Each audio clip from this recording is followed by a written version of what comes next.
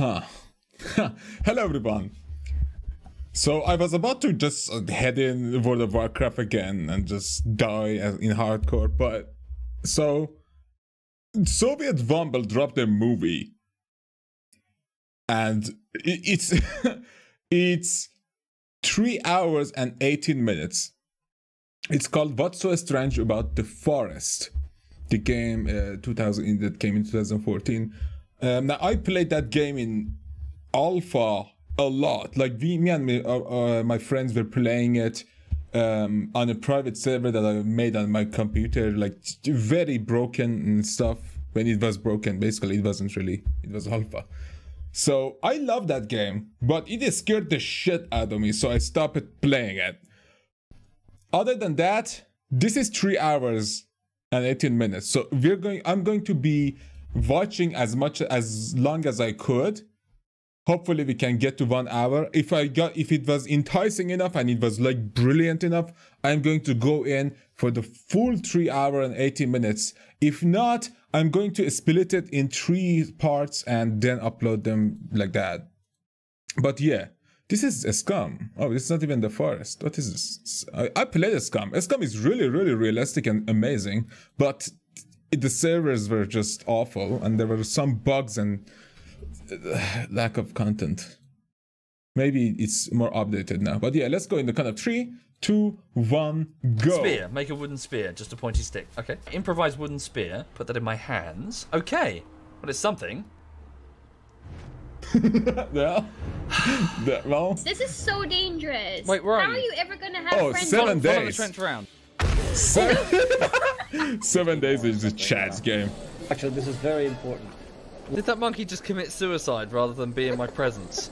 Ooh, an untouched pawn shop, everybody. Bullets, a shit ton of bullets. Oh my god, oh my god, oh my god. Okay. I played this game. What was the name of this game? Oh my god, Zomboid, Project Zomboid. Right, let's get Love the it. car loaded up. It was good, but Jesus, it was buggy. Ow! Help me, help me, help me. Holy shit, what is this? Oh my god. In there somewhere. Pick me up. Grenade! Guys, stop just looking at me. Oh, it's Pick at me the up. sandbox. Okay, I was thinking I was You gonna. fucking penises. Oh my god. Another predator was just in front of me. Wait, that's Arm. No. Yeah, that's Arma. Wait, is it? Is that Daisy? Those water and. Okay, it's Daisy. Rust. What the fuck is this? Oh my god, I'm getting too old. I'm forgetting my things. But dog. You fucking penises. Quick. Another predator was just in front of me. I hope he's not hungry. Shit. What's this thing? Is it a rock or something? I rebought this game. I rebought this game because of his essay. His essay was so good. Not hungry. What's this It's thing? such a good game. Rock or something? Oh, okay. Okay. Not a rock. Very quietly tiptoe away from the giant predator. Survival Absolutely games. terrifying. I love them. Piss off, piss off, piss off, piss off, piss off, piss off. I really love them. Subnautica. Oh, Jesus Christ. Arma 2. That's We all have Arma our 2. personal tastes in media, right? Our favourites? Well, this one is mine. We all have our... Ah. Oof. Yep. Yep. The best game ever made. I mean, in some people's opinions, it's the best game ever made. In my opinion, it's a really, really good game that came out recently. I will remember it forever, but it is not the best game ever made. Personal tastes in media, right? Our favourites? Well, this one is mine. Take a group of players, or just one, it varies. Sprinkle down some items to keep them alive. Give them a bunch of complicated... mine. Take a group... Bro, Cyanide would cry if he would see those pings, man. Everything's under 100. I have to sacrifice a goat to get those pings, man. Of players, Jesus or just one, Christ. it varies. Sprinkle down some items to keep them alive. Give them a bunch of complicated hoops to jump through and health bars to maintain. And then, from a development perspective, do nothing. Leave it entirely to the player's initiative. Yes. Ooh, I got him. Okay. Oh my when god. one stands stock still in a World War II Jackpot. shooter or something, the setting just freezes around you until the next enemy spawn point is hit. The Nazi war machine coming to a humiliating halt with your inaction. But do the same in a survival game and the world will just keep existing. Everything's It doesn't going care on what without you you. do, Yeah. and you have to be the one to take actions to stay alive in it. And that rule is replicated across everybody playing in that world. Everyone is having their own sometimes fiercely unique play experience. Yeah. I like that. You never feel as though the eyes of the developers are peering in on you. I'm coming down here, dude. I don't want to die though. We're not going to shoot you when it comes down to shooting.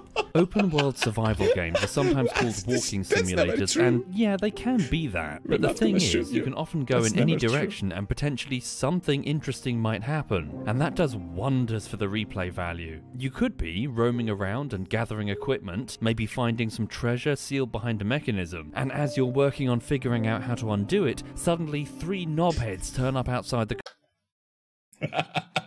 Ross, Internet Historia, and who the fuck is the other one? control room, all heavily armed. But they're not here for you. They're just after the same batch of treasure that you're trying to get. And just like that, your personal stories have crashed together through geographical proximity. You're in an unscripted, unplanned Mexican standoff, the results of which are not predetermined. It's nothing like the traditional open world. Listen, his point is like obviously one of the many aspects that these games are really like addicting to begin with. Like even if you die, you're gonna go back in because a small thrill adventure game where you is gonna keep activated you the up. siege quest, followed the waypoint, and then the developer's idea of a quest plays out. The fact that it's emergent gameplay, the fact that it's raw and unscripted, makes it so much more interesting. And in survival games, these sorts of things are happening all the time. The situation I'm describing, that happened last year we played on the Clan's Rust server, except I was one of the knobhead bandits. He's in the control tower. Moving right, In I'm the moving control- right. Make sure he can't get out. Ladder goes up. Oh my Yeah, god. he's up. Drop your weapons if you want to live. Drop your weapons. Oh, He's all the way up. I'll cover the stairs. You guys figure something else out. Just keep him busy. Can't keep him busy forever. Grenade, grenade. Okay, hang on, I'll try. Have you seen Throw a Game of grenade. Thrones? Ah. Can't get past the opening scene. I hate it. What? The opening scene? The opening scene is great. I couldn't get past the last season, like the first season. Yeah. We have to kill this man. Anyway, I love this stuff. Lucky for me then that come 2013, we saw a slew of open world games arrive on the market. And I know I've talked a lot about it before, but many of them were trying to we saw a Bro, that essay was really fucking good. And thank God for that, because nowadays, like in 2023, everything is becoming a fucking live service, and we need more of these. We need more survivor games for people who actually enjoy them, man. slew of open world games arrive on the market, and I know I've talked a lot about it before, but many of them were trying to work with some sort of a gimmick to distinguish themselves from the competition, some secret ingredient that put their gameplay atop an ever-growing pile. Some would stick close to the mod that spawned it, keeping that Eastern European flavour in this cold and lonely zombie apocalypse. Some would focus on that zombie threat, making it continually escalating, along with degrading access to luxuries such as power or running water. Some would focus on the hoarding of equipment in specialized structures, making it very possible to raid them, making everyone besiege one another, like a server of naked stone-carrying medieval squirrels. Some would take the external survival threat and make it tameable, essentially turning the enemy that's meant to challenge you into a form of vehicle to augment your mobility. Some would cut the corners off. Bro, the Ark actually started a very huge population of people who like crave for that kind of game. To be able to tame your own thing. It's like a more adult version of Pokemon. Like instead of Pokemon beating each other into unconsciousness, you tear each other apart. This is just amazing. I loved Ark, but it just doesn't evolve that much, you know? Augment your mobility. Some would cut the corners off to get to the weapons and therefore the shooting much faster. Some would divide the players into combat classes, but have some of them nearly incapable of surviving on the resources on the map, forcing them to literally eat the other players in order to exist. And I found myself fascinated to see all of the little tricks and gimmicks that various studios were having to come up with in order to compete. This wasn't really a battle fought with marketing, where you could just throw money at advertising in order to keep a persistent population interested. One had to instead be clever. And during all of this, from time to time, I would get the occasional question pop up in my Twitch chat. Are you going to try X survival game again after they've added the story? Story? In this genre? I mean, it's not to say that you can't, it's just that you don't really need to. Everyone... That is absolutely true, But okay, with a story, a sandbox becomes more alive and more, you know, what do you call it? More known. If there is some kind of connection to this land that you're like doing your sandbox like thing on, you might get some more enjoyment playing in it, have more investment playing that game. That's why Minecraft has like hints about the story here and there. Like Arma has a campaign that you can play, and like the forest is the story. It's just that you don't really need to. Everyone is essentially having their own independent, intensely personal story. Oh no! Oh no! Run! Run! Run! Oh no! All right, you're dead. You're fucking dead. Holy fuck! Holy you can't just no! No! Just run as much as you can! Oh. No! Jesus! No! I'm sorry! I'm sorry! No! No! Yeah. Fucking hell. That was so fucking cool! That was so fucking awesome! But, sure enough, some of these early access survival games were working to add stories. Subnautica was a fucking nep.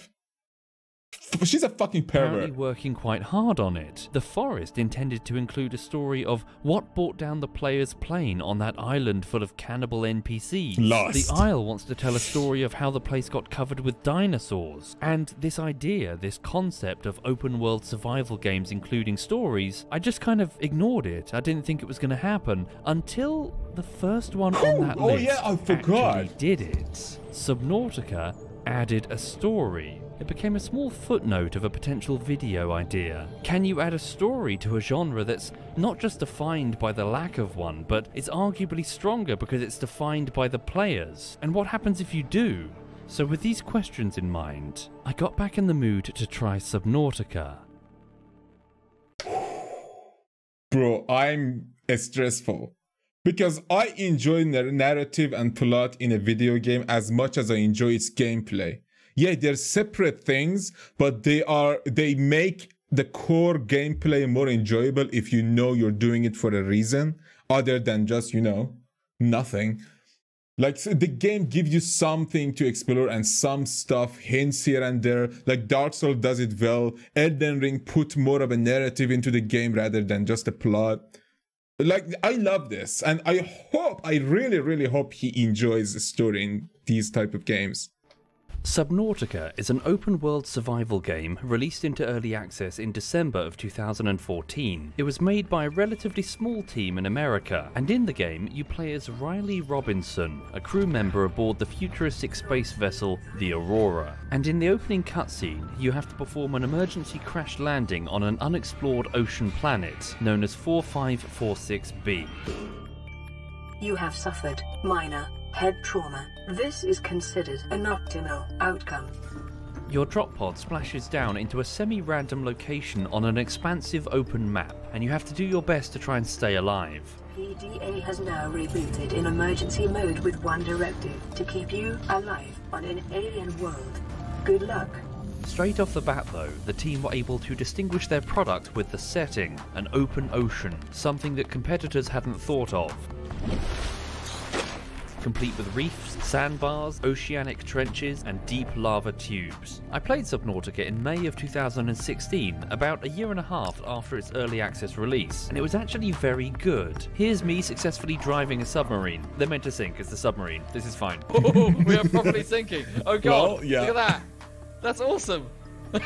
It's brilliant. The player not only has to try and stay alive long enough to be rescued, jumping through the hoops of finding sufficient water and food, but they also have to better themselves and their survival situation by finding additional pieces of technology, notably ways to get around the ocean faster, with the explosive crash landing and subsequent explosion of the Aurora's drive core serving as a good excuse to get all of this stuff scattered all over the place. Yeah. Also, some months after their early access release, they'd put in the ever popular survival feature of base building, expanding building That shit was really complicated at first, bro. I was like, why is everything breaking? Oh, pressure. the survival thing of having a safe home, cozy and well supplied versus the wild and hostile outside environment. Base building games are popular for many reasons, but that is a big one. Even in ones that are overtly PvP, you have your patch, you know, your stomping ground. All in all, It basically gives players a safe haven for themselves.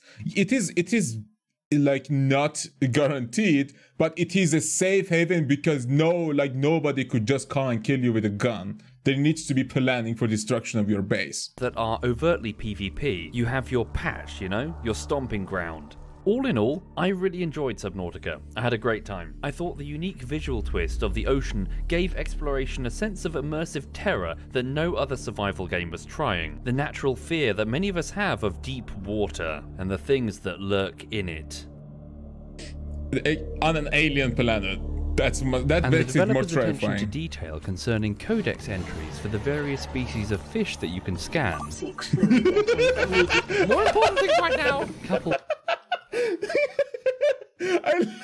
I love the way he does it. It's like Total Biscuit when he would just go in the game and in the middle of the review he would just yell and scream because of animals the and ability shit. to Love clad it. yourself Love in it. vehicular armor, with the largest subs being outright immune to attack, at the time at least, meant that the initial trepidation that you faced exploring was gradually replaced by wonder, like a biologist exploring a vibrant fictional food chain. Ow, do you mind? A What the really fuck? bitey fictional food chain. Oh jeez. Fuck off! What the fuck is that shit? Oh, really it explodes. bitey fictional food chain. No. Holy heaven! Get off! I never seen that! Bad touch! Abandoned ship! Swim away! Did I see that? Oh my god, I fucking didn't see Oh. that. You're kidding me! Goddamn fish. Now, after 2016, I moved on to other things. My audience made me gradually aware that Subnautica had since worked to put in a story, adding the various elements for it over the course of 2017, and eventually completing the game by January 2018. And I was kind of intrigued. Here, potentially, I might be able to get some of the Amazing. For a answers small to those team. questions that I had about adding a story to a survival game. What does that actually, look like? What sort of pitfalls are involved? Are there any quirks that arise by adding a narrative structure to a genre that's really defined by the ability to just go in any direction and find stuff, see what happens? So, I loaded up Okay, based on the way he's like putting that in, like making that sentence, I assume his concerns are with the fact that the freedom that you can change the world and the livelihood of the world is in player's hand is one of his biggest concerns, seems like it.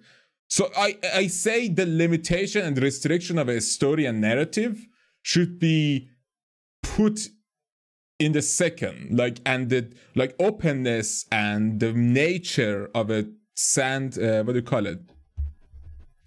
sandbox should be the first priority of this type of genre. and find stuff, see what happens.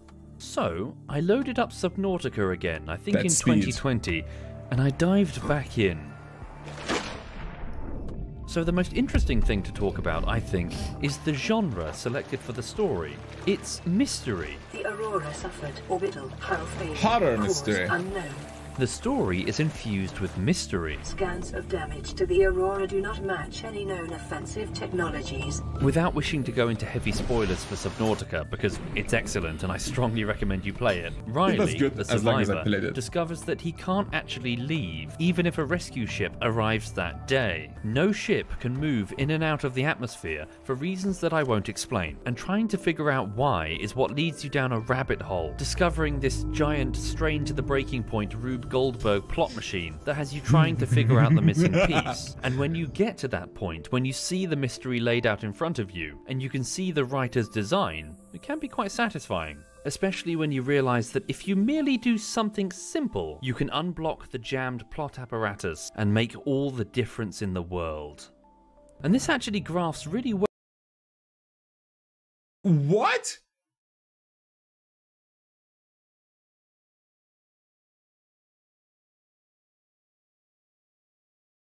What does that supposed to mean? I hope he go. Oh man, he's not going to go to spoilers. That's the thing. Well, onto the open world nature of the game. I already mentioned that you I have to naturally play it again. explore and find survival tools and equipment, swimming apparatus and base building segments or vehicle parts. You can probably search the area for pieces of technology. But now, because the story is a mystery, the authors are able to fragment the clues in a similar way and then scatter them across the map in the same fashion. And to facilitate that, they've overhauled the way in which the vehicles work quite dramatically. Back in 2016, your big submarine could just go wherever. Once you had it, that was it. You could really just go wherever you want. But now though, they've carefully tweaked the crush depth for each individual vehicle, and you can bounce along in the shallows with your little Seamoth submarine. Ta-da! Thank you, drones. Meet the Seamoth. Welcome aboard, Captain. But if you want to go deeper, you're going to need specific minerals for the depth modules. Well, where are they? Well, you go back to your base and you build a scanner device. Oh, they're in these biomes over here, away from the shallows. Okay, so you need to go there. You need to spend time Okay, in I these see. biomes. This is kind of like forcing the narrative toward. If there are resources in those depths that might be in interest to you, you need to continue with the story, or at least get to the area to experience it to some degree. Go there. You need to spend time in these biomes. Next clue needs you to go deeper? Well, you're going to need the big sub. Yeah. More clues down there. Is that it? I meant the No, biggest one, because your man. big sub can't actually fit down the tight tunnels that are present in the endgame. Tight, narrow lava tubes, that sort of thing. But you can carry a mining suit called a prawn. Stopping. Wait, what did it say? Dropping. Narrow lava tubes, that sort of thing. I think you said you dropping. can carry a mining suit called a prawn. Dropping. And you can then deploy that from the large sub to explore the close quarters areas. They've tailor-made your modes of transportation to not simply be fast, faster, and then even faster, but to deal with different environmental challenges. I'm sorry, what is that? There's a bug attached to the front of the prawns. Do you mind? What the fuck? Off. Oh, that's so Fine. annoying. Oh, I never had this I bet I'll machine. put another one. But that Got shit another is one on me. No, for fuck's sake. It's like Another thing they've SCP chosen fucking to do bullshit. is that they direct the players with nav markers. You'll periodically get radio messages from the other survivors of the Aurora, telling you that they've crash landed somewhere and they need your help. And a 3D marker will appear on your heads-up display. This is LifePod 3, uploading our coordinates. We're plugging some holes in our emergency sea glide, so if we're late for the rendezvous, don't panic. Also, don't go home without us. Seriously. 3 out. Oh. LifePod 3, shallows. Crew report their sea Shit. glide damaged at 365 meters. You'll usually arrive to find that the pod is either abandoned or damaged or destroyed by the local megafauna. But you see, the survivors aren't really the point. The point is to direct you to the biomes that you've not explored, to find more survival items and add to your pile of questions and clues. Fucking think.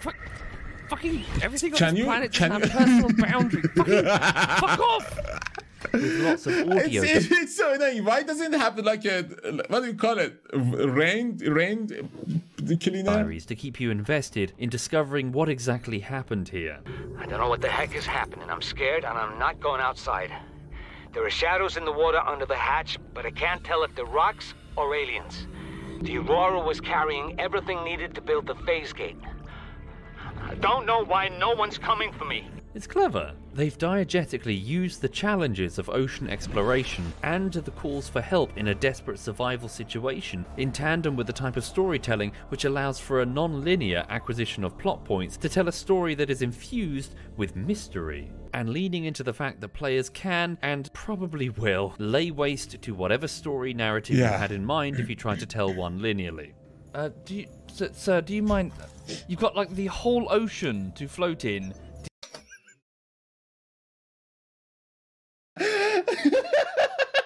Hello there.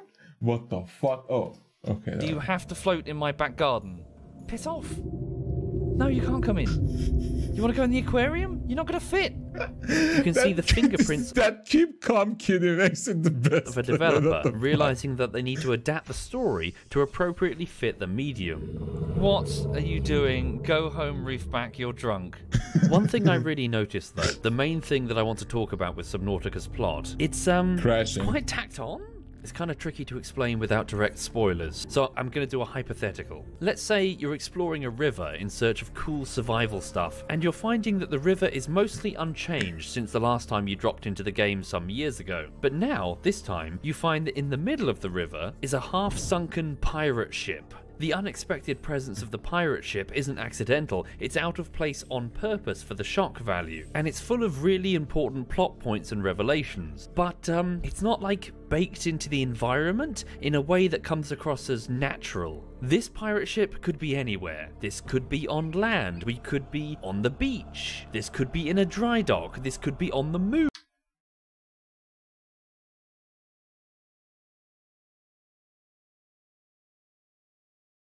He's right. The only thing that that ship does is like an emergency explosion that it does once or twice, I think. And it is only connected to the player, not the environment. So it is the... Because it's all kind of self-contained. You enter the pirate ship, some cutscenes play as you look around, and then you leave. Tone-wise, there may as well be a kathonk sound where the plot stuff starts and the survival stuff stops. It's not really tied to the environment, if that makes sense. And lots of places in Subnautica are just like that. All endgame related. You enter an area, find something that looks a bit out of place, plot happens, and then you return to the game world. And so the cogs in my brain start to turn gently. Is that a consequence of it being a late edition? Like, they couldn't easily change the map layout, but they can add a pirate ship and make the plot happen in there. So that kind of gets me thinking. Are all of the open world survival games that have their stories added after their early access going to feel a bit like that? Will they lean heavily on mystery as a primary genre?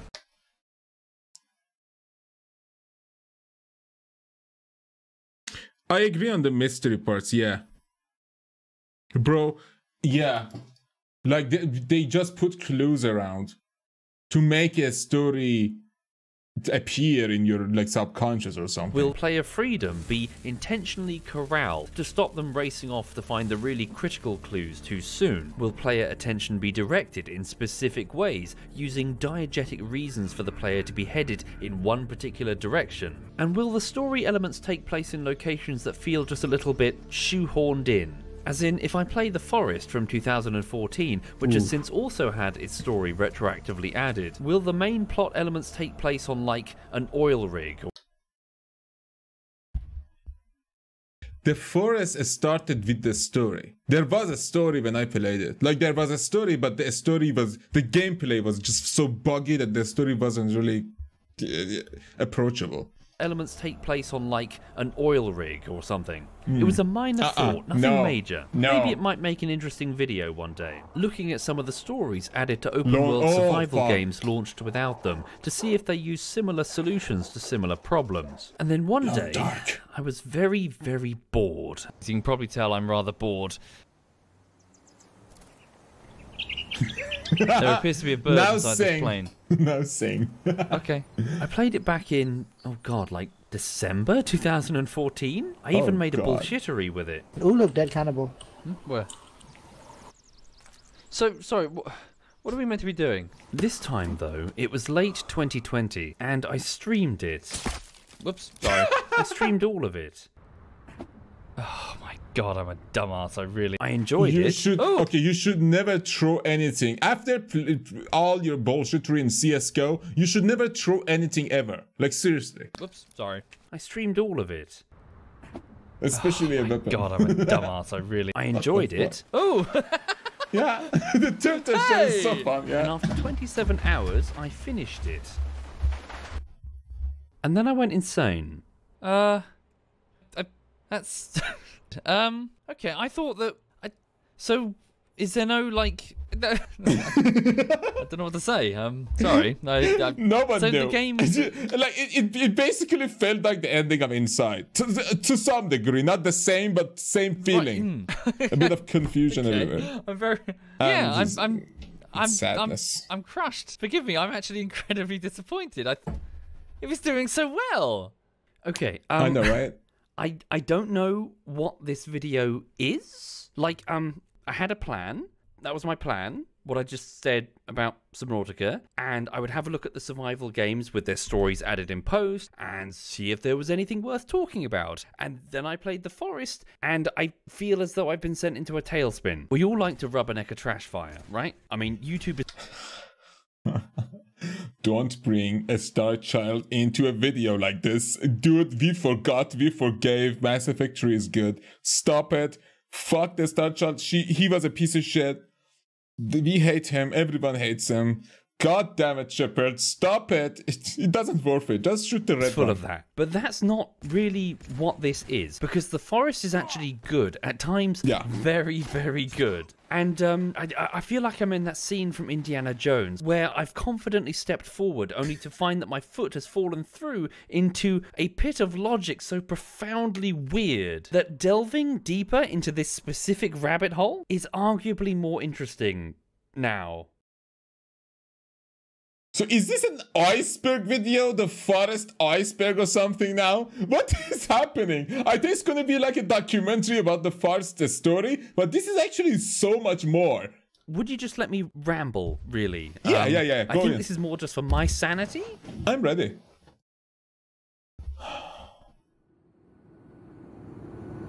Ladies and gentlemen, we are now crossing a zone of turbulence. Please return to your seats and keep your seatbelts fastened.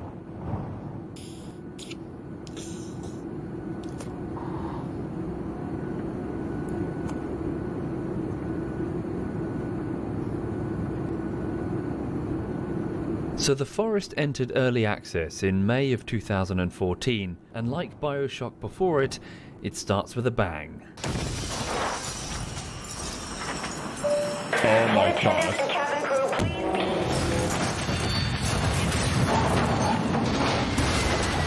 Oh my god, yeah, I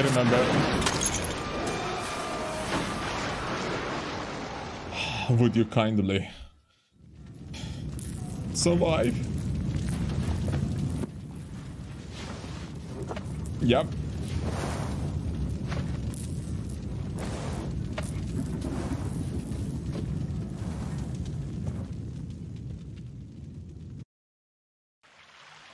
From that plane out you step, outwards into the light of the forest, only to find no sign of any other passengers. They've all presumably been carried off, even the dead, except for you and this one woman, of course. And even the fingers of the woman, bro. for now, the player's head is no doubt burning with questions. Why did the plane crash? What brought it down? Where are we? And who the hell was the man that took my son? And where was he taking him? The answers won't be forthcoming for the time being. Instead, the player is able to look over their surroundings. They might find that they're near a cliff and note that there's an ocean. They'll probably discover that they can use their axe to smash open some luggage containers, finding junk food and water, enough to maintain themselves for the moment. The brightly coloured luggage that's scattered around encourages you to look at your feet, where you'll also start finding basic resources. You also come with what appears to be a children's book, with instructions. That's it's such an amazing way. I love it. I love that. The way you cut stuff. Survive. Such a Presumably beautiful it was game. Timmy's, and it serves as a diegetic, as in-universe reason, for why the player character would look to, say, build a small shelter. No, not on my camp! Oh no! Yeah, it's not gonna damage Exploring it. around for a bit, you'll find a yacht anchored in a bay. Who owns this yacht? And next to that you'll find a grave with a bunch of photographs scattered on it. Whose grave is this? Ooh, the clues. Picture of a boat. The chainsaw, everything. Who's taking all the photographs? Weirdly, you'll also probably notice a few environmental details, or at least I did, that might come across as very unusual. There are sharks, lots of sharks, not little ones, full-grown great white sharks just lying dead on the beach, as though they died from some mass poisoning. My first thought was a storm, but I mean, the yacht looks undamaged. Why are there dead sharks on the beach? Let's go check out that boat. Boarding the yacht, you'll find a very strange scene. There are human remains everywhere. The kitchen is covered in gore. A human head sits on a plate on the table facing upwards, carefully posed like that, and the game draws attention to a milk carton on the table with a quizzical tone, even holding it up to the camera. Who's the boy on the carton?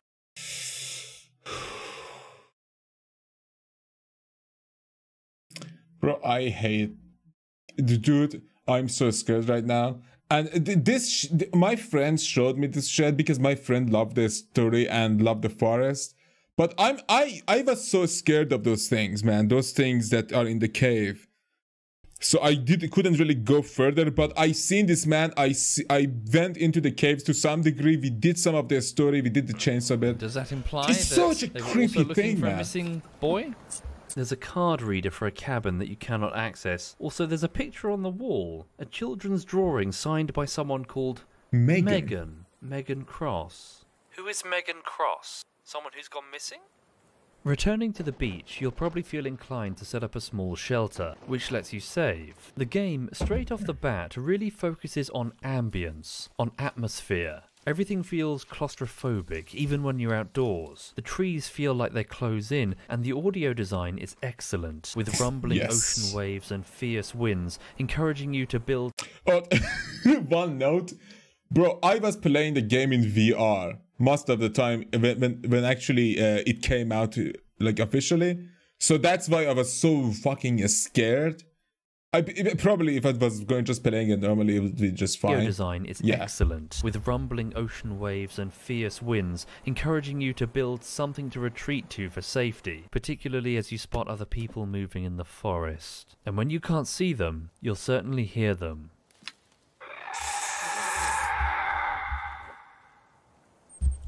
Who are they? Who are the tribals? And later that chorus... No one would ask in their rightest mind, who are they? Who are the the tribals? No one would think that like that. Who the fuck was that? People... that's more like it. Joined by other stranger sounds. I hear something thumping. Something roaring. Is it a bear? You wish it was a fucking for bear. my particular playthrough at least, there was a deep guttural rumbling from time to time, never sticking around for long, but always noticeable. Listen very carefully, and you'll hear it.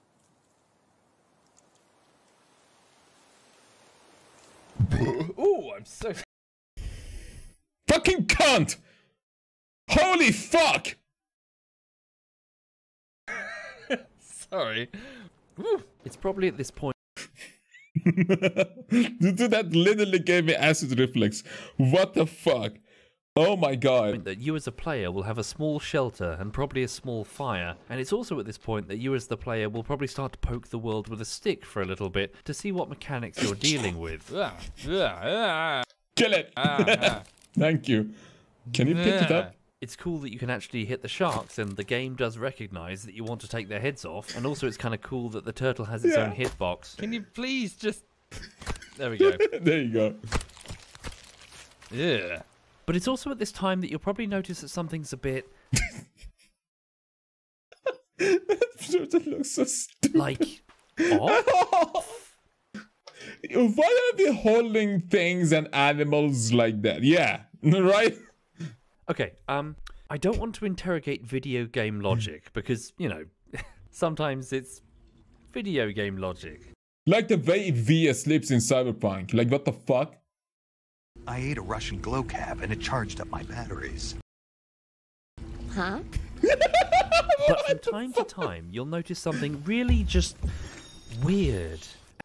As in stuff that you'll find really difficult to ignore, or at least I did. For example... Why the fuck are those in the Timmy handbook? You'll quickly discover that there's a crafting screen, and it lets you combine different objects to produce upgrades for stuff. That's like really normal survival genre stuff. Rocks, what can I... This is so cool because it's like you're actually crafting something on the ground, and there are bugs and shit that can move around on the the thing, man. Survival genre stuff. Rocks. The teeth, man. The teeth. Burning weapon. Burning weapon? What is this? How does this help? Okay. Oh, no, it doesn't help. That doesn't help at all. Dumbass! So then you ponder to yourself, what could you combine with your axe? The game tells you that you can do that. In fact, starting off with the small number of items in your inventory, that's probably one of the first things you'll try to upgrade. Well, in order to upgrade the damage, you need human teeth. And resin. Add teeth for more damage? And you take tree sap to stick them onto the axe head. And when I say stick them onto the axe head, I mean like just stick them onto the axe head. Yeah, that's that's really powerful now. Not even on the blade, just anywhere. Not sure that would really help versus the cutting edge, but it's like hitting someone with the mouth of a toothless grandma or something. I'm so sorry. I'm so sorry. I love our grandmas. I love my grandmas. They're awesome people. But like seriously, what the fuck is that axe design? okay. You used to be able to define where to put them, but that's been taken out apparently. Because that makes more sense. Now right? it's just, you know, all over the axe. Just human molars sitting there. Small tangent. During my time in software quality assurance, there was this phrase repeated in my training. Quality is everyone's concern. It's simply... What? Isn't money? In what? What kind of high class, brilliant, amazing, perfect word university was that? Mindset that a quality assurance analyst needs to try and promote within the team. That quality, as nebulous as that sometimes is, isn't something left right until the end of the process where it's no doubt more expensive to fix, but that the rituals of... God! Oh my God! Holy shit, that's so New Vegas. Quality assurance, the running of the tests, the checking of requirements, the critical looking at things and saying, should we do it like that? It's an ongoing process, from scoping to final implementation. Quality is everyone's responsibility, not merely the guys with it in their job title. So when I see something like this, I know it's a small team, but I would expect at least that it's gone through a couple of people, right? At least a couple of pair of eyes have looked at that and gone, yeah, human teeth makes axe better. Yeah, that is a valid question. But I'm going to take a mini break. Need to use the services. See you in a bit. Very well. Let's go in the count of 3, 2, 1, go. And then jumping ahead quite a bit, later on in the game you're able to find a sword, a real sword, sharp as anything, and you get the opportunity to upgrade it. And if you found poison berries, you can get the option to apply poison berries to the blade, like smear the poison on the blade or whatever. But then the game just lets you...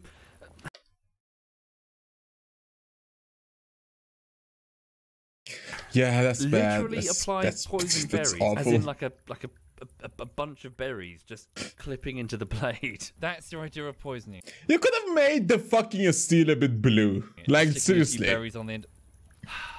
This guy, I tell you. Again, I don't want to get hung up on this shit because we're going to be here forever, but it's moments like this that make you go, what the fuck? To further the weirdness, though, not in technical implementation this time, but in, like, core concept, consider the central premise that I've just walked you through. You've just been involved in a major plane crash, which has resulted in the death or injury of a lot of people. You even get a manifest later telling you how many, and that the crash site was set upon by an unknown group, one of whom abducted your son, along with all of the others. You'd want to find your son, right? Timmy's photo. Ugh. It looks creepy as fuck, to be honest. Like, seriously, what the hell? But the son, we love him to death. No one can. No. Jesus Christ! Are we sure we want to say seriously? Okay. But like, why aren't you calling for help? The book gives you an option to build a giant SOS sign that can be spotted from the air, and you can indeed spot low-flying civilian airliners. So. You know you're not that far from civilization. Also, they never spot you. Like, ever. Why is it the planes cannot see the crash? But wouldn't you, at the very least, be on the lookout for some means of attracting direct help to your location? Not even just for you, necessarily, but for the dozens of people who might be alive and in need of search and rescue. True. You literally stumble upon an intact yacht, presumably one that has a satellite phone. And later on, you find campsites with laptops and other electronics, some of which actually have power, any number of which no doubt contain at least one mobile phone, and you never have the option to even look. Ah, damn, I guess it's a shame the cockpit flew into the ocean. I guess that rules out the chance of finding a radio. No, you literally find the cockpit later. It's up on the side of the mountain. It's in bad shape, yeah, but you can't interact with it and you can't check its radio. I don't want to get twisted in knots over it, but like, The central premise is that you're stranded and presumably you want to get... Bro, why are those trees so creepy moving? Aren't they? Am I crazy? Like, look! The central premise... Like, what the fuck is that tree doing? Is that you're stranded and presumably you want to get unstranded. And you trip over half a dozen ways to make that so. You can even find a helicopter later, a crashed helicopter, seemingly unburnt and mostly undamaged, with no attempt to look for its radio. Instead, it has a machete upgrade. How did Subnautica handle this situation? Well, it literally had you call for help. Take the repair tool. Don't poke it. Right, radio.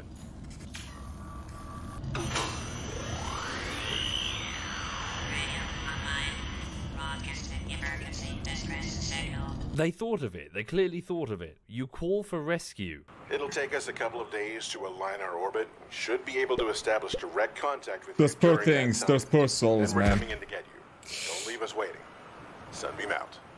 And the countdown to the rescue ship arriving and then its inability to get down to you is tied into the central mystery. But in the forest, it's not. They just really want you to find Timmy. Alone, apparently. Obviously strange logic, and it kind of unintentionally suggests that there's something a little bit wrong with your character. Sorry, why not just make a He has the candles. What's the skull?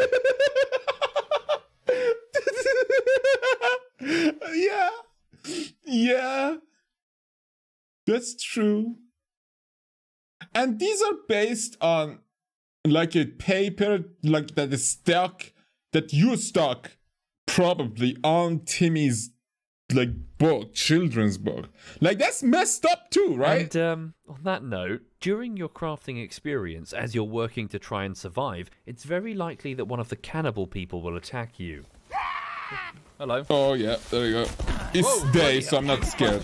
Whoa, okay. And the game gives you an option to create personal body armor, to at least provide a basic means of defense that isn't a short-sleeve t-shirt. And you can jeans. eat them. Your player character is able to fashion improvised armor from the resources in their inventory, resources that they can readily harvest from the environment. And players of the forest have probably just smirked because they know where I'm going with this. See, to make armor, there's deer pelts from the native deer, and you can hunt them if you're quick and lucky with a bow and arrow. There's also lizard skin from a type of monitor lizard. There are monitor lizards for some reason. And let's burn them, boy. Stand still and die like a lizard. Yeah, come here. You win this round. And the other two weird. types, It's just well, weird. I'm not going to talk about the last one. Not yet. Too early. But the third one, the one that you'll be making armor out of for much of the game, is... Oh yeah, I forgot the gooey queen thing is fun. I never got that one. Bro, what the fuck? Some human bones. I see. Bone armor. Increased armor. Ah, okay. Can I make anything? Oh. Bandaging a few bones to your arm. Okay. I mean, Okay. that would be like a fucking knife attack or a machete attack. Again, I don't want to get sucked down into the muck of video game logic, but I feel I need to remind people that the main premise of the game is this guy has literally just crash landed. He's still in the Tom Hanks wearing the FedEx shirt throwing coconuts at a rock stage of his survival experience. And yet the game expects, encourages, the player to He's cremate John Luck human immediately. bodies, collect their bones, and strap them to himself. Oh, he's not even John Luck, dude. He's Mr. Echo. Like, seriously, bones and shit and voodoo priest stuff? As What the body fuck? armor. I've been circling around this in my script. I've been tempted so many times to just cut this out because, like, this is me, right? I'm doing this. The game gives you options to make armor, and I'm choosing to do this, right? I'm choosing to use human bones. I'm just making a thing of this for my script. But, okay, 3 things. 1. Note that there is no form of armor that doesn't involve skinning or stripping the flesh off of something. Like wood. Ugh. 2. The deer pelts don't actually function as armor anymore. They used to, but they took that out. So for protection, it's either cannibal parts or lizards. And 3. Lizards aren't available in the underground caves, which is where much of the game takes place. Which means, yeah, the game expects me to wear human remains for protection, and doesn't say anything on that? We have lost a bit of armor, so I'm just going to quickly Like, grab not even a some from note. my That's so pre-prepared crazy. bone box. This'll start a trend. We're going to circle back to this in what I'm going to call a neighbourly stroll into unbelievable violence, where this guy, this protagonist, for seemingly no reason, with a multitude of far more sensible options, immediately goes for the most extremely violent one in a moment that just makes you go, huh? Skin rack.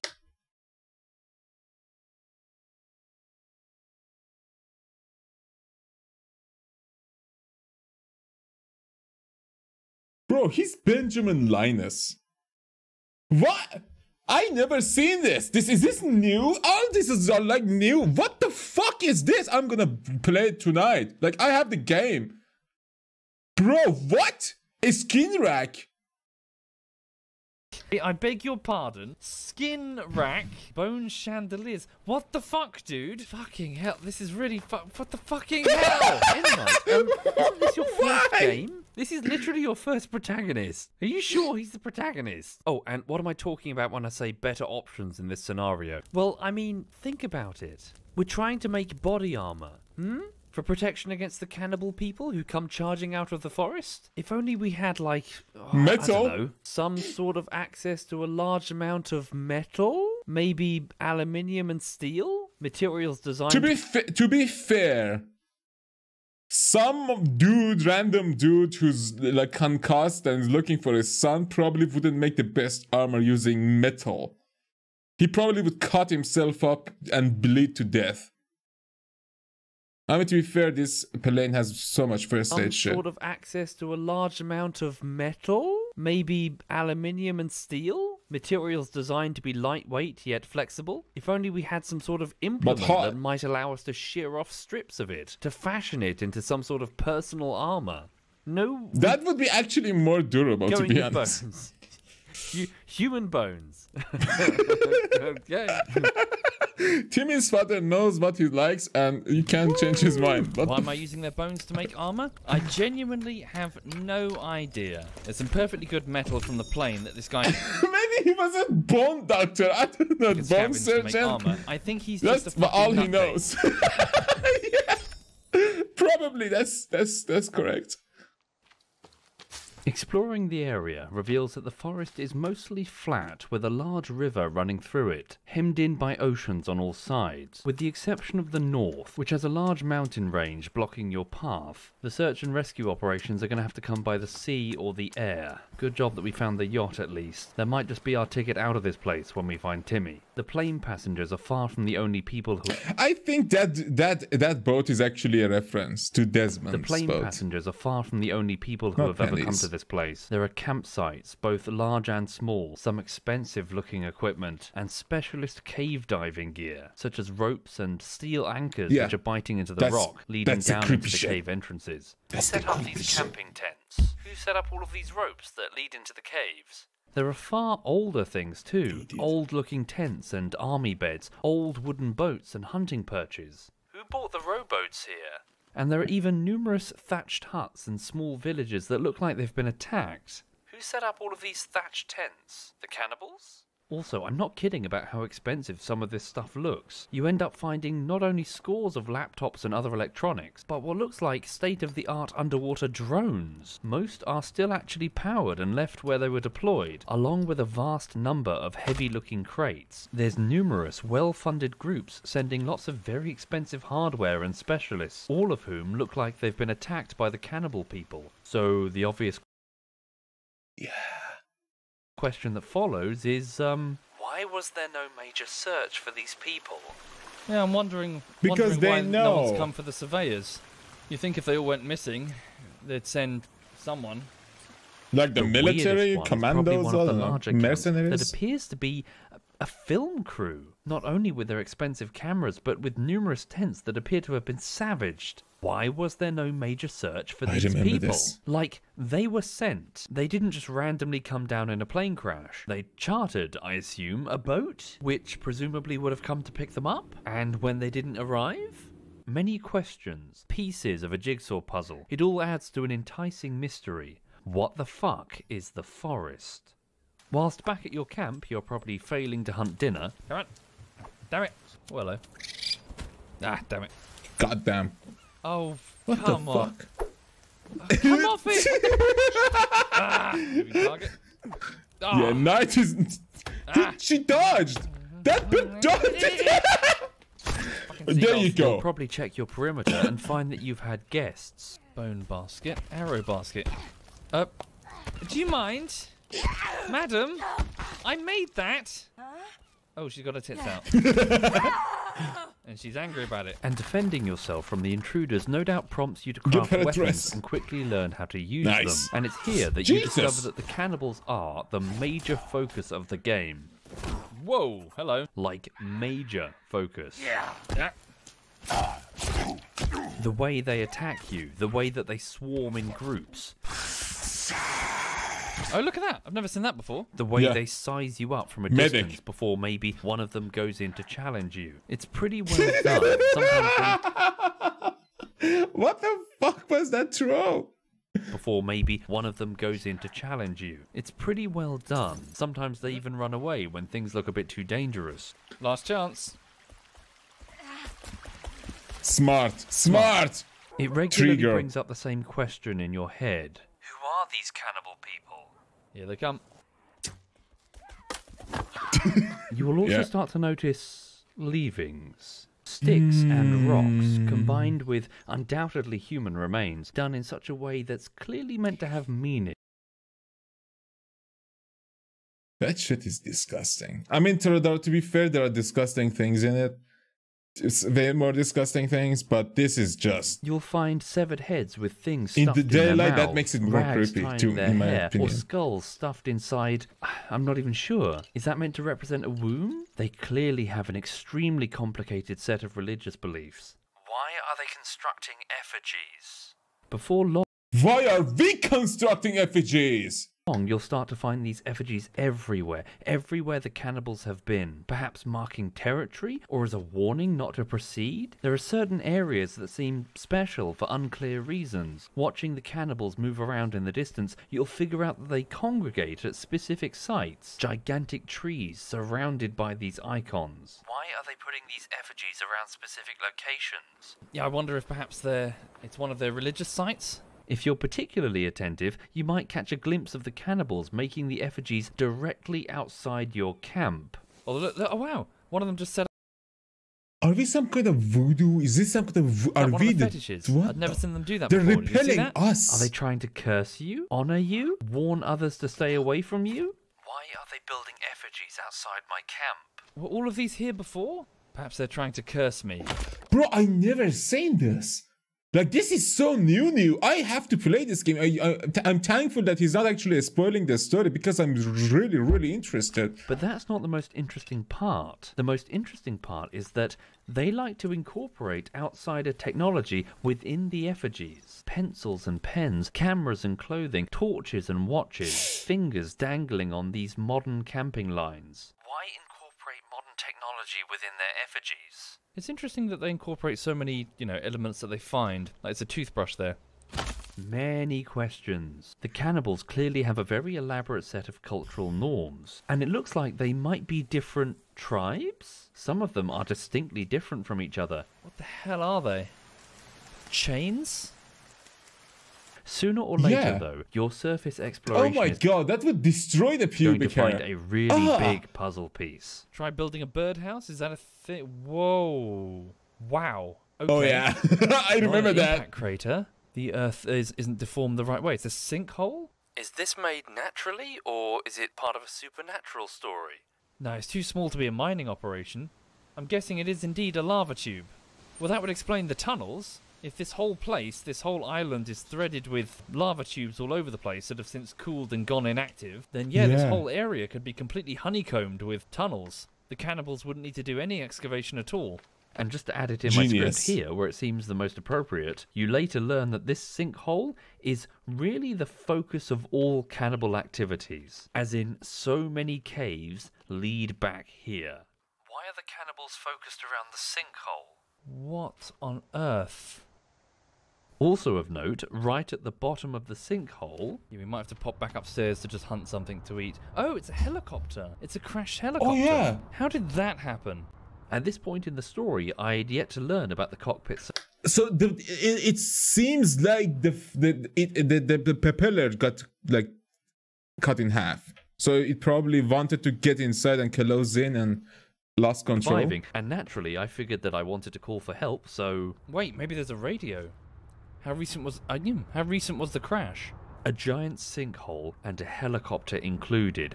It's like a bullseye. An X marks the spot. Yeah. So down into the tunnel network I went.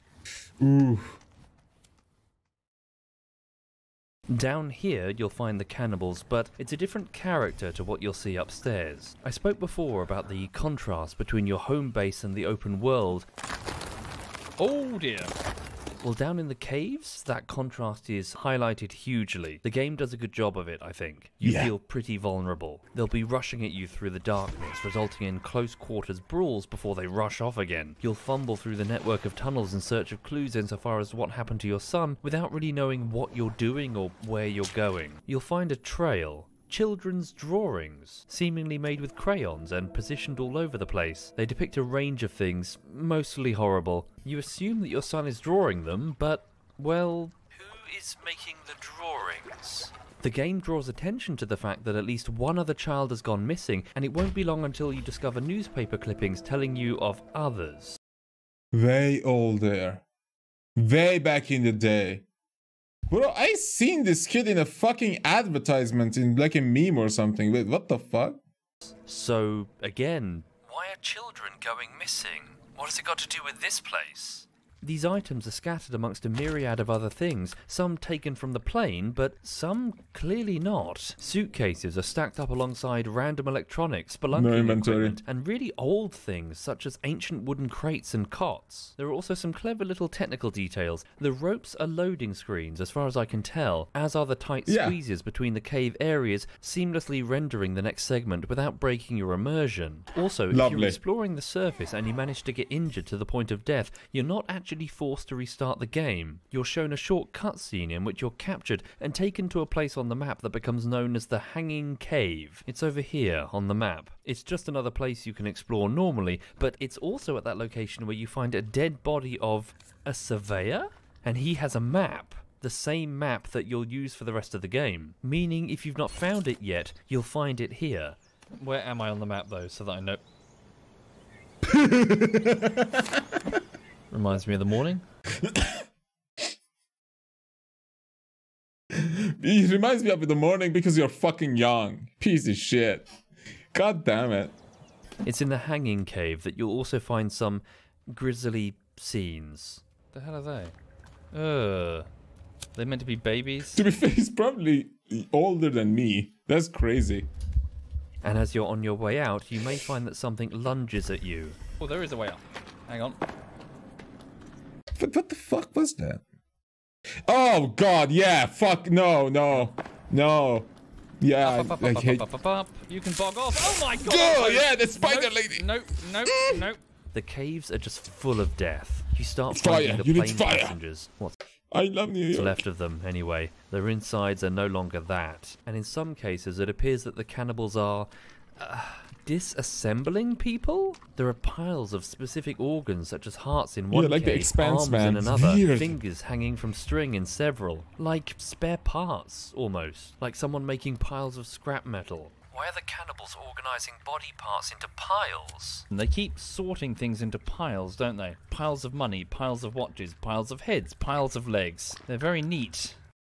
They're like babies, putting things that are alike aside to organize them, like a very OCD child. The finger thing is actually notable, much more so than the other organs. There are these displays of severed fingers that you need to walk under, all tied with modern line. The developers seem to be drawing specific attention to it. It's all at your eye level. Something to do with fingers. Why are the cannibals preoccupied with fingers? They keep hanging fingers all over the place. In fact, it's almost as if each individual cave has a bit of a theme, doesn't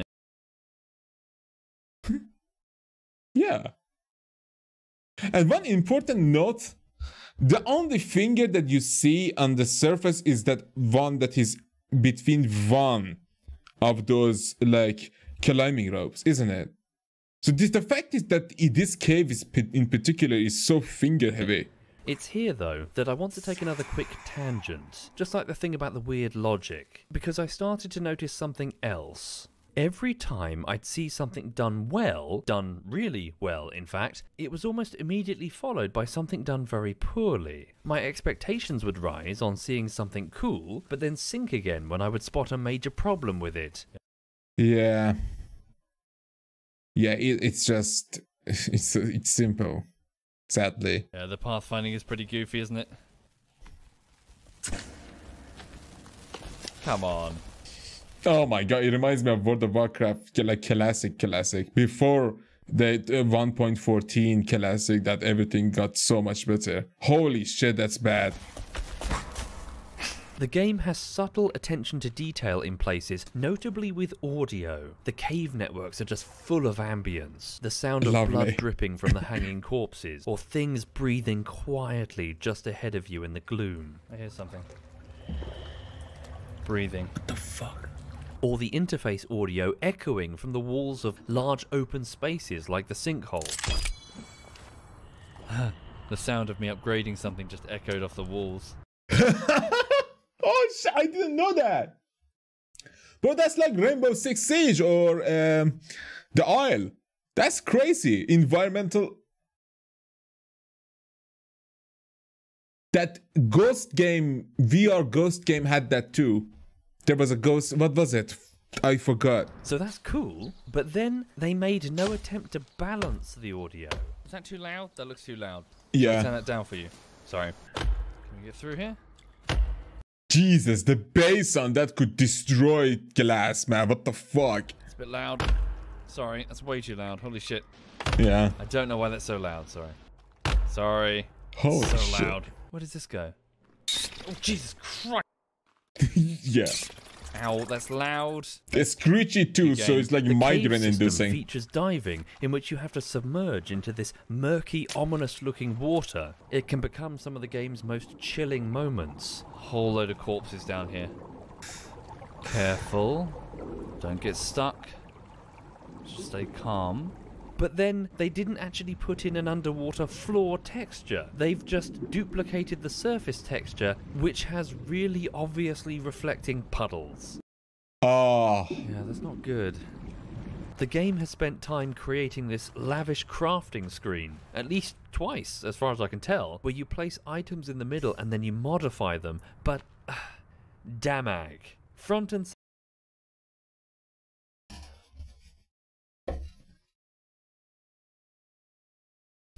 Come on, man. center, damag. Speed, damag, or block? They've taken care to place down items bad. and then control where you find them. But seemingly, nobody put in a system to not duplicate the items when an area loads. That's bad because you can change it with like one button. It's on Steam, man. You can easily patch that. Easily. But seemingly, nobody put in a system to not duplicate the items when an area loads. So backtracking through a tunnel, which will happen a lot, has you stumble upon stuff you've already found. Didn't I break these? It doesn't have them though? Which, fucking you might not care about for most items. Ah, respawning petrol. But like, Timmy has a toy robot. It was shown to us in the plane. What's that? Sorry. But you'll stumble upon the same toy pieces. What's this? Oh, there's another piece of Timmy's toy? Again. What's this? Oh, it's another Right piece leg. of Timmy's toy. And again. Oh, look. Really? Another piece of Okay, that's the right leg. We already got the right leg. Timmy's toy? And again. Simple bugs that really should have been sorted out. Like, Oh, I'm just fuck picking you. up the same piece of toy again. Yeah, that's stupid. Especially for a story like quest items, that's bullshit. And again, that's a little immersion breaking. Yeah. Oh, and here's one. They thought about how the players would illuminate their way through the cave network. They give the player a little plastic lighter by default. And that, of course, can be followed by flares and then the ability to illuminate your own weapon. Yeah. But for some reason, they've made it so that the system switches off your source of light if you perform an action. Just swinging it once makes it go out? Like opening the crafting book. Ah, damn. Or transitioning through one of the many cave entrances. Oh my god, that's so bad. You need that for the fucking cave exploration. That's a little annoying, to be honest. Or like picking something up. See what I mean? As in, just switch hands. Like the moment you interact with anything, yeah, I don't get it. The source of light. The whole playthrough, it's aggravating. Nobody thought to just reactivate the light source when the player has stopped an action. No. That's the most that's the most Sovietwomble term ever. Flares. Fuckery. Damn. I mean that makes Did sense. I really lose to that? be honest. Oh, that's stupid. I'm trying to emphasize. You should be able to draw it out. For a game that you can cut trees with slices and shit, you should be able to draw it out. That when you make software, testing to be fair, it's it's not going to break anymore. I know that sounds self-serving from someone with a background in QA, but if you'll forgive my admittedly very biased take, I'm saying that when working in a software team, we can design the most creative feature set imaginable. We can code the most incredible Battlefield 4 system of systems, but at the end of the process, if it doesn't actually function, if it doesn't work properly in the hands of the customer, then what the fuck are we doing? Doubly so if our team plans to make follow-up products. Ooh. Yeah, they got their asses beat recently too. So to be fair, their games are all shit. Based on our reputation, people aren't stupid. If your first product launch was jank, they're not going to rush out to pay full price for the second. Essentially, this is me talking to future creators. Never half-ass quality. Take the time to get it right. No customer in your final 1.0 product launch should ever see something like this. Oh, is she okay? Yeah.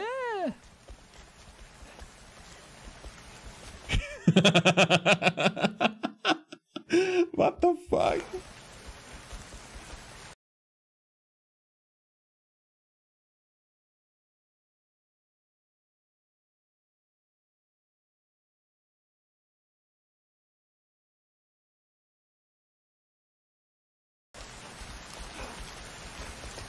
Yeah, it's not a loop. I can see other creatures moving as expected. I almost don't want to interrupt. It's like, it seems like a very private ritual she's got going on here. She'll get tired eventually. You have a good day, Mom. Probably more importantly, what I'm trying to set up with this tangent is playing the forest is uniquely inconsistent. That my personal experience of playing was to find something interesting only for it to be followed by a drop. That there is this strange oscillating quality problem that comes into play. For now, though, back to the plot. Whew. Let's go. As you continue to explore, you'll start to build up more questions insofar as what's going on here, with each cave dive usually followed by a return to the surface to resupply. Oh, it's a pig, thank God. Timmy, or at the very least a child making drawings, is being kept alive, and is being shown around? He's swimming wearing scuba gear? The pictures are in strange positions, some on the surface in front of the sinkhole. I mean, that's like a... I mean, even in America, that wouldn't be acceptable. Like, to be fair, that's... Both are smiling. That's creepy. Maybe if it's post-apocalypse, but because I see, like, are those teeth? Are those, like, a fence? So maybe it's like... Last of Us, I don't some know. In the caves themselves, and while it's not clear if the cannibals are moving the pictures after the fact, Timmy has had time to draw them. Why are they giving him such a tour? Why not just eat him? Okay, that's a creepy drawing. That's a really creepy drawing. Oh, yeah. That was weird. Later, though, your trips to and from the caves will have all... Okay, that's a creepy drawing.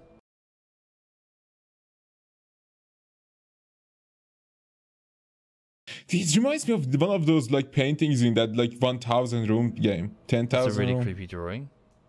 Sooner or later, though, your trips to and from the caves will have you bump into something quite different, triggering a flurry of questions insofar as what exactly this strange place is. Whoa.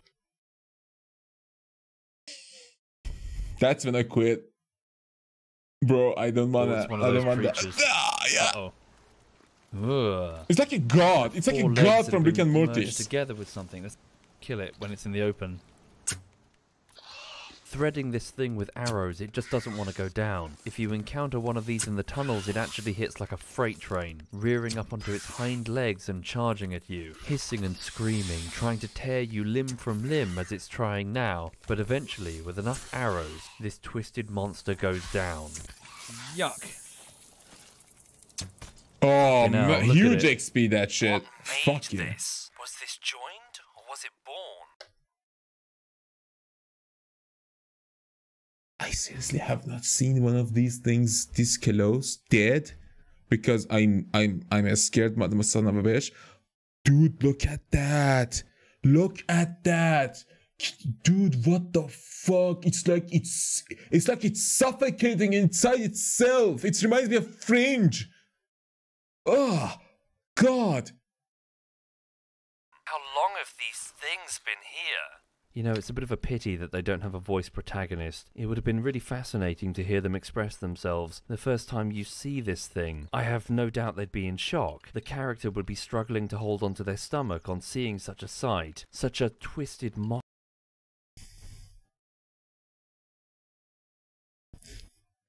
God damn it. mockery of flesh, a perverted, deformed, unnatural thing that can only be the work of the most unspeakable... What am I doing? Oh god, what am I doing? What are you doing? What are you doing? What are you doing? What did I do? What did you just do? What did you just do? What the fuck is that? Creepy armor?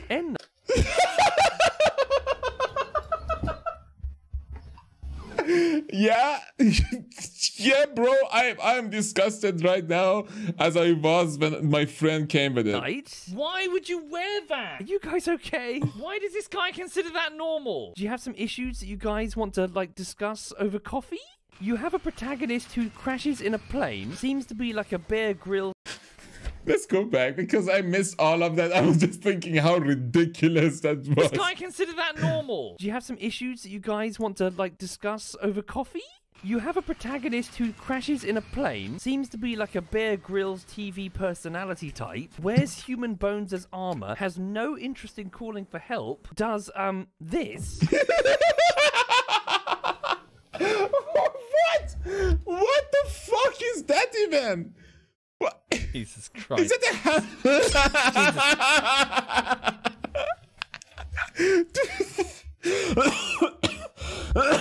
with that fucking board Christ.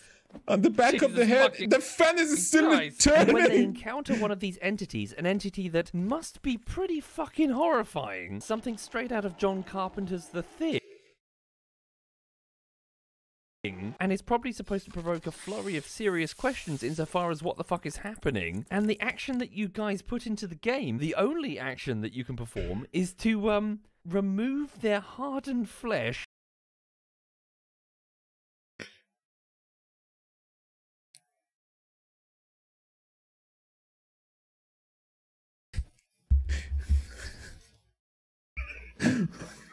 And then slide it onto your body. Jesus Christ. As skin armor. Okay, I'm more scared of the protagonist than I am that thing. No, I stand corrected. That's not the only thing you can have the players do. You can... Oh, what am I doing? What am I doing? Why?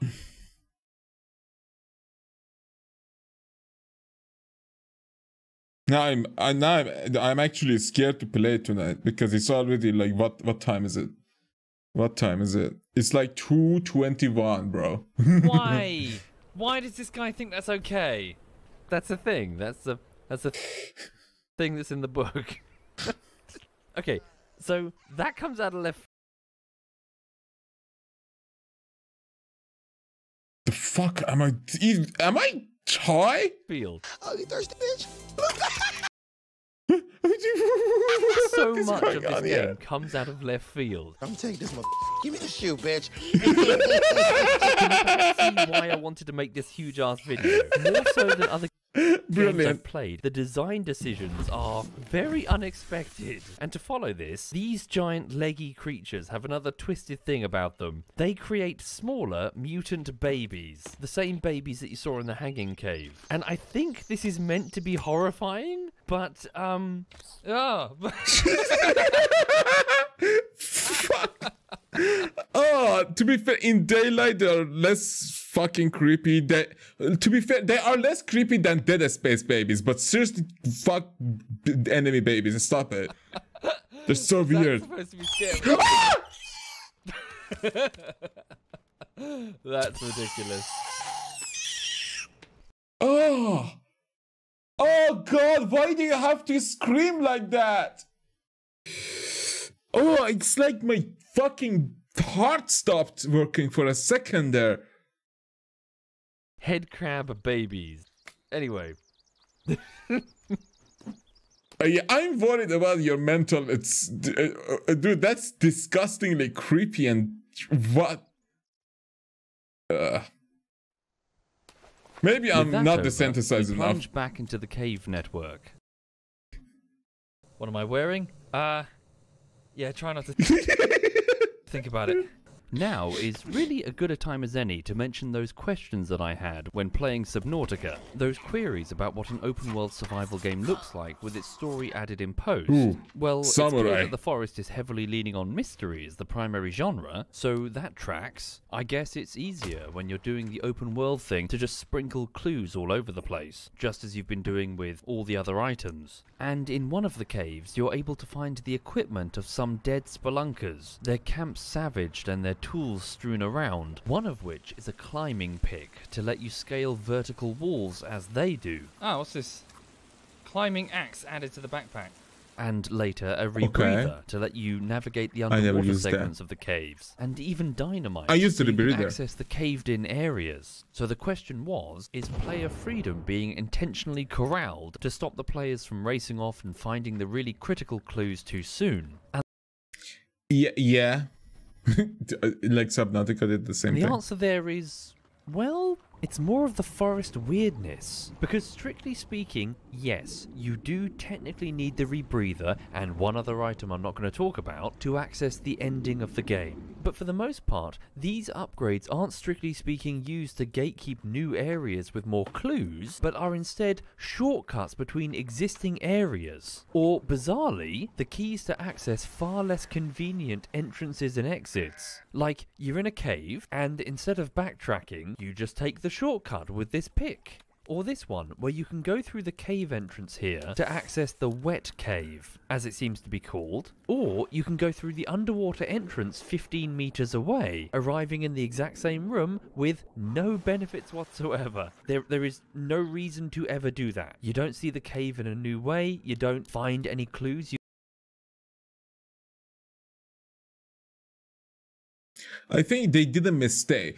Okay, honestly, when games usually use basically a main hub, a main cave with bunch of entrances, it's when a quest giver in that cave or a base or NPC is going to be used.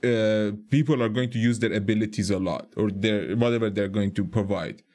But yeah, in this case, it's just useless. It's like they copied a cave system that was used for an RPG with quest system, that this cave was going to be used a lot, so it's so open. Or maybe they are going to eventually add other camps and other points of interests that are more accessible via this cave. Benefits whatsoever. There is no reason to ever do that. You don't see the cave in a new way, you don't find any clues you couldn't have found without the rebreather. It's just a few extra seconds of your time. It's so weird. It's a weird way to do the map design. More so than Subnautica, the developers had the ability to strictly control which caves could be accessed, to stagger the clues in such a way that they would know that the players would find them in a certain order, and they just kind of don't do that. There are certain items that I think it would be a good idea for the player to have early, such as a camcorder, so you can play the tapes that you can find. But, okay. That's the important. Other questions. Are they directing the players in specific ways with diegetic reasons for the player to be moving in one particular direction? And the answer here is no, actually. Never. And the forest is really hurt.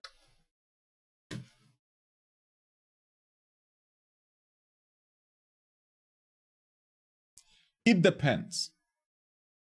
It depends what kind of game are you going to play. Obviously, in a sandbox, like nav points, nav markers, those really don't mean it. That's the whole reason you're playing that game, because it doesn't have any kind of narration. At least as far as I played them. Gacha games, RPG games need that. Need the navigation system because otherwise it would be so confusing to navigate through anything ever. That's why I had problems with some games that didn't have a questing system and didn't have a decent marking system. I'm not going to name names, but early on in gaming, it was just like okay for people to give you a bunch of text so you can navigate through whatever the fuck you are going to do. So yeah. But as much as I'm concerned, there are genres for both. In this case, I agree that this is not true. Subnautica's distress beacons were used as a way to get the player moving in a direction they may not have been, towards a biome that they might not have realized existed. Yet the forest has no equivalent. Does that matter normally in an open world game? No, not really. It's normally just a survival canvas for you not to die on. But when you add a story, particularly a mystery story, it kind of does? Yeah. As in, you want the player to have all the clues. Some of these cave entrances are so well concealed, they feel more like Easter eggs. Holy There's shit. a cave entrance in this picture. Can you spot it? Is it underneath the bow? No, that's a bow. That's a real bow. I thought it's a wire down. I have no fucking idea. It's here, under the fucking ocean. Yeah, it's fucked, isn't it? Yeah, How could that's the player that's possibly dumb. know that? Weirdly, it's a problem with an easily identifiable solution. You continually trip over the exploration efforts of other people, and the map you have is one you found on the body of another. Just put in map notes showing caves you haven't been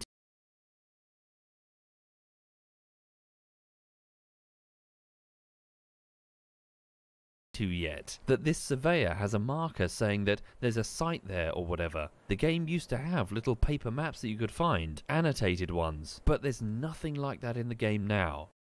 Why are they removing any kind of decent like if players enjoyed those aspects as a company, as a small company, shouldn't you work toward it? I don't get it. And lastly, I said that Subnautica's plot felt like it took place in areas that were a bit detached from the environment, not well worked in. Well, we'll get there with the forest. For now, as a player, you continue your routine. You find upgrades for your person, better. Bro, he's literally, this is the bag of a serial killer who enjoys music and likes alcohol. What? Gear, underwater breathing equipment, better weapons, better tools. That plastic robot, man. Alas, though, to mention it once more, you can't help but encounter the bizarre quality seesaw again. The cannibal people are the focus, the overwhelming focus, and when they're working perfectly, they become a chilling enemy. So what happens, do you reckon? There's 3 of them this time? They're trying to get through the walls. But for every cool moment that you see, there's another encounter that just kicks your immersion in the head, such as when they teleport in front of you, or continually get stuck, or just run in circles as the pathfinding just glitches out. That's awful. Jesus! They're on a fun run. Why didn't they attack? You two playing Kiss Chase? What the fuck are you doing? The horror elements, especially the gore, dies are really down hyped easily. up in places. Some of the visuals are strong, like really strong. Fucking hell, that's strong. They cut this dude in half. Yeah. But it goes from 0 to 60 so early and so often that it numbs you to all the shock, which means that the later moments, which are presumably meant to stay lodged in your mind, simply don't. I think the best example is this cave. It literally has a floor of dead babies. Yep, that's a dead baby carpet. This reminds me of Outlast a bit. Outlast 2, bro, that game was disgusting. Like, there needs to be some fucking rating for disgusting. Like, real disgusting. But remember, that's literally the and hanging literally. Cave. That's where you're taken if you get knocked out at first. Not much is going to faze you horror-wise if your first game over screen has you walk over a carpet of dead babies, you know? Grim. The game has a myriad of animals to identify as you explore around, and you can hunt many of them in order to survive. They collectively make the world feel more vibrant and alive. Jesus, what the fuck is that? You a crocodile? But, well... Huh? Okay. It's a deer. Yeah. This deer does not give a fuck. My god, you look terrible as a model, as a game model. Look at that.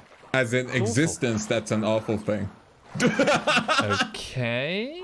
As a code, it's shit too.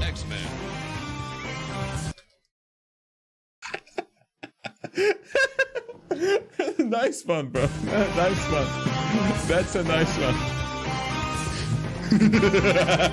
Oh, and this is one of the weird ones. The developers made it so that in order to save the game, you need to sleep. That's why you build a shelter. But what happens if you need to save the game underground, far from your base? No problem, the developers thought. We'll just put in camping tents underground, the ones the cave explorers use. Job done. But really, they didn't interrogate this for even a moment, because some of the tents are in ludicrously impractical areas, sometimes on the other side of long and perilous underwater sections with only one way in or out. How on earth did the tent get in there? The most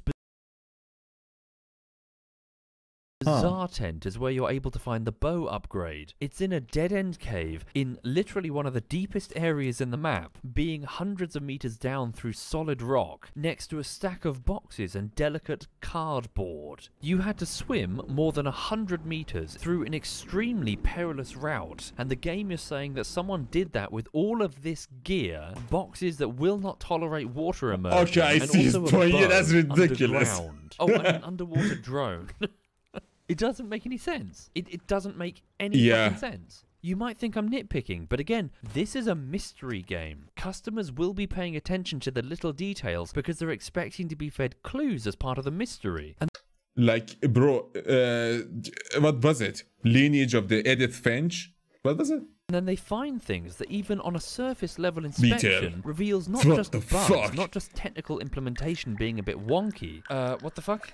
Oh, okay, that's ridiculous. But stuff that doesn't make any fucking sense. This is why it's so important to play test. You bring in people that are new to spot the stuff that you're used to. Again, testing, testing, testing. It really is absolutely paramount. Ah, damn it, Forrest. Can you stop doing this? It keeps having moments of cool, moments that are inspired, and then it's immediately undercut moments later by some cannibal glitching into a tree. I didn't even notice that. It keeps having moments. Is absolutely paramount. Ah, damn it, Forrest. Can you stop? Is absolutely paramount. Ah, damn it, Forrest. Can you I have stop no doing idea. This? I It keeps didn't having see moments shit. of cool, moments that are inspired, and then it's immediately undercut moments later Maybe by it some happened cannibal before. glitching into a tree. So the cannibals seem to have very elaborate rituals when it comes to their effigies. They build these things as displays, sometimes complicated displays, for reasons unknown. But your journey down into the cave network will soon find something on another level entirely. Going into one of the caves, you'll find the remains of 3 people sitting around a campfire. But the scene here is extraordinary. What's this? There are bottles of alcohol everywhere, cash and watches in boxes and briefcases, modern laptops positioned as though in use. One of the men lies flat on a table as though he's being operated on, while another one is impaled, his guts being emptied into a suitcase. And crouched down is another man with a Japanese sword thrust deep into his chest. The man with the sword in him appears to have a large back tattoo, held aloft by sticks and pinned in place, up above and behind him like a banner. That is a sashimono.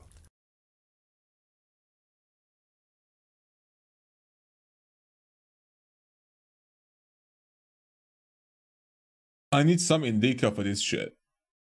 And I need to make more tea. Very well, we got tea. Okay, let's go a bit back so we can have a more comprehensible continuance. 3, 2, 1, go. Pinned in place, up above and behind him like a banner. That is a sashimono. Whoops. Pinned in place, up above and behind him like a banner. That is a sashimono.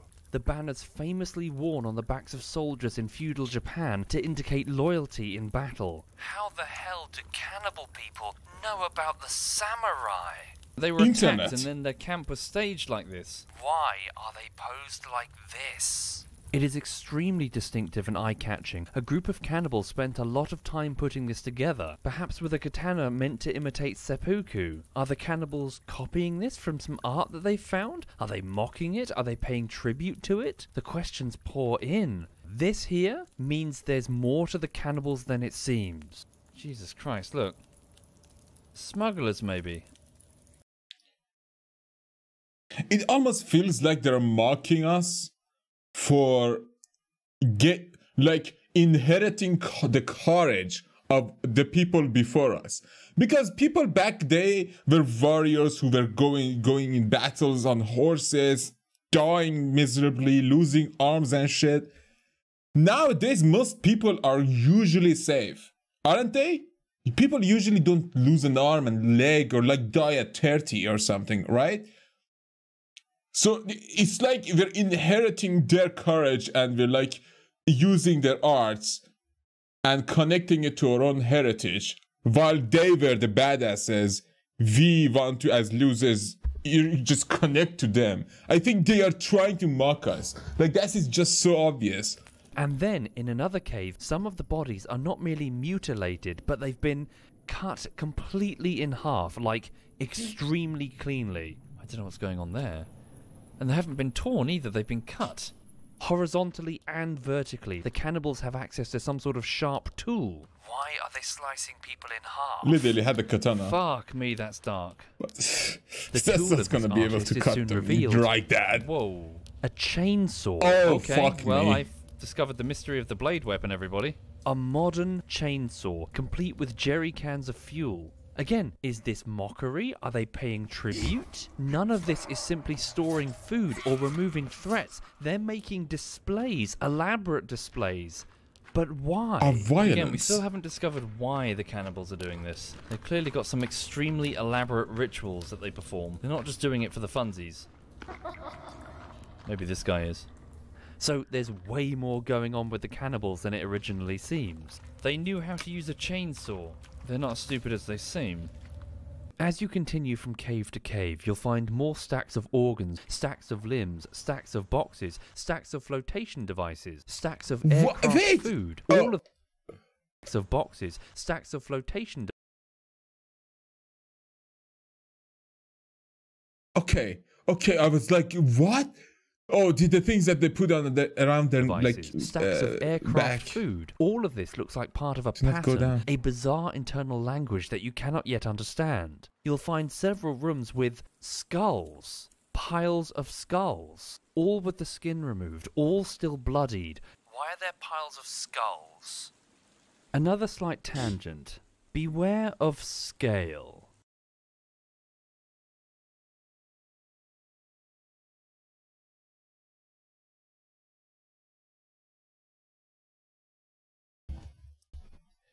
Yeah, I've seen it in games where like beings are like different humans are different sizes, like scale wise, based on their head and stuff. That can be There's fucking a film made off-putting. in 2020 called Underwater. It stars the actress Kristen Stewart and is a science fiction film that involves the crew of a deep water mining facility off the coast of Japan. I'm going to do some major spoilers, so I'll put a timestamp on the screen if you want to skip ahead. What was the name of the movie? I think I saw this. Oh, I saw this. Oh yeah, I absolutely saw this. And is a science fiction film that involves the crew of a deep water mining facility off the coast of Japan. I'm going to do some major spoilers, so I'll put a timestamp on the screen if you want to skip ahead. For reasons that are implied, but I don't think directly stated by the story, the whole drilling operation takes place on the sea floor of the Mariana Trench, leading to an extreme ocean depth of 11 kilometers due to subduction. For context, most of the ocean is about 3.7 kilometers deep. It's so deep, in fact, that you could stick all of Mount Everest in the Mariana Trench, and you'd still have to dive down 2 kilometers to even notice. I know it. In the film, an unknown event occurs in which the facility is badly damaged by some sort of quake, and the surviving crew members must attempt to get to the surface, but they're thwarted by mysterious creatures that stalk them throughout the drilling facility, picking them off one by one. The film, it's okay. It's a claustrophobic sci-fi horror with a non-human creature that stalks the characters through an industrial-looking setting. If you've seen Alien, you've seen most of it. Bro, Eric from the Blind Wave would fucking hate this. I swear. Characters through bro. An industrial-looking setting. Oh my If you've God. seen Alien, you've seen most of this. And the plot itself dabbles with the superficial veneer of Lovecraftian horror, of there being powerful, unknown things in the deep places of the earth that defy human measurement, let alone understanding. But at the same that was a time, human. the film seems to have decided that after principal photography, literally adding Cthulhu after the fact. And then it has Kristen Stewart make a dumb one-liner before blowing it up with a bomb. 3, 2, 1. So let's light this shit up. Yeah, it's not great. And it certainly doesn't understand why Lovecraftian stuff is so interesting. But I'm getting this. I mean, in a Lovecraft situation, the moment they gaze upon them, they lose their mind and go insane and do the biddings of the old god. But I don't know what the fuck happened there. I don't know. Explosions. People love explosions. Dumb people usually. Distracted. My point. But I do too. The So I'm main dumb. setup for the story is that there is a large corporation mining the Mariana Trench. And while, yes, this is the future, and they clearly have near-future technologies, we, the audience, know what a corporation is. And, well, the film gives these huge sweeping shots of this absolutely gargantuan facility. Deck after deck made of presumably steel, plastics, reinforced glass, rubber, titanium, and is that concrete?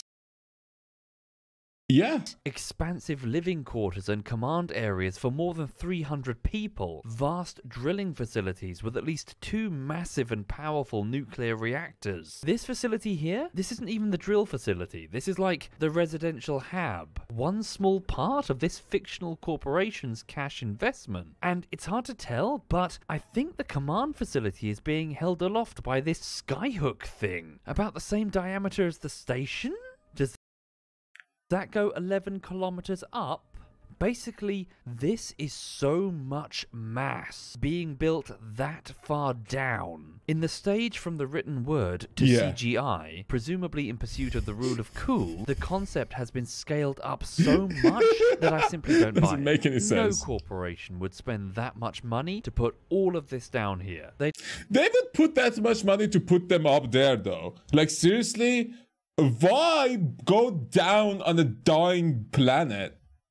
It's like, seriously, go up, mine the asteroids, bro. Make a drill site with a bunch They're of filled really with cramped diamonds and quarters, shit. minimizing the air volume that they'd have to keep down there, and then just automate almost everything. Instead, the film shows that they've built these huge corridors so long that you can have these tense will they make it before the water gets in chase sequences. The film wants to say that this environment is super challenging, that this is one of the most dangerous places on Earth, and yet they've built all of this at That makes so much sense. Why would anyone invent to make some place that is extremely dangerous and that there is a potential lawsuit, like risk, like literally there is, and invest so much in a it? Who would do ludicrously that? unnecessary level of expense and levels of additional complexity and opportunities for failure. It's scale. The problem is scale. Someone had an idea that the characters are drilling in one of the most challenging environments known to man, but then the people deciding how that would look ignored the limitations of that idea. The scale doesn't fit the premise.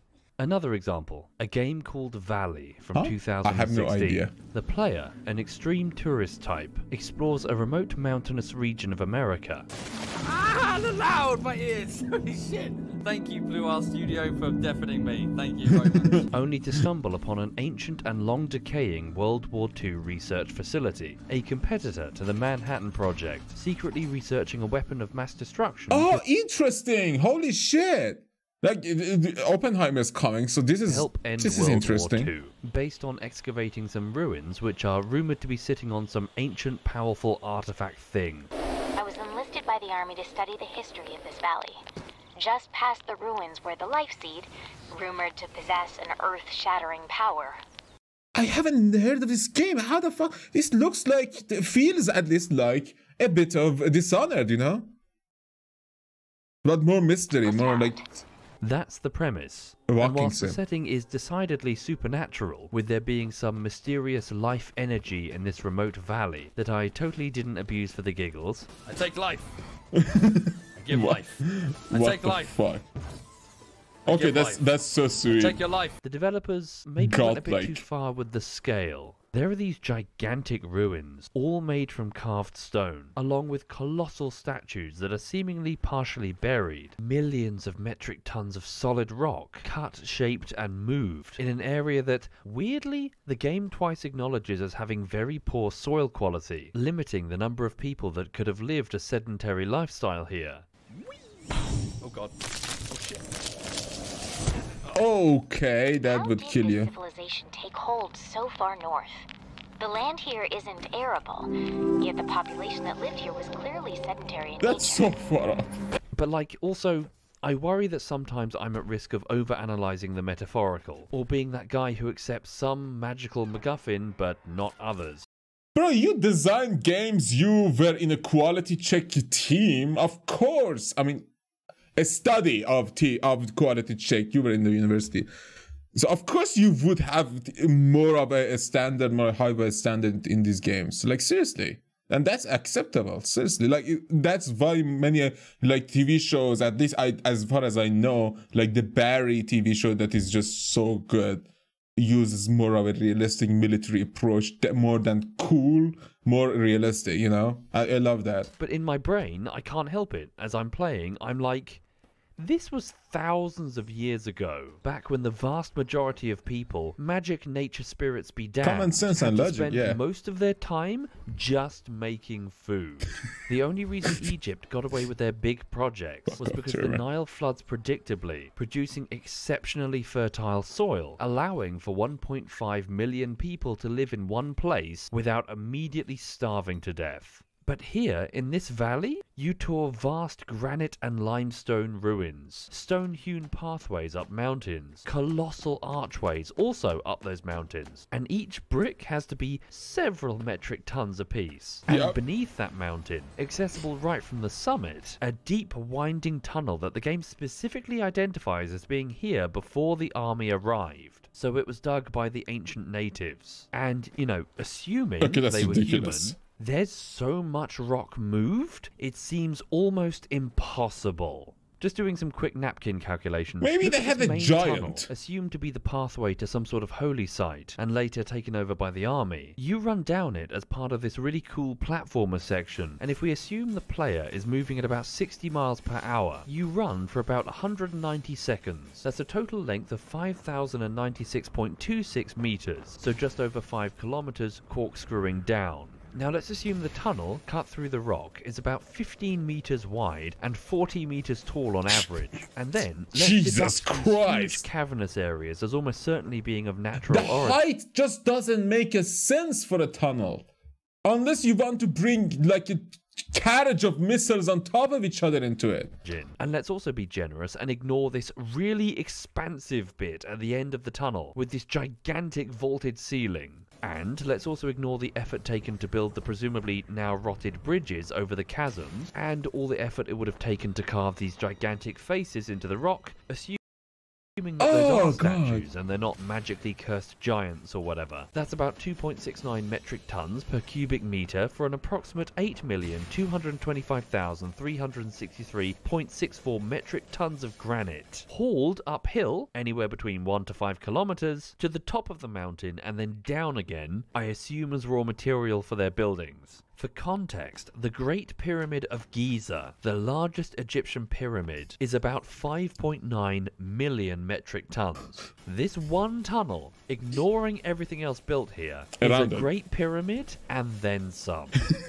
That's actually crazy. That is crazy.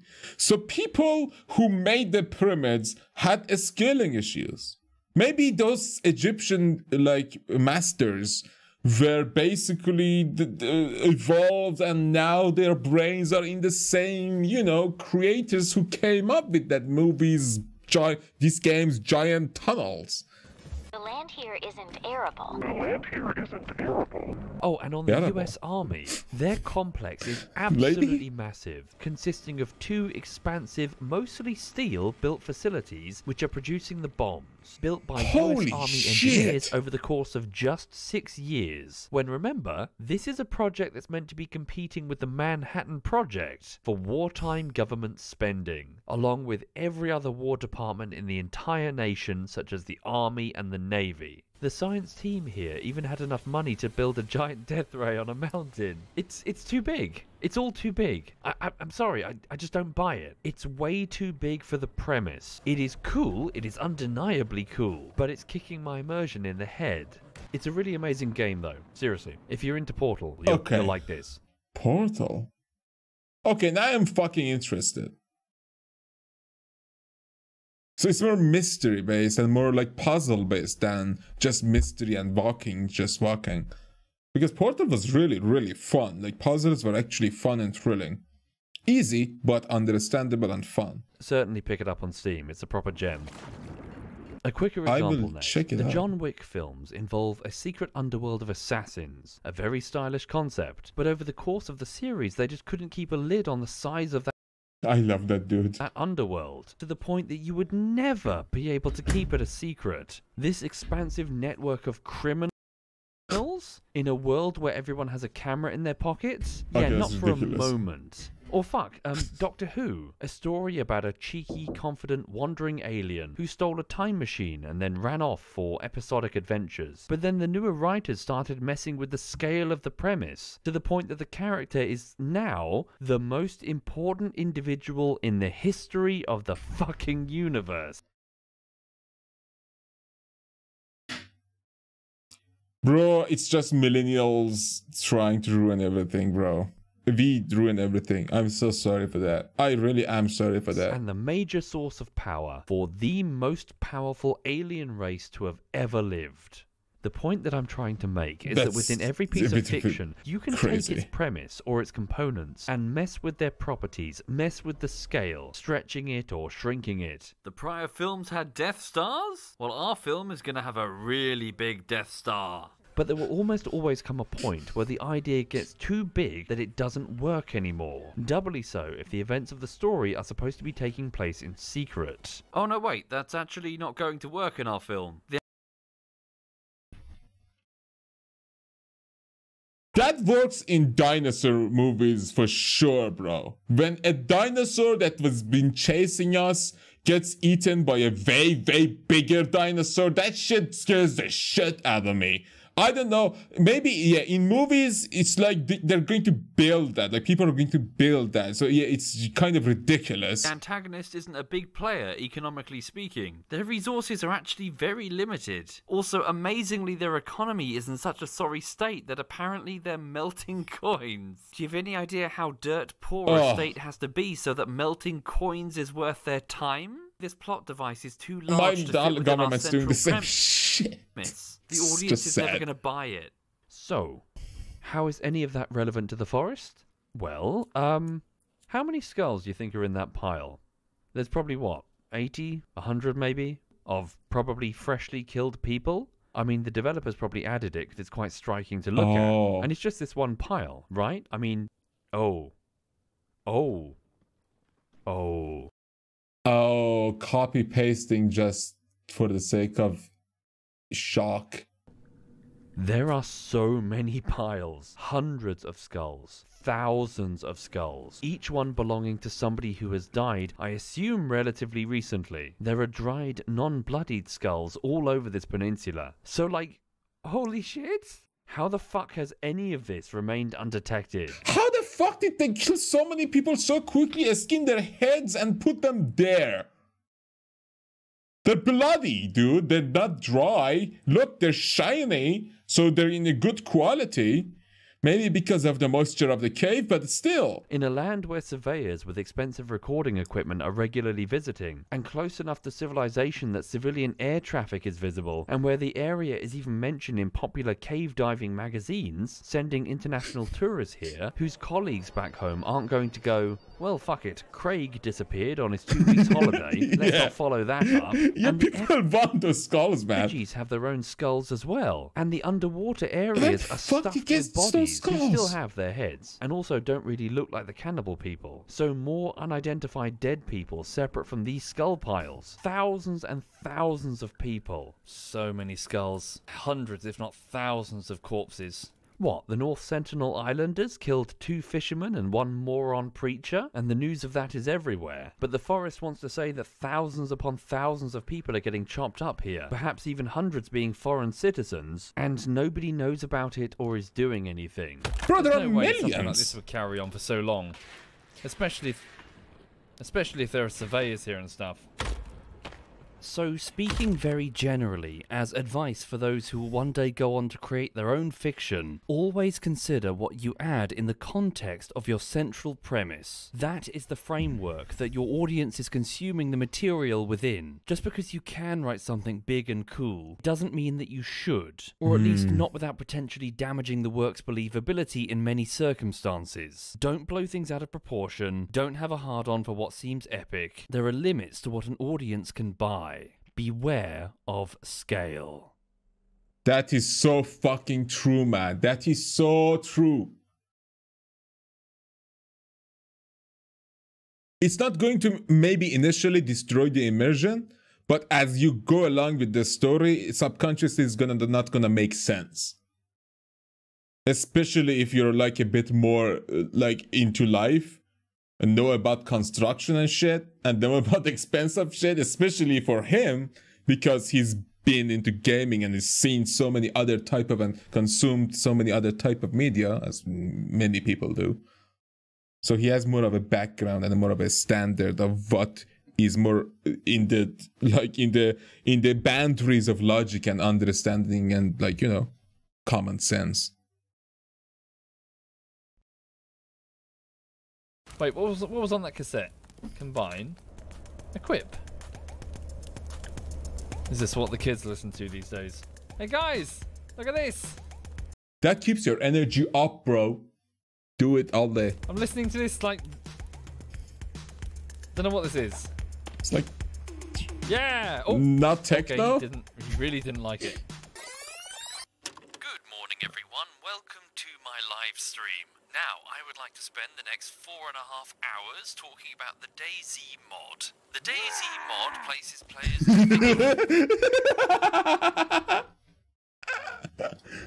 Cannibals, corpses, and mutants, oh my. You actually encounter quite a few of these horrors Bro, that's a fucking vagina. Underground. Not that I was ever taken aback by this, as I eloquently narrated my live stream adventure. Holy shit! What the fuck is that? You can piss off. You can piss off. That is creepiest. I don't want to be in this cave anymore. Yeah. Inside the cave, they're fucking weird. It's creepy. Fucking hell. He's down. Burn. What the fuck is this thing? I don't think all of these limbs are human.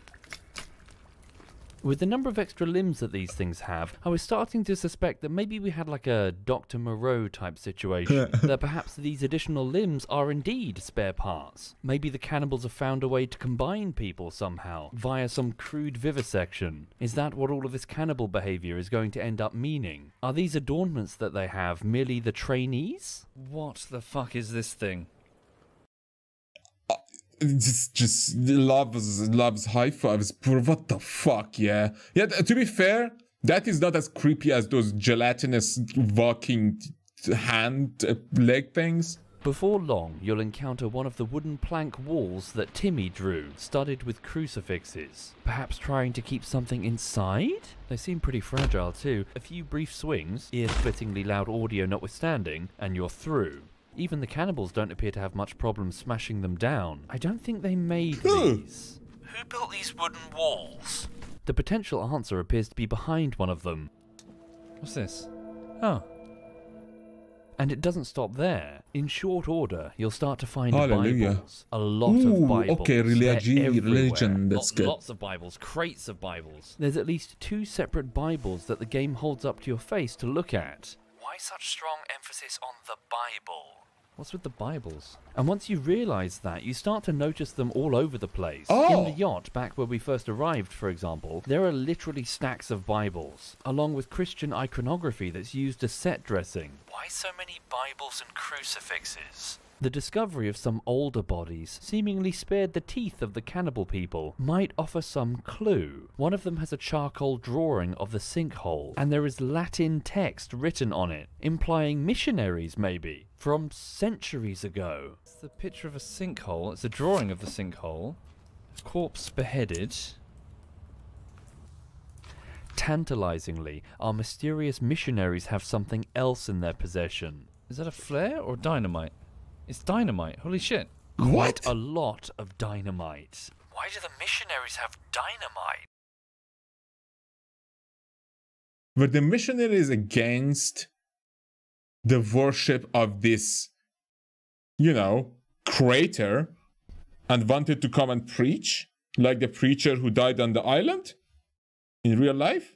Maybe? In terms of the gameplay, you can break open the crates and use the dynamite to make shortcuts between the caves. But from a narrative perspective, this is a strange thing for them to have. And that one body that I showed you, he's got whole crates of dynamite. Notable How because much? Look at this cave here. It looks almost blasted through, and it's overlooking the sinkhole directly, with a whole load of dynamite, some of which is already open. Were they trying to blow up the sinkhole? Why is there dynamite in the walls around the sinkhole? There's some threat Oh my down god. there. This now reminds me of the fake hole in Russia that they dug and they recorded the sound of hell or some shit. Bro, that got me for some seconds. Around the sinkhole. There's some threat down there, isn't there? Some sort of danger that these men of God saw fit to give their lives trying to bury. Like Father Garcia. Didn't they? And then in the next cave, we have this. Why did they do it like that? Strictly speaking, it's one of the plane passengers. He's not been crucified, but merely posed to look like he was. And beneath him, 3 suitcases. 3 offerings? Again, reverence? Mockery? What does it mean? Did the missionaries actually succeed in converting these cannibals, but they're twisting it into their own perverted version of Christianity? Said speculation is only deepened when you spend more time with the surface cannibals, for their own modifications can be incredibly eye-catching. Elaborate backpacks that are made out of human arms, torches that have been built into skulls strapped above their heads. And some of them will even come at you with faces that are not their own, as though they're trying to become, I think, the plane passengers, by literally wearing their faces like masks. Are they the sinners from hell? And like they want a new identity like Kate? Why what the fuck is going on here? Like that? Holy shit. And I feel the need to emphasize, I'm not just describing different mobs, like different combat classes. I'm not mixing up what is clearly a mechanical consideration and confusing it with plot. The cannibals, with a few notable exceptions, do exactly the same thing. They fight in melee. So the game developers have seemingly spent quite a lot of time carefully designing extremely distinct looking tribes in a way that suggests that they really want you to notice. And certainly the one that you'll notice the most are the cross cannibals. What the fuck? What? Oh! What the fuck? I remember! What the fuck was he? Crosses? He's covered himself in crosses. And teeth hanging from the back.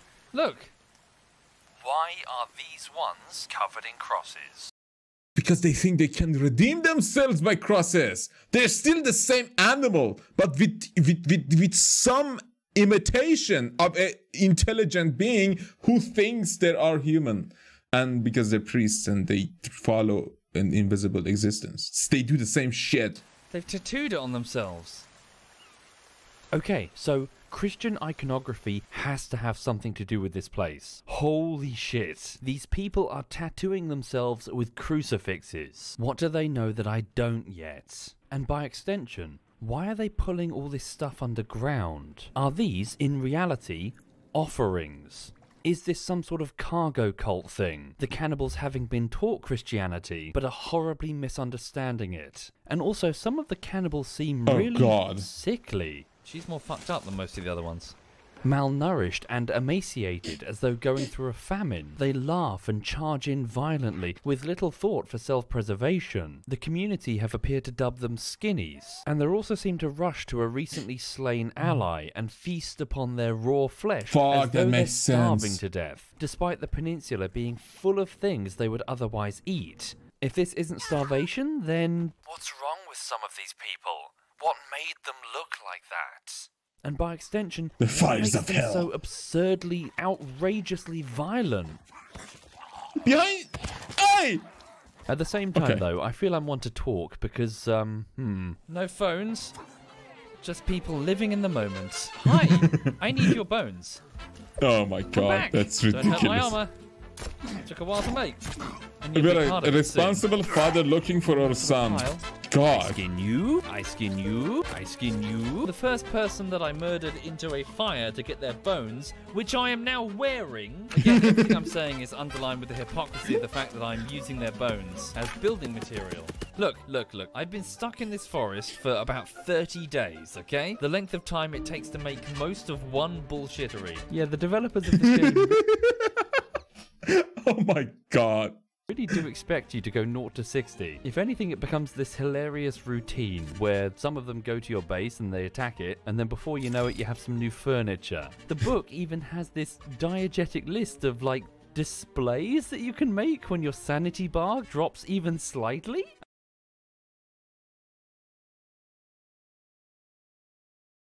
And you taped over some of the actual things to make it. Like, because if you can see, there's an item needed. There was a real thing here, but you taped over it with your, what the fuck is this? And the things that you can do with the parts you can take off the enemy. Okay, I didn't make these, but, you know, a short trip into Google Images later.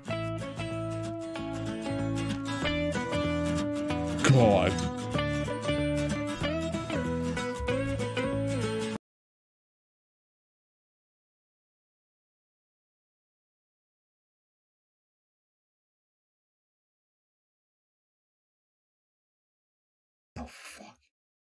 It would be cool if you could, like, pour some mushroom powder or something on these effigies and they would come alive as allies and fight for you. I know the game is co-op, but, like, that would be fun.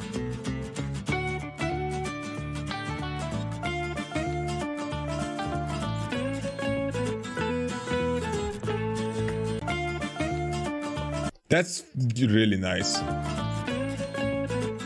But that is dedication and I love it. And that's just beautiful. At this point, I'm rather glad that Tom Hanks didn't have any natives with him on that island. That Yeah. Wilson scene would have hit very different. I'm sorry, Wilson! Wilson, I'm sorry! I'm sorry! Wilson! Wilson! As with a oh my god, great many games, with a little bit of time, you're able to get over the jank and start to familiarize yourself with the mechanics. jank. I personally say that survival games are kind of unique because the unfamiliarity you have with the mechanics is normally a major part of the mouthfeel, the struggle to survive, that sort of thing. But gradually, as you get better at the gameplay, it will begin to What the fuck? Nice. What the fuck? I see people do that But shit. gradually, as you get love better it. at the gameplay, it will Spread the begin to hentai. express itself as competence in combat. And frankly, after a short few Oh, I hours, remember you that, start against to his feel like brother. a bit of a badass. Don't be rude. What have you learned? Nice. Want to try your luck? I just killed 2 birds with 1 stone. Someone should come up with a saying for that. Is he your boyfriend? Hmm? Oh my Not god. anymore. Oh my god, that's such a Negan move. Fuck. My next step, it's a doozy. 2 for 1. that like literally psychopath. I love it. She's upset. So was she. Wrong arrow. Ooh, nice dodge. Dodge that. Oh my god!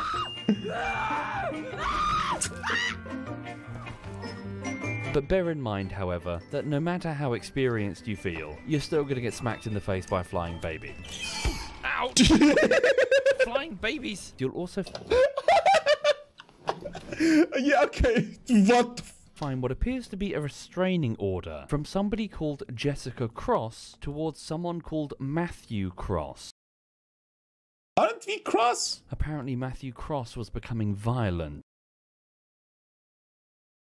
The missing kid was named Cross.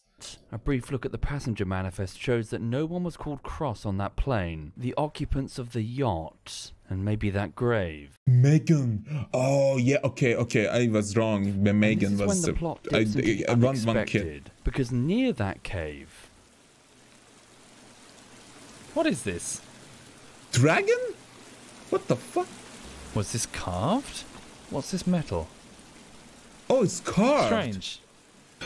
It's a panel It's metal. cast from some sort of metal. It's far too large and heavy to be anything the cannibals could have moved. It's either been ripped entirely off whatever it was mounted on, or brought in by one of those gelatinous ladybug thingies that move with a bunch of hands and or legs. crushed down in some sort of cave-in. What it is exactly remains unknown until you explore further and discover this. What the fuck? Intriguing indeed. The plot of the game quickly thickens with the presence of our heavyweight friend here, built into the rock and closed like the jaws of an ancient monster. What the fuck What the is fuck? that? And I've no doubt, as many live streamers reach this point, an opportunity to fervently articulate one's thoughts and feelings to their collective audiences, to express their surprise and exhilaration at the story twists unfolding, in a manner that is no doubt both eloquent, thought-provoking, and verbose. What the fuck? There are mysterious be mechanisms sunny. placed nearby that seem to want something. Huh? Oh. And it won't be long before you notice that maybe the rocks aren't the thing the door is looking for. And it isn't mentioned anywhere in the game, but in the wiki these doors are specifically referred to as the sacrifice doors. No need to state the obvious, but the cannibals didn't make this. And now, with the disassembled body parts, some of those puzzle pieces in your brain may start to line up. The cannibal behavior is being influenced by something yet unknown, isn't it? Perhaps something through these doors. And a journey through one of them brings you to a scene that presumably has been sealed away for centuries. What the fuck? Okay, this isn't good. Covering their eyes. Begging, praying. They all died here. These people weren't posed, were they? No sign of any effigies or weapons or tribal affiliation. These people weren't cannibals, were they? These were the missionaries. Why are the corpses frozen like that? Look at them. Their soft tissue has been dried. It's almost as if they've had all the moisture pulled from them. Their skeletons are still in one piece. A black cross? Is it meant to be a cross? Why did they all die facing that black marker on the wall? They placed the crosses here to contain it?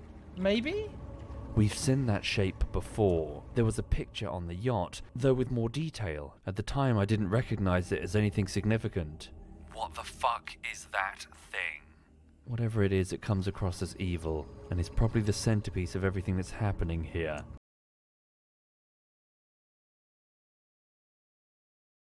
What the fuck? Bro, I had no idea what actually is this thing. Thank God I watched this. Similarly, in another cave, you'll stumble upon another revelation. Paint. Normal red paint. the exact same shade which coats the man in red. You perhaps wonder if he's not all he appears to be. There are scribbled notes raving in English. She's not dead, she's sleeping. So the red man can speak English? What do these messages mean? Is the paint meant to seem like blood to the tribals? Have we perhaps met our Dr. Moreau? And upon the wall, Maybe? a tall red man standing before smaller figures. Why was this painted Yeah. on the wall? The presence of the paint tin implies this was done recently, but by whom isn't quite clear. The red figure towers over the rest as if to imply dominance. Perhaps the cannibals have some sort of prophecy. They seem to be venerating a figure in red. Is he taking advantage of their elaborate customs to assert himself at the top of their grisly food chain? Like food chain human nature, but again jungle's nature because these are cannibals, so that ship has been said. So it's more like a jungle's rules. But there is still hierarchy. Well, I because see we are quite a humans. few of you, and I light this pile of leaves. Fear me, cannibals of the forest. I can't see. So by this point in the story, we have lots of questions, lots of clues, and for some, a picture may be starting to appear in their mind. A picture of something unknown beneath this forest that's causing cannibals to revere it, and missionaries to fear it, The and Tower of somehow it's Death. related to a bunch of missing children. But once again, to talk about that quality seesaw problem, why was I talking about that? I mean, bugs are bugs, right? Who cares? Well, as I said, this game experience is constantly up and down. You'll see something cool and have like a cool fight or something, Disgusting creature. only for it to be potentially ruined by poor execution, or there's something that ruins your immersion. Pathfinding, not good. Yeah. And as I keep saying, this is a mystery plot. As a result, people are paying a little bit more attention than they would be otherwise. Those To the repeated elements detail. combined causes a bit of a unique problem in these circumstances. The level of quality can sometimes dip low. So low, in fact, that you start to become unsure of exactly what is and isn't a clue. That actually is really a really good point. Coming back to his initial point, that a story and sandbox can coexist within a healthy relationship. It, in this case, seems like the objects and the items replacement and redeployment is like any other survival games when the items like respawn and you can go into the same houses and check out. But because those don't have the story that this game has, it still respawns the same item, even the story ones, when there is no need to. Maybe there is need to when there is a co-op, but again, the game should be able to like differentiate another, what do you call it, a layer. Like, you know, MMORPGs do that for different players, the quest item appears if they don't have it or never acclaimed it. That would make this so much more more enjoyable for people who care about that. What you're meant to notice and what's just part of this weird dip where just not enough thought went into it. So like the Katana Men, that could only be a clue. How could it not? As in, the developers clearly want you to see it. Yeah. It's literally the only thing in the cave, save for a small cubby with some skulls in it. It's really well telegraphed as something you should notice, but in plenty of places you'll walk past something and do a double take and go, wait. For example, the sharks. Is that a story clue? Why the dead sharks? Yeah. What's happened here then? Great white sharks are apex predators with an extremely vast hunting range. The 1996 film The Craft even used beached sharks as visual shorthand for something supernatural when the main characters dabble with dark magic one evening. Life is Strange does something the same. So, And is it's this true, meant to it is imply that creepy there's something when games supernatural and about this movies do peninsula? that. Or is it just because natural about this peninsula? Or is it just because the developer... What was that sentence? So, is this meant to imply that there's something supernatural about this peninsula? Or is it just because the developers added sharks and wanted to show that to the player? Why are there dead sharks on the beach? And am I supposed to notice that? Maybe because the sharks were added newly, so they're dumb. The Some of peninsula's them beached. wildlife. The wildlife here is extremely bizarre. There are animals that are clearly American, such as the raccoon, but then we've got crocodiles and monitor lizards, species that rarely go further than the equatorial regions, and very large spiders that I think are South American, rubbing shoulders with Canadian geese, a temperate and subarctic bird that never goes below the equator. So, is that a clue? Where the fuck are we? That has deer and croc and Komodo Yeah, like dragons, the polar bear, lots of you know? random species of bird in a fucking pine forest with snow. Is that meant to be an indication that there's something weird? Yeah, I was gonna say the polar bear in Lost. Like seriously, that shit. It still bugs with me the a bit. peninsula, like the polar bear thing in Lost, that there's some fantasy interdimensional type story, and flying through that is what brought down the plane at the start. Thank God he's bringing it back, connecting it, man. Lost is so much connection there for the forest. Like seriously, the boat is just this obvious And one. that's going to be the mystery. Why is the wildlife so weird? And was I supposed to notice that? Because it's a simulation. Whoa! Or some. Holy moly. Holy moly. They want my deer. It's mine. I earned it. Oh god, yeah, he has a fucking deer in his hand. I didn't even notice that. People have travelled here on their own initiative. A lot of people. We see tents, both modern and really old. We see luggage, some new, but some made in, well, this type of trunk is like from the late 19th to early 20th century. These trunks are potentially more than 100 years old. That's a stretch. Like seriously, would they survive? I say it's humid, but they would still go. They wouldn't survive. They're not plastic. They look leathery. And they appear undamaged. What sort of time That's frame weird. are we dealing with here? Much of this equipment is sitting out in the open, suffering the full effects of the weather, the wildlife, the cannibals. Can you keep it down, please, love? It's 2 in the morning. Can you not open the door like that again, please? Like, piss my Who have pants. been established as having a habit of pulling things apart. What's he covered in? CDs? Oh, no, they don't actually look like CDs. CDs have more of a smaller hole in the middle because, you know, that's how they are. Interesting. And yet, most of it seems undamaged. These tents are literally still standing. They've not collapsed after years of rain and snow? Okay, is that meant to imply that there's something fucky with time? Who flies crates like these anymore? No one. These planes were reported missing in 1945.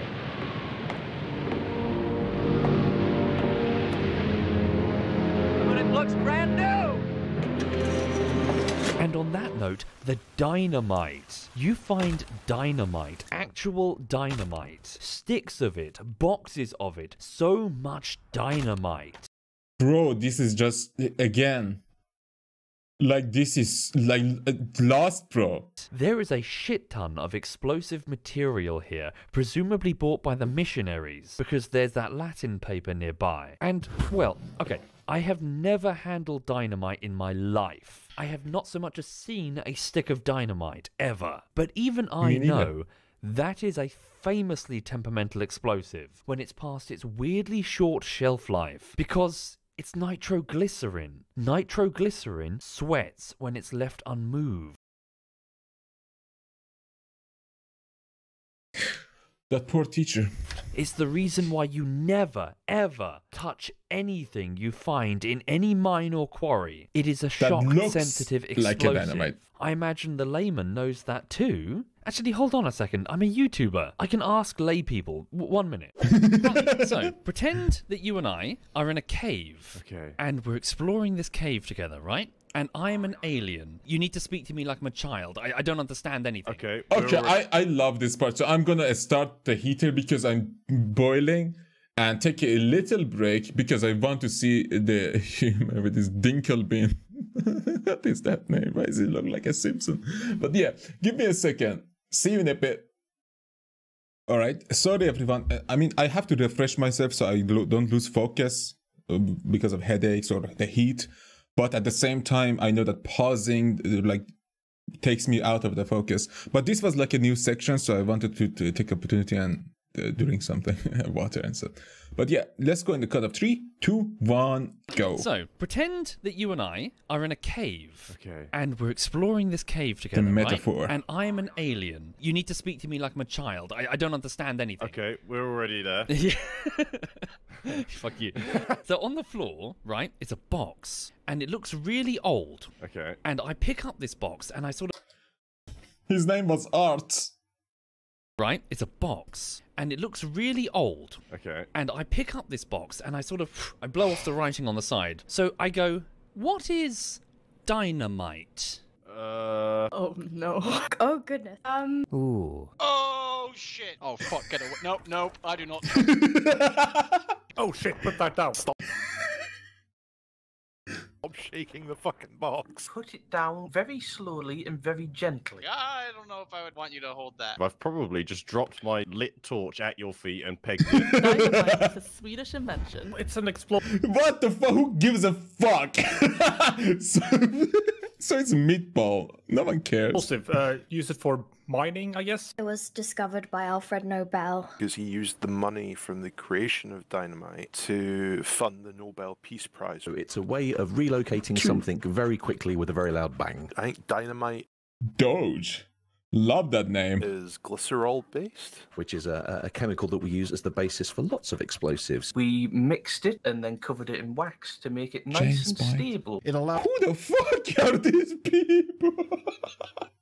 Are they from ZF clan? I know one of them maybe or two. Make railroads, create tunnels. It's very, very old explosive. If that lights off in here, we could collapse this cave. Bad boom boom. Okay, colour me surprised. Not everyone knew that dynamite is unstable when it's old. Because people don't watch Lost. They don't remember Art. Bro, he died for our sins. At least we could remember is that nitroglycerin is a sweat of dynamite. Only a small fraction knew. Dynamite is made from nitroglycerin and a binder, and when it gets old, the nitroglycerin can seep out and gets a bit unstable. A very unstable liquid that would explode if you would nearly look at it. Well, you're best just putting the box down and not touching it anymore. Old dynamite's really subjective to fucking movement. It will explode. But by that point, it's too late, but okay. Thank you. At least he knew. Thank God. Dynamite that has been left alone for a while. I don't know if it's nitroglycerin or the stabilizer starts to crystallize on the outside, making it incredibly unstable. It sweats like anything else sweats. We call it shabnam. It basically is the same idea, but this one is explosive. Explosive. Any shock can set it off and make it go boom. Is that a problem if you want to use dynamite in your story? No, not normally, because rarely is it old dynamite. But here, if you've got all of the clues correct in your head, this is meant to be, on purpose, incredibly old dynamite. From like the 19th century. Improperly stored in a cave. And the game developers had the ability to put in more modern explosives. There are modern cave explorers and surveyors. But they didn't. They explicitly picked ancient dynamite that should explode instantly when I do this. Bro, if the fucking cave droplets be a bit heavier than the dynamite intended to, it's over. The cave, the cradle is over. Look how much dynamite is there. Is that a clue? Yes. Like, is this a setup placed here to look old? Did this dude here actually die very recently and he only looks desiccated because there's some sort of supernatural plot thing that we haven't discovered yet? Or is there timey-wimey weirdness with this place? I really doubt it. I think the developer just didn't give a shit about the realism of chemistry of dynamite at that point. They just wanted the plot to go to some degree and people asking questions rather than finding answers. That's all the open-ended garbage do, usually. Is it none of the above? And it's just a further expression of the quality seesaw problem because they thought, well, we want to give the player 19th century dynamite, and they didn't bother reading the Wikipedia page on nitroglycerin once? I mean, fuck me. Even the writers of Lost know about this. And every single one of those writers is retarded. Hey there, folks. Very low production Soviet Yeah, I know. Oh, why did I fucking hit my head? Oh my god, that was painful. Don't do that. There's one last thing that I want to add here rather than let it slip away. Whilst looking into dynamite and how dangerous it is, I actually stumbled upon this web page typed up by a gentleman called John, who appears to work in mines based over in America. And his experience with old dynamite is actually very different and an interesting counterpoint if true. John says that the danger of sweating dynamite is actually highly exaggerated, that he and his colleagues over the years have actually encountered lots of badly stored, badly degraded dynamite in various unused mine tunnels, and that in most cases throwing it into a ravine results in absolutely no explosion whatsoever. As it turns out, the shelf life for nitroglycerin is really very short. In fact, he goes on to say that a friend with a pharmacy doctorate estimates that after just 6 months, it's already lost about 80% of its explosive potential, and that the nitroglycerin leaching out of the stick into the environment desensitizes even faster. And then he goes on to claim that, again according to a friend, the abandoned mine land reports kept since 1961, again I presume in America, haven't listed an accident with old dynamite in 57 years. So its short shelf life might actually be more of a big deal in reality land, compared to the possibility that it's likely to explode when disturbed. Why is that thing has a... Is it the loop? What the fuck? I was so fascinated by the story of this dude who is... probably, I mean, by a friend, third party, logically is trying to disprove some of the stuff and misconceptions that even I had. So what the fuck is going on over there? So either way you slice it, whatever sweating dynamite really does, be it this ancient volatile explosive that blows you to smithereens if you disrespect it, or just an ineffective stick of wax and sawdust after a few short years, my point is that it seems kind of weird for the developer to place this type of explosive, especially if every stick is always functional, if the goal is to indicate that it was bought here a really long time ago. So it doesn't matter how long this thing is on. Oh my god, that's... Oh, and the books! Fuck me, the book! Okay, right. There are Bibles everywhere, really everywhere, in soaking wet caves, and in some places literally submerged in water. But like the dynamite, this is not a centuries-old book. Have you seen what happens to paper when it's damp? Oh. It's wood pulp. It decomposes. And that's industrial leather. So that's good books. Oh, it's slimy. Ugh. تصمیم کبرا رو نخونده. Surely the developers know that, right? We've got to give them the benefit of the doubt. They're not daft enough to put that in, fresh, crisp and clean, submerged in water, and claim that that is more than a century old. So that's got to be a wink at the audience, right? Why are these really old books intact? No. Was I not supposed to notice that? So if I'm being completely honest, it's in better shape than I expected it to be. I thought it would be like a mulch. I mean, it's probably also partially to do with this plastic binder.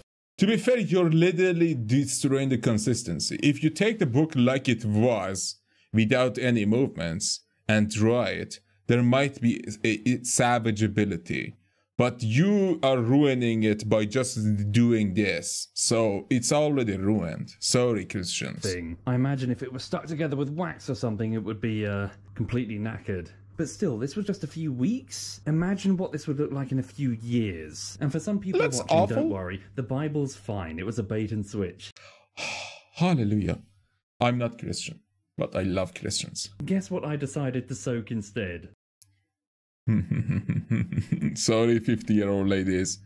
Rest in peace. Can you at least see what I mean? In a game where you're meant to pay attention to clues, they're literally putting clues in front of you to find, and your character even holds them up to his face. It's a paintbrush, dude. And you find that they don't make any sense if you take them at face value. And so you start to wonder out loud, is that supposed to be the clue then? I have been spotted. Hello. I'm not the only one doing this. After completing the game, I rushed to read online discussions that people were having about their experiences. People doing what they normally do on seeing a piece of media, sharing their perspective.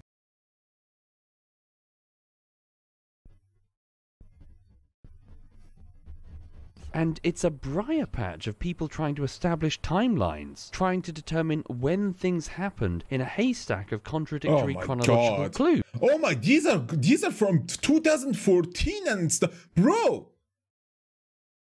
How much story did I not play because I was scared? I remember watching one video by a YouTuber who looked at the bodies that were shown, which I'm having trouble finding again because I'm really bad at my job. And they were saying that this body here, not decaying and coming apart, means that they probably died a very short time before you arrived. And I remember thinking, oh yeah. And then later on you find a man who's hung himself, which I can't show yet, it's a bit of a spoiler. And his body isn't in some cold cave. It's in a room temperature environment. And it's hanging not fine, decaying? further backing up the rapid timeline. But then of course, there's still the spectre of, did the developers actually think this through beyond the surface level? My point is, again, mystery stories. People are paying attention. One needs to be very careful about what they telegraph to the player as clues. And we'll get there soon. Trust me, we'll get there. Some games you it basically becomes so smudgy, the difference between clues and like loot. Because you want to loot everything, right? So it's just, unless you play the game for a while and understand, oh, this is just a bug, this shit is just keeps gonna respawn because it thinks other players are gonna come and pick it look up. through the minutiae and go, oh, it's been well thought out.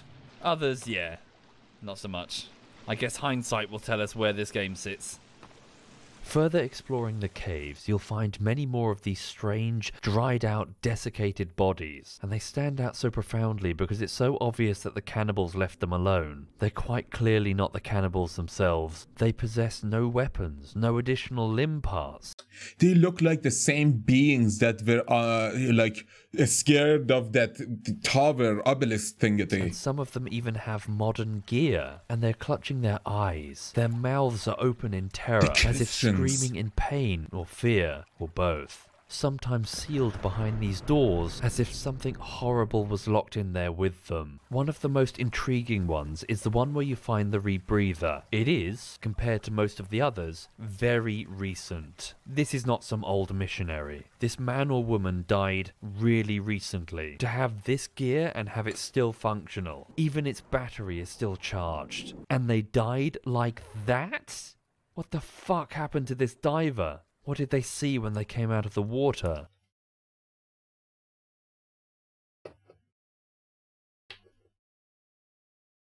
That's why I'm worried. That it's not going to be satisfying enough. Whatever it was, it's not here now. Right?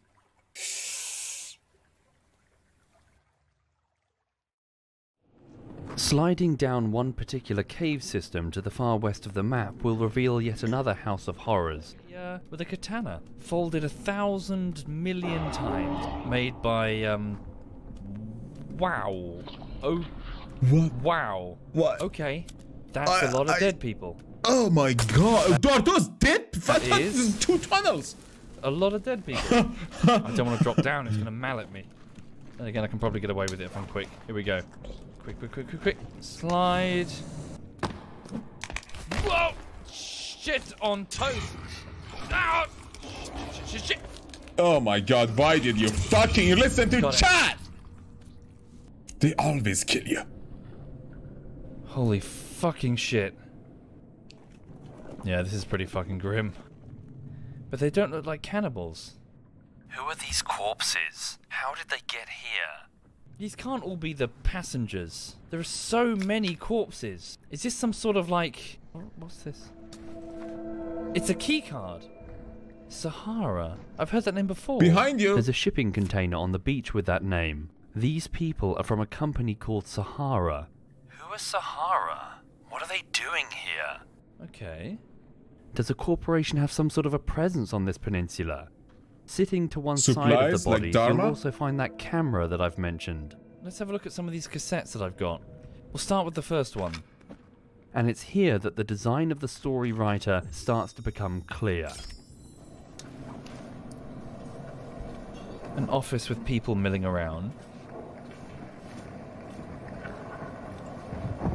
Oh look. A hospital? Is that Timmy? A sick kid. That wasn't Timmy. A sick kid? Opening the artifacts. What the fuck is that?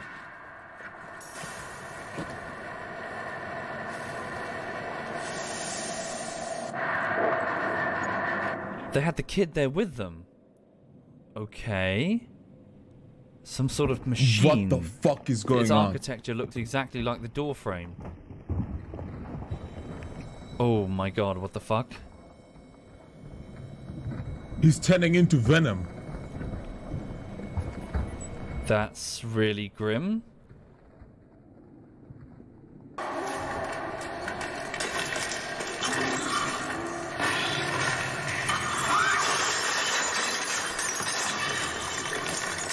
So they turned into Xenomorph after...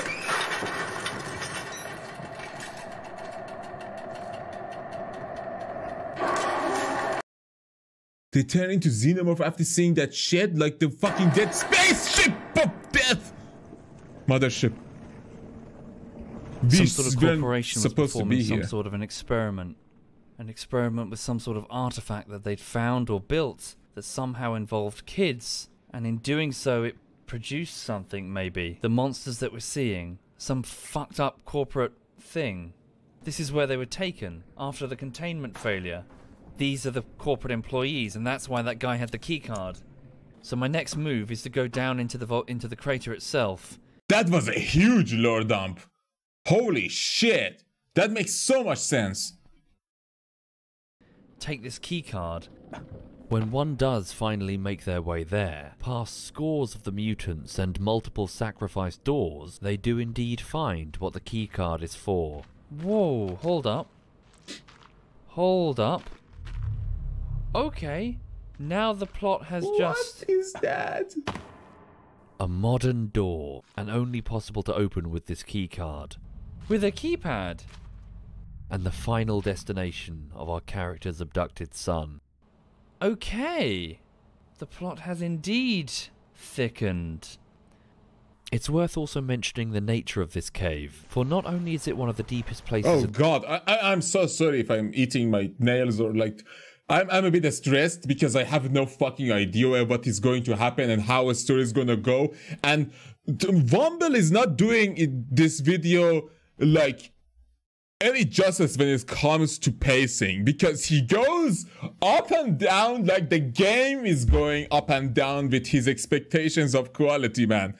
But it's not the quality, the video is top notch, it's just that it's so stressful, I'm so on edge because it's just info, and especially after what we learn and that dude, what the fuck? The game, but it's also of a very different character compared to all the others. Its walls are a shade of red, and it's full of these bladed metal structures, the same material as the sacrifice doors, some of which appear to have failed over the centuries. It's either incredibly old or just built to look it. And the sound. Throughout this adventure, I couldn't help but notice the walls sometimes drum or groan, like a distant, ominous drum beat. I hear drums. And here is no exception. And people dancing upstairs. Oh my god, that sounds like a bike. But from here on, no more clues. Now it's the end game. From this point onwards, the mystery is revealed. You press the keycard to the pad, and it reveals... a dog on a computer? What? A secret lab. Its walls coloured red, like the red man we've been seeing. The internal doors are sealed, and you're able to use the ventilation system to move around, and you discover that you're not the only person to be doing so. We've presumably found the temporary home of our mysterious red man, and maybe even a child, maybe Timmy. An email that's been printed out on the wall confirms that the red man's name is Dr. Matthew Cross, an employee of this company, the father of Megan Cross. The boat! Anger management issues. Actually, ex-employee. Not Dr. Penny's Cross boat. was apparently fired by the Not the Sahara Cross's boat. Corporation for misuse of company property, whatever that means, at least according to a separate email that you can find. So, he shouldn't be here. He shouldn't be on this peninsula. Nor should he presumably have a key card that he can use to come back and forth. And nor should he wish to, have a way to let the cannibals inside. Whoops. I mean, that's been a long Exploring time ago. the lab We further, can you let them find a crime pass. scene. This whole place is horrendously smashed up. There are mutants and cannibals everywhere, strewn dining chairs and tables. Some people online have even noticed that not only does the facility have uninterrupted power, but there are bowls of food in the canteen as if people were eating. Maybe our red man, or maybe the employees that we found earlier. And there's a man who's hanged himself, presumably to escape the horror unfolding around him. Yet his body hasn't... Yeah, what the fuck is that thing over there? Like, look, if anything like that was in my room, it probably would mindfuck me enough to kill myself. Like, what the fuck is that? Decomposed. Again, it's really hard to establish a timeline, but surely this could only have happened within the last few days, maybe even the last few hours. Sahara seems to work in both genetics and pharmaceutical products. They don't appear to be military or government, as far as I can tell. And they found something here, didn't they? The thing in that video. They found something that the cannibals had and were presumably fucking with. Before long, a slideshow, apparently put together by Dr. Cross himself for the purpose of orientation, reveals what they were doing. The Jarius Project. Some sort of very early human trials on cellular modification. There are even these glass containers in the lab areas and the canteens, which I initially thought to be artwork, but might actually be cell samples. Runaway cell replication? That's what the mutants are, aren't they? Products of runaway mutations. They even named them. The women with their extra legs are called Virginias, and the massive rage monsters of dozens of extra arms are called Armsies. Men and women in lab coats made these horrors, seeking some sort of life extension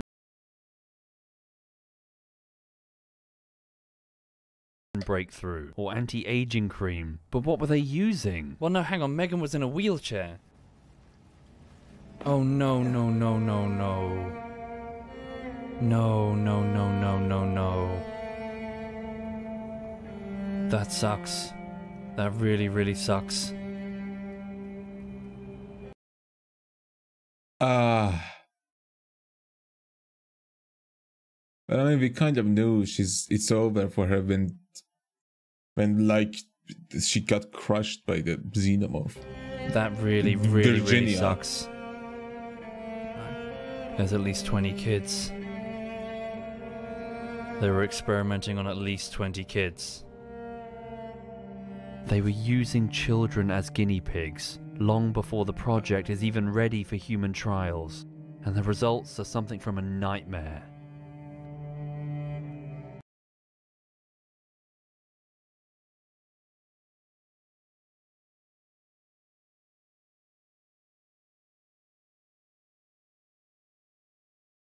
This game is seriously mortifying. What? I'm so shocked by this shit. What the fuck, dude?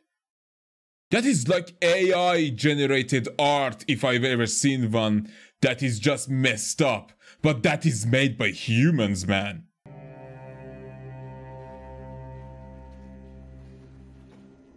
Humans win. Surprisingly, like, seriously. though, it doesn't seem like they were doing it without consent. There's a scientific magazine that seems to show the artifact that they've discovered, discussing rumours that it's able to bring back the deceased. We see the orientation video explain that funding is very much forthcoming from interested parties. The parents of the children, they were terminally ill, weren't they? Whatever they were doing to them, this was the last roll of the dice. So what does Timmy have to do with any of that? Why did the red man take him? His daughter Megan, she died here, didn't she? He has PTSD to prevent any other kid to come here. Why bring our son? In the next room, you find the artifact, and we get our answer. What the fuck is that? It's built into the bedrock. Inside this mount. They built the facility around it, didn't they? It is ancient. That's why they're here. Jesus, even being near it is intimidating. Malice feels like it radiates from it. Whatever this thing is meant to do, how could it possibly be good? It's hooked up to a gurney with wires drawing something from it. They put someone in it and then they monitor them. I think. For what purpose? To heal people? To resurrect them? But what does the... Why is the human is inside of it? It looks like a prison or some kind of parasite or something. For what purpose? To heal people? To resurrect them? But what does the device draw from? What energizes it? Do I want to? Okay. Oh. Holy fucking shit.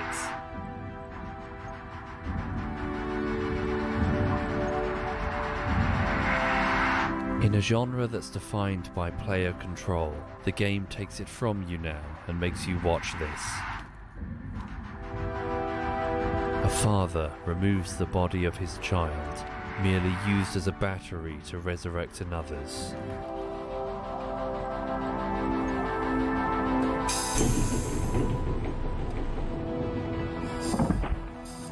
That's Timmy. His life has been taken so that Megan may live.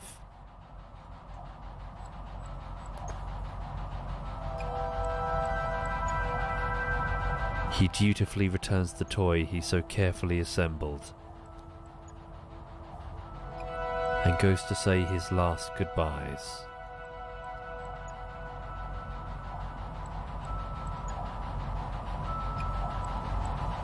Or does he? What's he doing? This machine takes life from one child and gives it to another. No, no, no, no. If the machine worked once, it can be made to work again. No, dude, no, no, no, no, no. He can do it. We can do it. No, dude, don't do it. He's doing it. It is implying that... Hang on. The device has accepted the receiver.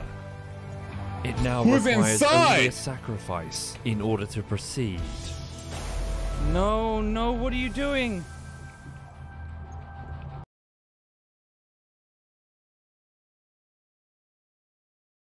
This makes sense. He's not thinking logically. No one would think logically like that. They would think of a miracle, and if it's anything, they would accept it. This is just... he's mental too, bro. No, dude. This is stupid. This is super stupid. Just adding it to the list too fucking... How can we proceed? Dr. Cross, he stormed this facility with the cannibals, didn't he? To get access to this machine, to use it to save his daughter, and they killed everybody, all of the possible children. And her! They're all dead with the exception of... No, no, no, no, we're not doing that. We're not finding Megan. Oh, wait a second. What? Well, come on, man. Tell me that's not what we're supposed to do. It's at this point in the game that my expectations are reaching new heights. The game is asking you whether you can go into this facility, find and grab a frightened little girl who is probably living in those vents, who just came back from being literally dead, and then seal her in this malevolent torture box to suffer a horrific death just to serve as a living battery to return life to your son. I don't... That's really... I'm not... This is really fucked.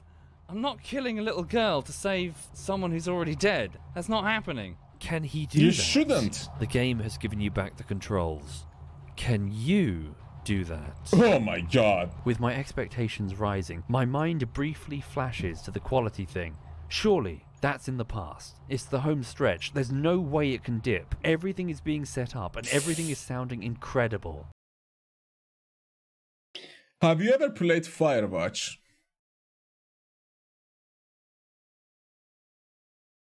There's nowhere to go but forward. Find Megan. I love that game, by the way. I'm just saying. Before long, you'll find Dr. Cross. In the end, he wished for Megan, his beloved daughter, to return to him. But by the look of things, he got something more. Daddy's dead? Frown? She killed him? Killed him with crayons.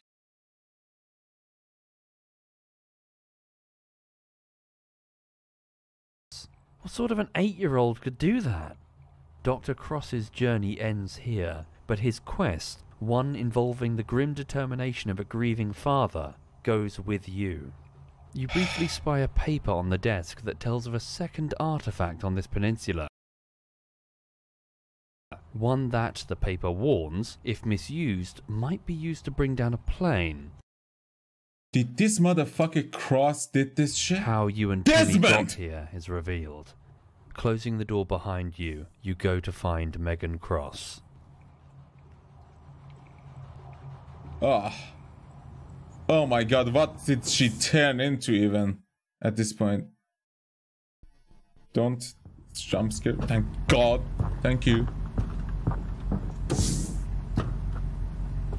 What? Citadel? Earth? Mass Effect? Where are we?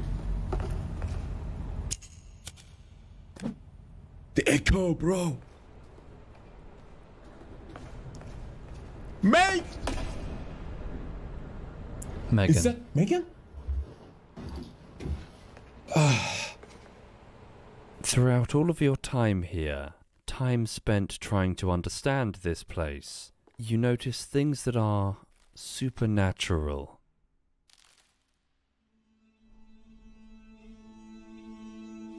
These creatures are not what we think they are after resurrection. The supernatural notices you.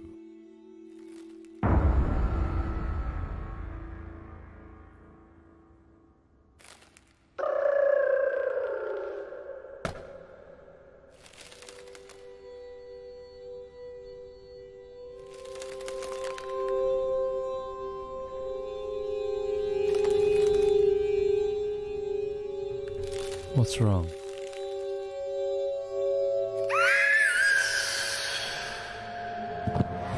What the fuck? What? Okay. Okay. No. Oh! Holy shit! Oh my god, Silent Hill moments! Something Jesus! has erupted from Megan. I need something bigger. It burns. This is no RPG. mutation, no mere cell replication. It might charge me if I move too far. It isn't human. Reload. Where's it going? Something alien is bursting out of this little girl. It's a fucking parasite. It's a parasite that promises miracles. It's fucking Cthulhu Slithering, shit. sliding and slicing.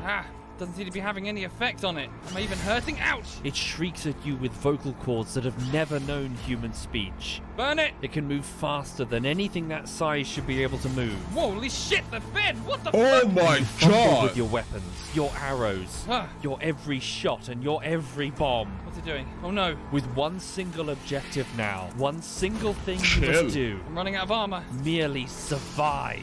Shit on toast. Or that. Up! Get up! We go for the kill so we Hang can on. survive. Go. Burn it! Shit. Bow and arrow, quick. This way, quick. Back up. Whoa! Fuck. I'm out of flares? Fuck. Shit. Dynamite. Hang on. Dynamite. Oh, God. Shit.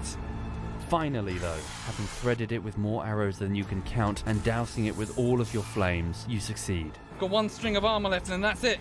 Oh! It crashes to the ground, unable to hold itself together with such an onslaught of injuries.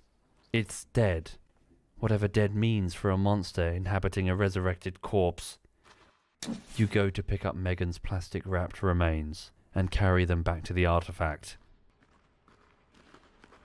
Are we really going to do that? Listen, Megan was revived by sacrificing Timmy's normal self. Are we really going to? And then Megan turned into what the fuck was that? Like seriously, that was something from Silent Hill. Like there is no other. What? So we're going to use Megan, the Xenomorph Supreme, to revive our son and think it's gonna be fucking okay? Are you crazy? throw Megan in the Halfway there, dip though. and run out of this island. What am I doing? I don't know. And at the risk of a controversial take, this moment right here is where the game's quality overtook BioShock for me.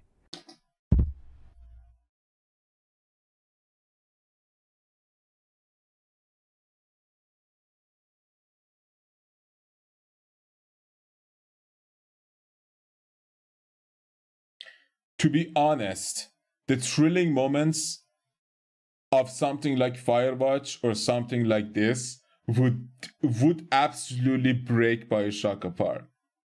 At least the thrilling moments. The thing BioShock did perfectly was that the conclusion, the pacing, and everything was consistent. Like the quality was decent throughout the game.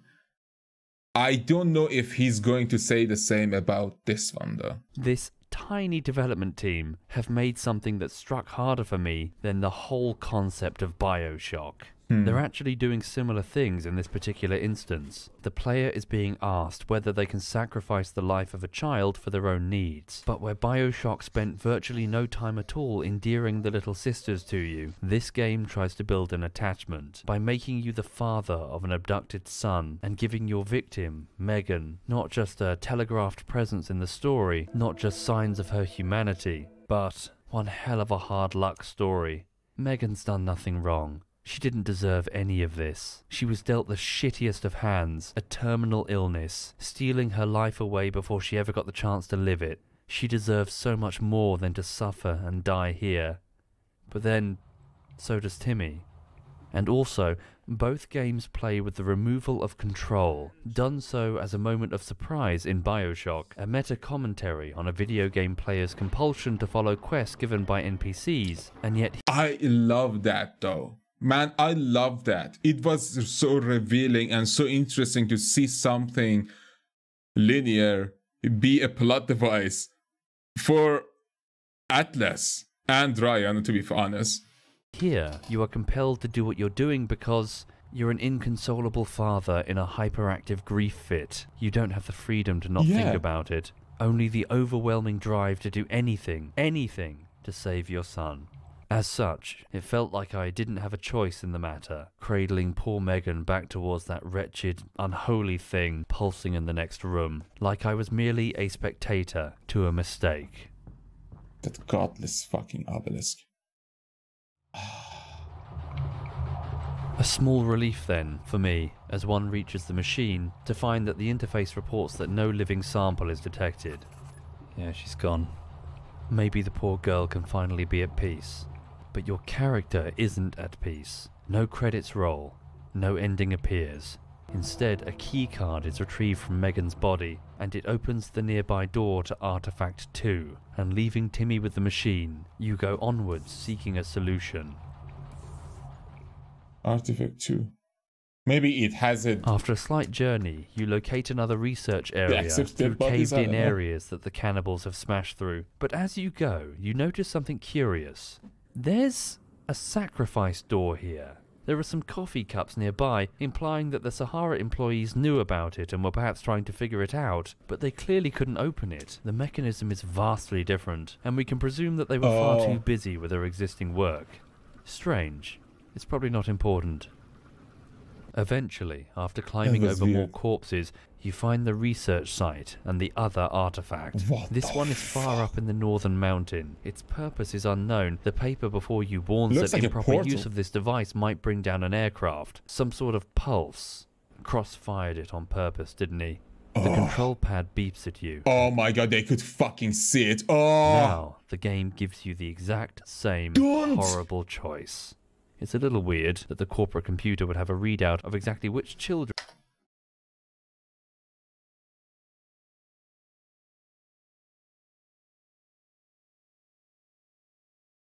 Goodwin. Check out if there is any pregnant woman on it. If there is, tell me every detail about them.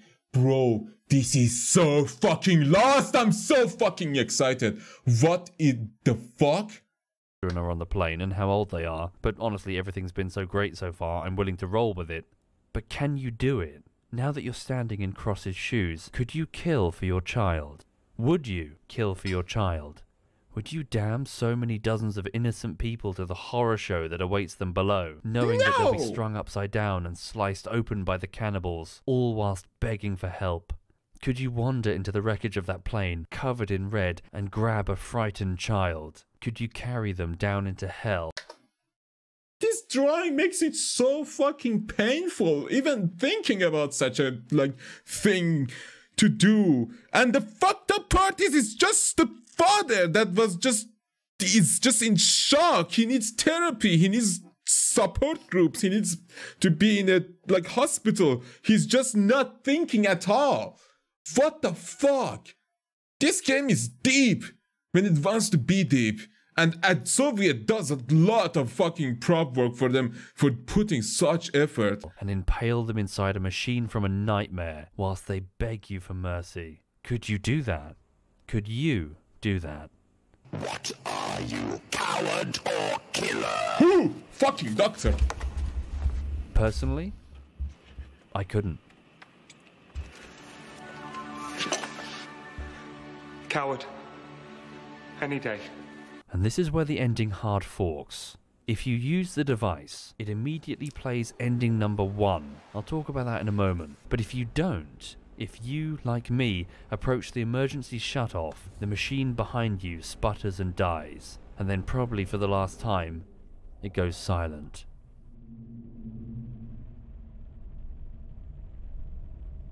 There's an elevator nearby. You can use it to descend from the mountain to the ground level, and after a short climb, a short swim, and one stick of dynamite later, you're back in the forest, alone.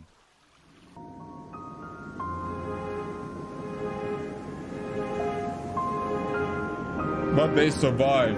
That matters. That matters.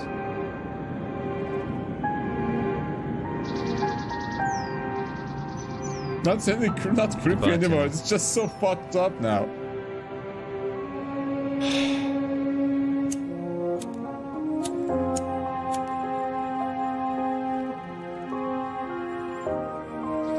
Does he have to do that?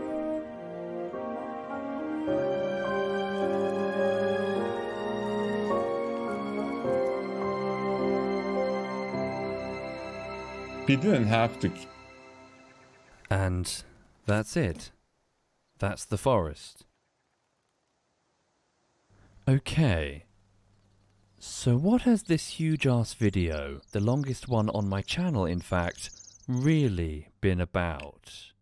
Yes. It's about how open-world survival games have been trying to do things to stand out, adding stories for some being one of them, which I think is interesting. And yes, it's been about how quality assurance is very important. That you have give me a second, I'm still a bit emotional about Megan. Dude, that I haven't experienced that, so that was just the story of the game for me. I mean, I know it was, thank God he spoiled it because I didn't want to install it and go through the same emotional trauma. But, oh my God, you give me a second to breathe and... cooler, I need you.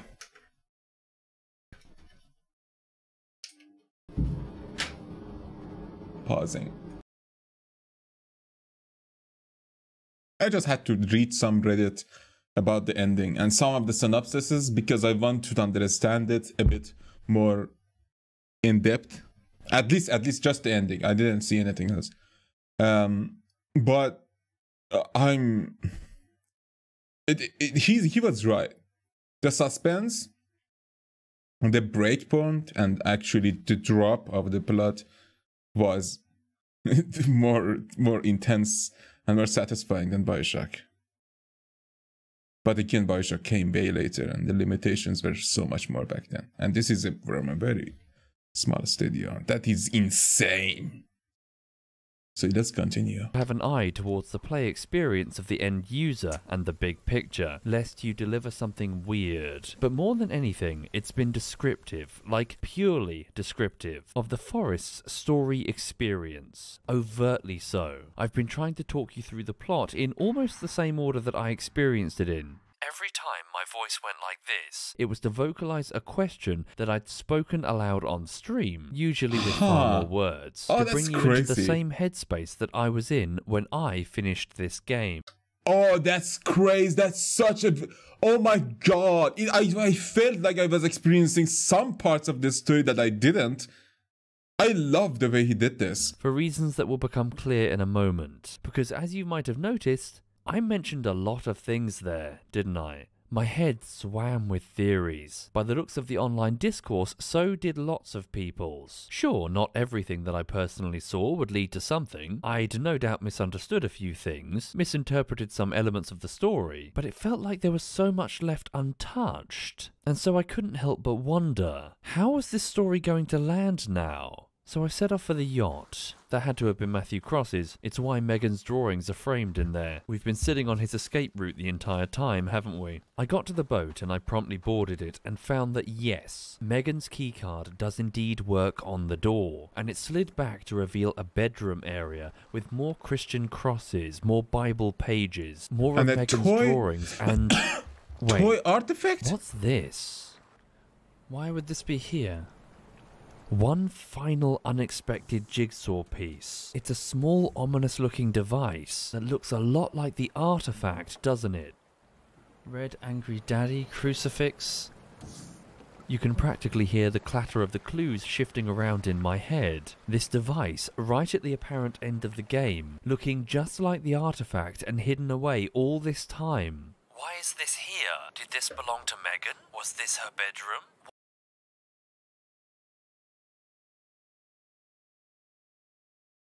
Are they aliens? Are they humans that have been a sleeper agented by aliens?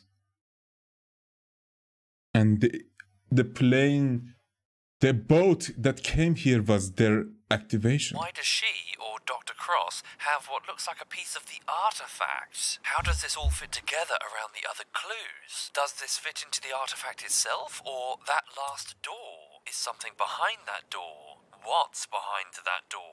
My expectations for this game were still riding high, still coasting after the tightly written experience of the Sahara Lab, and now with this new development at the 11th hour of a gadget that potentially nobody knew about, and I was still waiting for the credits to roll?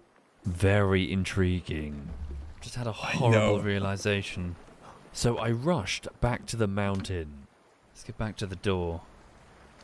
Okay. This is the trickiest part of the video. This is where I risk losing you. But I just want to describe essentially what was in my head. What trajectory I thought this plot was moving in. Something that is very personal to one's own play experience, and most viewers or players can simply shrug off with a simple, well, that's not what I thought. But please bear with me. I want to try... I understand. That's why we theory craft. That's why our brain goes crazy and we can't sleep until we read Reddit, read 4chan, watch YouTube about people making videos, especially if we're fascinated with something and the story is just stick to our brain. Like, you can't do anything about it. So I absolutely love the fact that he has so many branches of like possible scenarios and he has them all open. Now, it might break his expectations because of the theory crafting and spoiling your brain with your imagination. That's might cause problems. But again, it's a very noble thing to do. That means you're smart and you think about stuff. And bring you into my headspace so you can see what threw me so greatly. Where did I think this story was going to end? Possibility number 1. Is this item, in actuality, really important? This entire game has been about some mysterious, evil-looking device that does fucked up shit to children fed into it. But tantalizingly, it seems to have miraculous, life-saving properties that for hundreds of years, I think at least, people have been trying to harness. Is all of that merely the result of a horrible malfunction? A malfunctioning machine? Is this tiny device meant to be paired with it in order to make it work? This is going into like directions that I don't particularly enjoy in media. Like everything that happened here could have been prevented by like a mistake that this kid maybe did by picking it up.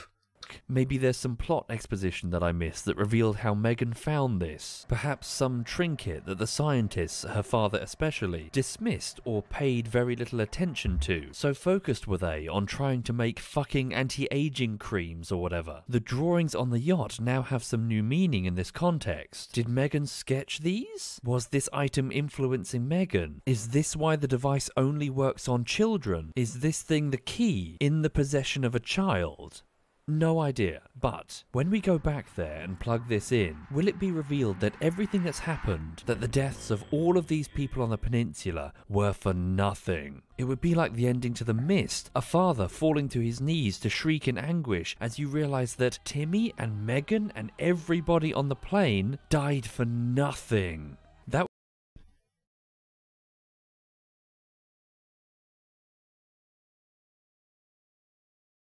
Bro, Mist broke me. Like, seriously. Like, here I watched it dubbed because that it was playing on a TV and I was really, like, young when it was playing. You usually are accustomed to movies that are dramatic, peak up, and then end on a happy note, usually. But dude, that shit was so... It was dramatic and it was really, really scary. But God, the ending, like, literally was like a gallon of cold water on you and just so empty and so depressing. Again, it's an ending, but again, it was so depressing. Would be pretty powerful, I thought. Though it doesn't really come close to answering so many parts of this. So probably not. But still, you know, fun to think about. I have in my hand what appears to be a plot MacGuffin. What could this physically do? Possibility in my head number 2. Like, you know what's fucked up about Mist? Is that, like, imagine this regretting the fact that you didn't pack 1 more bullet or pack 2 more bullets. Like, that is the regret of this dude. Bro, what the fuck is that shit in your brain if you ever are any human? Oh my God. Probably not. But still, you know, fun to think about. I have in my hand what appears to be a plot MacGuffin. What could this physically do? Possibility in my head number 2, and this is the one that I banked on, starting with this new question. Why children? Why does the artifact want children? In the center of the forest, the Sahara Corporation found an artifact, an ancient artifact, pitched black and seething, pulsing with an unknown power. We can't be sure exactly what the cannibal people were doing when they were discovered, but since there's at least one charcoal drawing of a Virginia mutation from centuries ago, we can probably hazard a guess, can't we? They were sacrificing their children. They didn't care about profit. They weren't doing it for science. They were doing it for cultural and religious reasons, weren't they? Religious rituals that appeared to be as repeatedly all those babies. Shown extremely elaborate and old. This is not some ancient artifact to them, is it? This is an altar. A sacrificial altar with a that's so Jeremy literal bowl to collect blood beneath the sacrifice, which other YouTubers have noticed. The child would be impaled and killed as the doors closed on them, a reservoir beneath their feet to collect their blood. Upon which, for centuries, again I assume, the natives have been sacrificing their kids, seeing them rise up again in the name of something, some twisted faith. What is this? But do the kids rise up again? The things seem to attack humans on sight, at least the humans not pledged to worship this icon. And Megan herself, she murdered her own father almost immediately with crayons. Was it really Megan who came back? Okay, that's actually a funny picture of them. It reminds me of the that game that it's in the mother's basement. Oh my God. Or something else. And the cannibals, look at their behavior. Not just attacking people, not merely eating them, but twisting them, perverting them, that is so reassembling fucking them, weird. making effigies that I thought were paying tribute, It is but now I religious. think is mockery. This is mockery, isn't it? Destroying the false idols of the outsiders and then bending them to serve new forms, be it modern torches or tennis players or Japanese Oh my woodprints God. that I assume that they've seen showing samurai, or Christians who put these crosses everywhere. They're twisting the symbolism. And on that note, the Christian iconography, it's everywhere. Really everywhere. It's not Jewish, it's not Buddhist, it's not Sikh, Christianism. it's not Wiccan, and it's not Hindu. It's very specifically Christian, and those Christians that did arrive seemingly freaked the fuck out with whatever they saw in those caves, building barriers with crucifixes and perhaps trying to dynamite the entire sinkhole to bury it forever. Maybe. That part isn't clear. And the sinkhole itself, there it is, like a gaping wound in the land, as though the rock itself has been melted away by the sheer fucking evil of what is beneath it. The developers really want you to notice the sinkhole. It's not just big, it's right in the middle, and several underground pathways exit into it. One cave is literally just a dead end to go, look at this sinkhole, before you turn around and keep exploring. And right All the at the foreign are like that. When my friend said, let's go down there, I was like, can we go down there? Are you fucking... I'm out. Like, bro, that was terrifying. At the deepest part of the caves, right down with the jagged metal blades, with walls coloured red, is a cave. And I didn't know this at the time, but I do know now. This is called, on the wiki, the Hell Cave. I know. That shit was... Is that the same... what do you call it? Creepypasta? Creepypasta? Can you start to see where I'm going? This whole thing with Sahara, is that just misdirection? Is that a red herring? It seems so obviously detached from the events on the peninsula, so laser focused on the artifact and the making of the mutants, a corporation that's only just bought the peninsula and therefore is, chronologically, very new on the scene. And I started to wonder if that is on purpose, leading you away for a potential reveal. Is there something beneath this peninsula? Something malevolent. Something that the blood-collecting child sacrifice machines are helping to keep here. Holy shit! Bro, his production is insane! Look at that! Something that the blood-collecting child sacrifice machines are helping to keep here. Calling them here to sacrifice their children, hence all of the visitors who are coming here despite the extremely obvious danger. The cave walls groan and drum with unknown sounds as though something is moving. Oh my god. And the desiccated bodies in cavern after cavern, frozen in fear, appear to have nothing to do with the artifact. And yet here they are, clutching their eyes and dying as though in agony. You literally have to stumble over them. The level design forces you. They're not just inside caves. This room here, stuffed with screaming skeletons, is the single path between the two Sahara test sites. And the rebreather that you need to complete the game? It's sitting next to one of the corpses. This is a huge fucking red flag. The game designer really wants you to notice these bodies. But why did they die like that? What did they see? Are these the few who stumbled upon the truth of what's down here? And lastly, the man in red, revered by those cannibals. Why this reaction when the cannibals see you painted red? Are they backing away because I'm covered in the red Oh, look! Am I being worshipped? They fall to the ground in supplication or flee in terror. The dominant theory online is that Matthew Cross drew this on the cave wall himself, that he put the fear of himself in the cannibals, or that even the Sahara Corporation, whose corridor is the same shade, used some sort of psycho conditioning to keep the cannibals away. Brain, animal brain, red means danger. Human brain, red means danger. Right? Aren't we psychologically think that red means danger? And if any of these cannibals or the beings that are made from these children are from the modern society. I mean, they keep being reproduced and reproduced and reproduced by this obelisk, right? So you're afraid of danger. But like, did they? I think these cannibals have been doing this for a very long time, and they clearly don't fear the people from the outside with their technology. Not one bit. They don't fear mere men, do they? Are they worshipping a malevolent entity that they can only conceptualize in their twisted ideology as a massive being clad in red?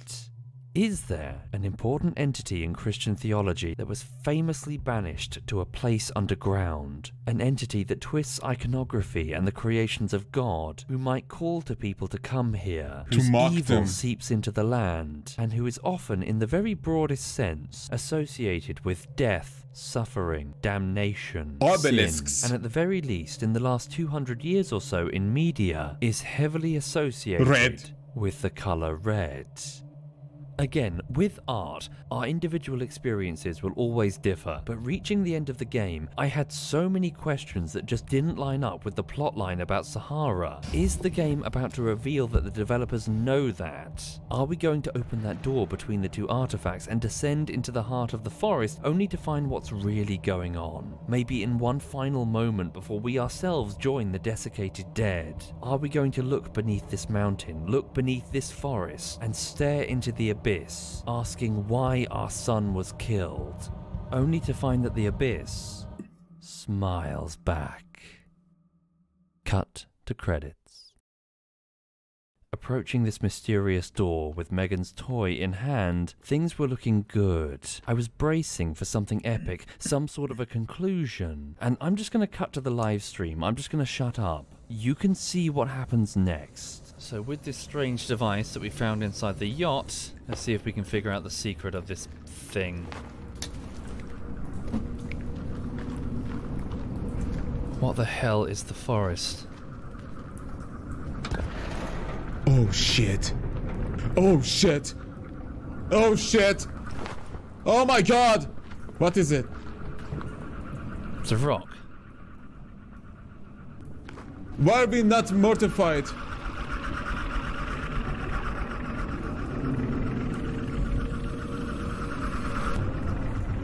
What is it? Oh.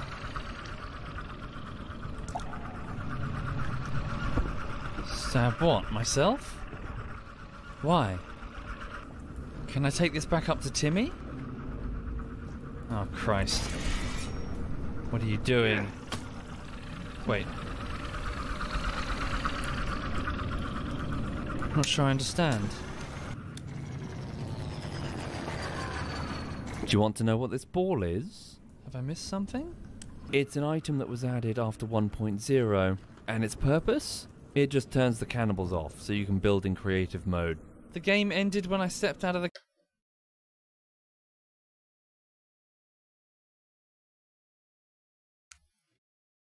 I just crashed from the highest high I had with the experience of a game ever, and then... Okay, but this is just a little bauble that keeps the cannibals away?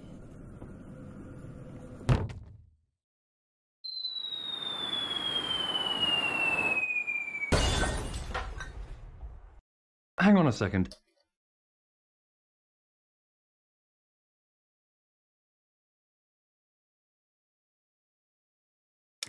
This is exactly like Firewatch, but Firewatch didn't go that down. Firewatch kept it mellow. This was... What?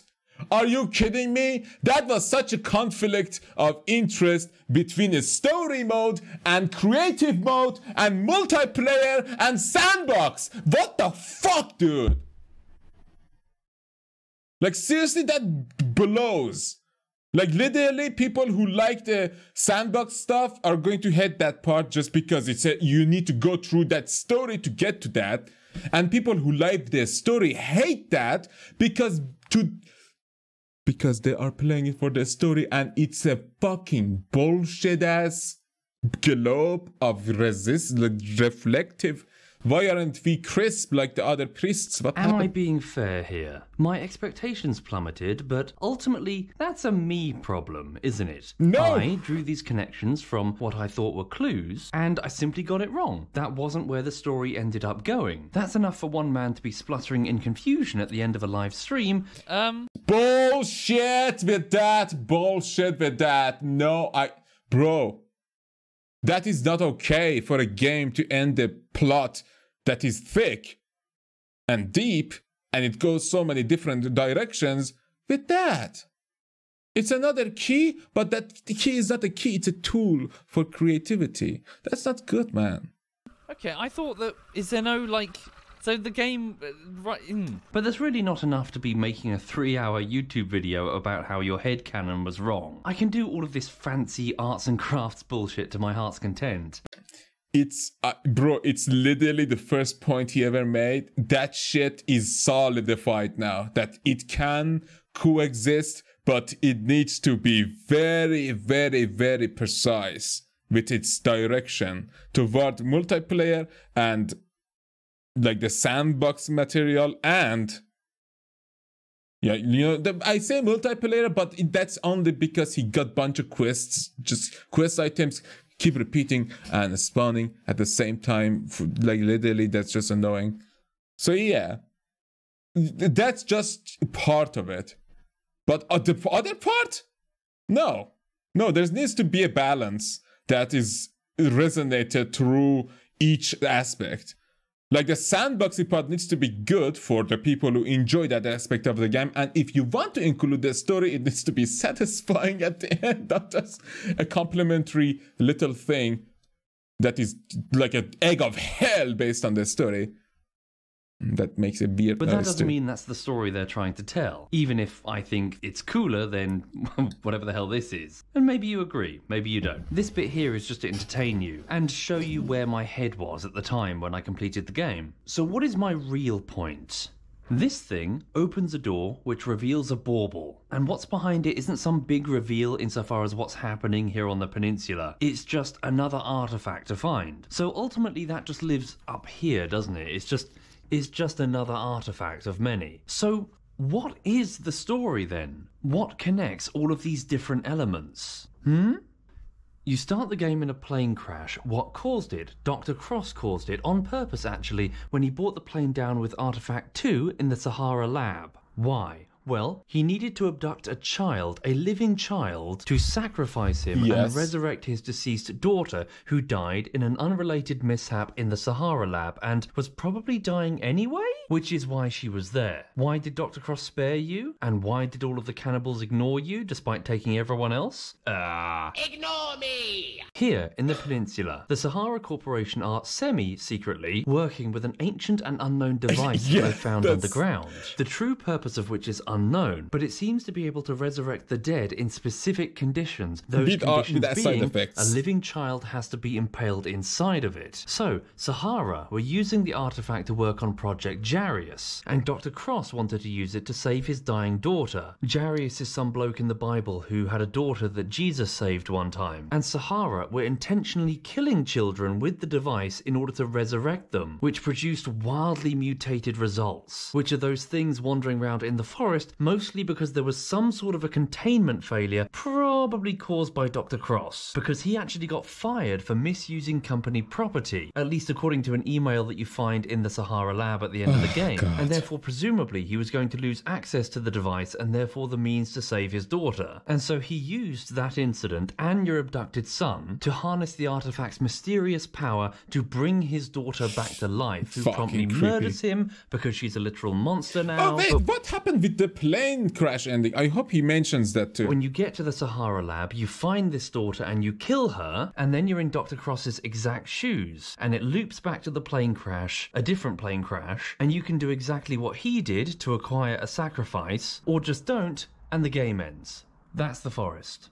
And acknowledging that, yes, I am just a sample size of one, and these blue questions are mine alone, and some people probably just won't see it that way, or just not put emphasis on the same things that I've put emphasis on. How many times did my hand move from the top of this board? Because there's like a lot. Yeah, there is a lot of questions that never come in the story again. That is what he means, right? Oh that my the story god. never touches. Never That even is goes insane. near. All of the questions that I asked in this playthrough above the string were relevant, or rather, answered by the plot. But all of the questions below, they range from being given an implied answer that is ultimately unimportant, or just being ignored as though they're not even there, despite some very... It's crazy because what the... Are the random object placements are just so disconnected from the story and just for, like, confusion? Being given an implied answer that is ultimately unimportant, or just being ignored as though they're not even there, despite some very clear and deliberate setup. And some of the questions are fucking bonkers, because the situation that created them is impossible, is contradicted by the plot. And this is what I came up with, this red line all the way up here. That's the fucking... That is so many, like, question marks for that much plot. And to be honest, if they would have connected some of them, maybe the plot would have become less comprehensible. Because it's already quite difficult. It's a multi-layered plot that gets more and more and more extensive. But again, this is a lot to ignore. And so I asked a few minutes ago, with such a laser focus on the Sahara Corporation and their experiments, their creating of the mutants in service of an anti-aging whatever, if that was intentional misdirection, a big fat red herring to draw you, the player, away from what is really going on here in the forest. All of the things that could potentially connect these elements together. The cannibals, their effigies, the Christian symbolism, the sinkhole, why is the peninsula so fucking weird? All of these dried and desiccated bodies. These people died here looking at this. Begging, praying? How the fuck did they die? Turns out, there is no extra puzzle piece that we don't have. And this bit up here isn't the red herring. That's what the game is about. And everything below it is essentially misdirection. But without exaggeration, that's the entire fucking game. That is dumb. I agree. This bit down here, this is the forest. That bit is the opening cutscene, which is about 1 minute and 20 seconds. And that bit is the 1 hour in the Sahara lab where everything wraps up and then the credits roll. Down here is where you're roaming and finding food and water, upgrading your gear and base building and exploring, fighting the cannibals and seeing their effigies, seeking clues above ground and then going into the caves to find what exactly happened to your son, doing the open world parts in an open world survival game, in which you're potentially building up a bow wave of questions insofar as what exactly is going on here. And apart from like 2 major things, as in where did the mutants come from and what's the deal with these corpses in this one cave, the questions that you'll probably come up with don't fucking matter. This right here is what is so strange about the forest. I came in here post-Subnautica, wondering if plots added to survival games in post would feel detached. But the forest plot is so detached, it may as well be the ending to a completely different game. Yeah. Like, seriously? It feels like you're playing a space Bioshock with the lab stuff.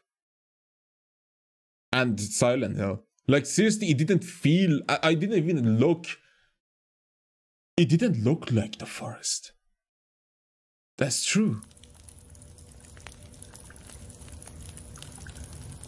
Like Dead So, Space. like, the Katana men posed around a campfire in that cave with the katana sword. That doesn't has matter. Nothing to do with anything That's crazy. at all. It was one of the most striking visual clues. It's why I've referred to it multiple times. Clearly set up for the player to observe. And the implication of what the cannibals were doing here? It's a total nothing. It was added in patch 0.20, and I assume it's just, here's the katana. It's just a weapon drop for people to find. The same appears to be true of the chainsaw, added in patch 0.60 and then moved from one cave to another. Oh, it has God. absolutely nothing to do with anything at all. These people that have been sawn in half, the demonstration that the cannibals know how to use modern technology?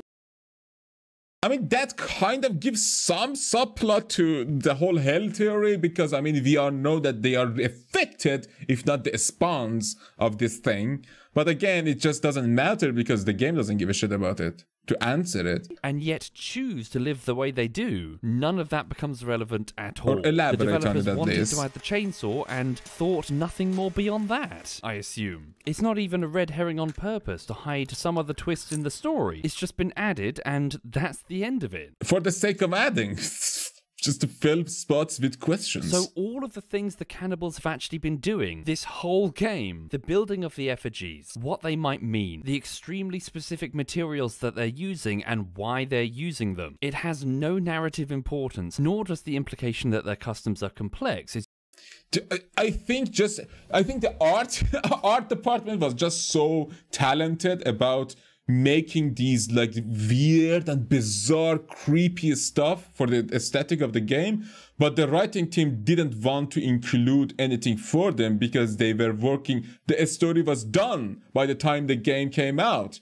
So why the fuck would people care about the artistic stuff that happened way back in the development? It has no narrative importance, nor does the implication that their customs are complex as you try to understand them and unlock the mystery of why they're doing it. There is apparently no why, or if there is, the game doesn't go near it. The artifact isn't said to be mysteriously whispering to them, to tell them to gather organs or people, or do whatever the sacrifice doors are asking. It's a big nothing. I assume all the effigies are in the game because they look spooky. This guy with the crosses all over him, does that tie into the missionaries in some fashion? Some commenters online have been like, ah yes, the missionaries, some of them must have become the cannibals. But if you do that, using headcanon to connect the dots, apparently it's more thought than the devs ever put in, because the Christian missionaries have nothing to do with the story either. I suppose I've recognized something of a tonal contradiction in my script here, because I started playing The Forest again.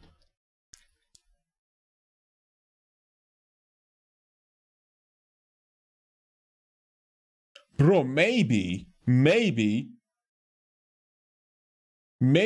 red man was a doctor and a missionary, like double jobs. And he preached to his brothers, like the other preachers, whatever, missionaries, that this whole is like some weird stuff happening. There is a company there. They're doing weird shit with the kids and shit. In hoping to find the truth behind it, because he didn't have the manpower to go against the company. So these missionaries brought dynamites and shit and started destroying it, like, because that's what people do in panic. You don't know what the fuck it is, let's kill it, let's destroy it. Who knows? So yeah, I think that's what happened. And then he used them. They all died because of this devious obstacle, or like obelisk. And he just went into hiding and then used it to bring back Megan. Story either. I suppose I've recognized something of a tonal contradiction in my script here, because I started playing The Forest again knowing that its story was added in post. That's what I came here to see. So it does feel weird for me to be railing on them for things not quite lining up. But yeah. like, I didn't expect it would be to this degree. So hold on, the cannibals themselves, the cannibal people, they apparently have nothing to do with either of the artifacts. I noticed that almost immediately after I finished the game, and I thought, no, that... But they are repelled by it. Of the artifacts. I noticed that almost immediately after I finished the game, and I thought, no, that's ridiculous. You must have missed something. But strangely, no. There is no direct relation between the presence of the cannibal people and the plot that they ended up implementing. The fact that they're on the peninsula and being extremely aggressive, disassembling their victims, stacking their organs in piles, the fact that they have these visually different, often strikingly decorated tribes, or that some of them are clearly sickly with some unknown affliction. None of it apparently has anything to do with these strange artifacts that end up being the fulcrum of the entire plot. The mutants are tied in. These things here, these are apparently heavily mutated children that have been fed into Artifact 1. But these guys right here, don't appear to have any actual bones in the story. The device is not set up to have any negative effects on anyone who goes near it. Sahara built their entire corporate office literally on top of it, with no biohazard containment procedures at all. So why are the cannibals living here? There is so much speculation online about them. How could there not like be? Natives just... They're It's weird. arguably a game about a forest full of cannibals. Its mechanics massively involve building bases to survive attacks from cannibal people, and then pushing back and exploring the caves patrolled by them. Folks online are going, oh no, they're the missionaries. Or even, oh no, they're druids that have been cursed? Oh, come on. The cursed druids? What the fuck is this? The World of Warcraft quest in Darnassus? What the fuck, dude? Stop it.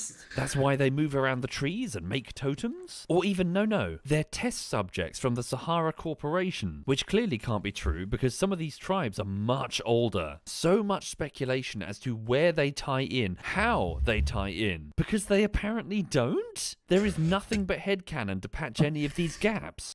Maybe they are planning to add something about them. Maybe there are plots ahead of the game, or maybe it just doesn't matter because they just added enemies. They wanted enemies, they added enemies. That's why it's fucked up. Because somebody wanted to make an open world survival game with cannibal people, and so they made it so that your player arrives in a plane crash on this peninsula and they end up heavily interacting with them. You see their effigies, you see their work, you even end up getting abducted by the cannibal people if you lose all your health. But after that initial starting point, as development rolled on for years and years, they just kind of like move up and away from everywhere they started. It becomes a story about a sort of umbrella corporation doing their crazy experiments to try and get some sort of corporate thing. And then eventually it becomes a story about grieving fathers and the lengths that they will go to save their loved ones. And yeah, while that's kind of cool, it just kind of forgets that you have to come up with a reason to put in the cannibal people. Yeah, there's huge plot points for no plot about them to be... That's ridiculous. That's like a Goombas didn't have a plot. Like, seriously, what the fuck? And hang on a minute. These mutants are the products of the Sahara experiments. They're the children that are terminally ill, right? I've been wearing the skin of the children as armor. Oh, that's okay. That's... Oh my god, now I have to mention it. These got out and are roaming the peninsula, probably because of Dr. Cross, whatever he did to cause the containment failure, which couldn't have been that long ago. You know, the fresh food, hanging dude, no decomposition. Fresh food, hanging dude. All that jazz. I mean, there's literally some of the mutants behind fragile wooden walls. Are the cannibal people just as confused about the mutants as we are? Like... Fucking hell, the new guy's ugly.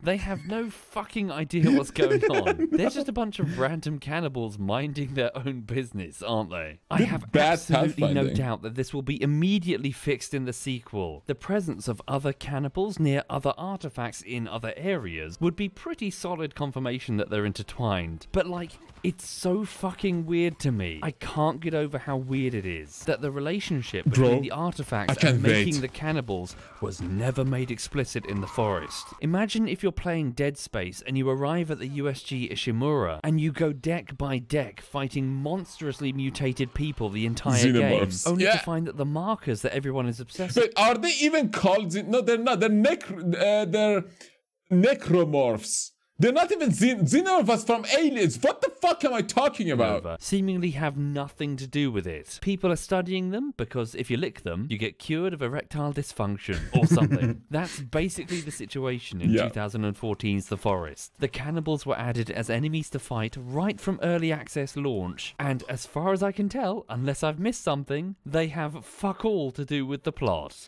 Okay, to be honest, it's so dumb. It would have been more dumb if they would have just removed them like Rusted with the zombies because they didn't want to just fuck with the servers and animate them. It's just awful that shit happened.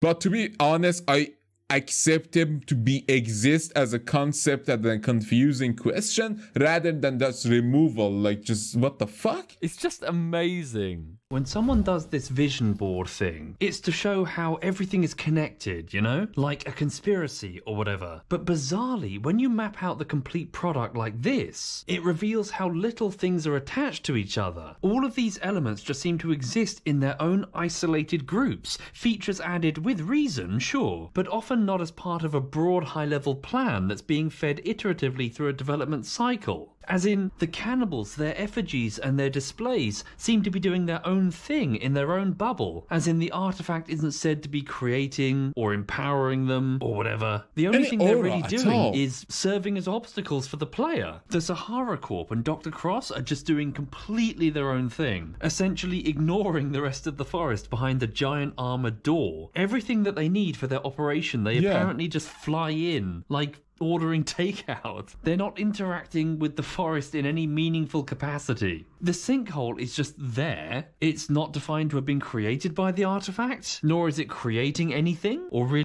It's just crazy to me that if this company wants to use this island and use it for healing power or rejuvenation or whatever, shouldn't there be tons of documents about the people who are living here, who creepy as fuck, who eat themselves, who are fucking insane looking?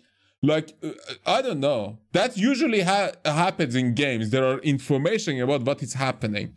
Like Layers of Fear, Dead Space, I don't know, Silent Hills, Resident Evil.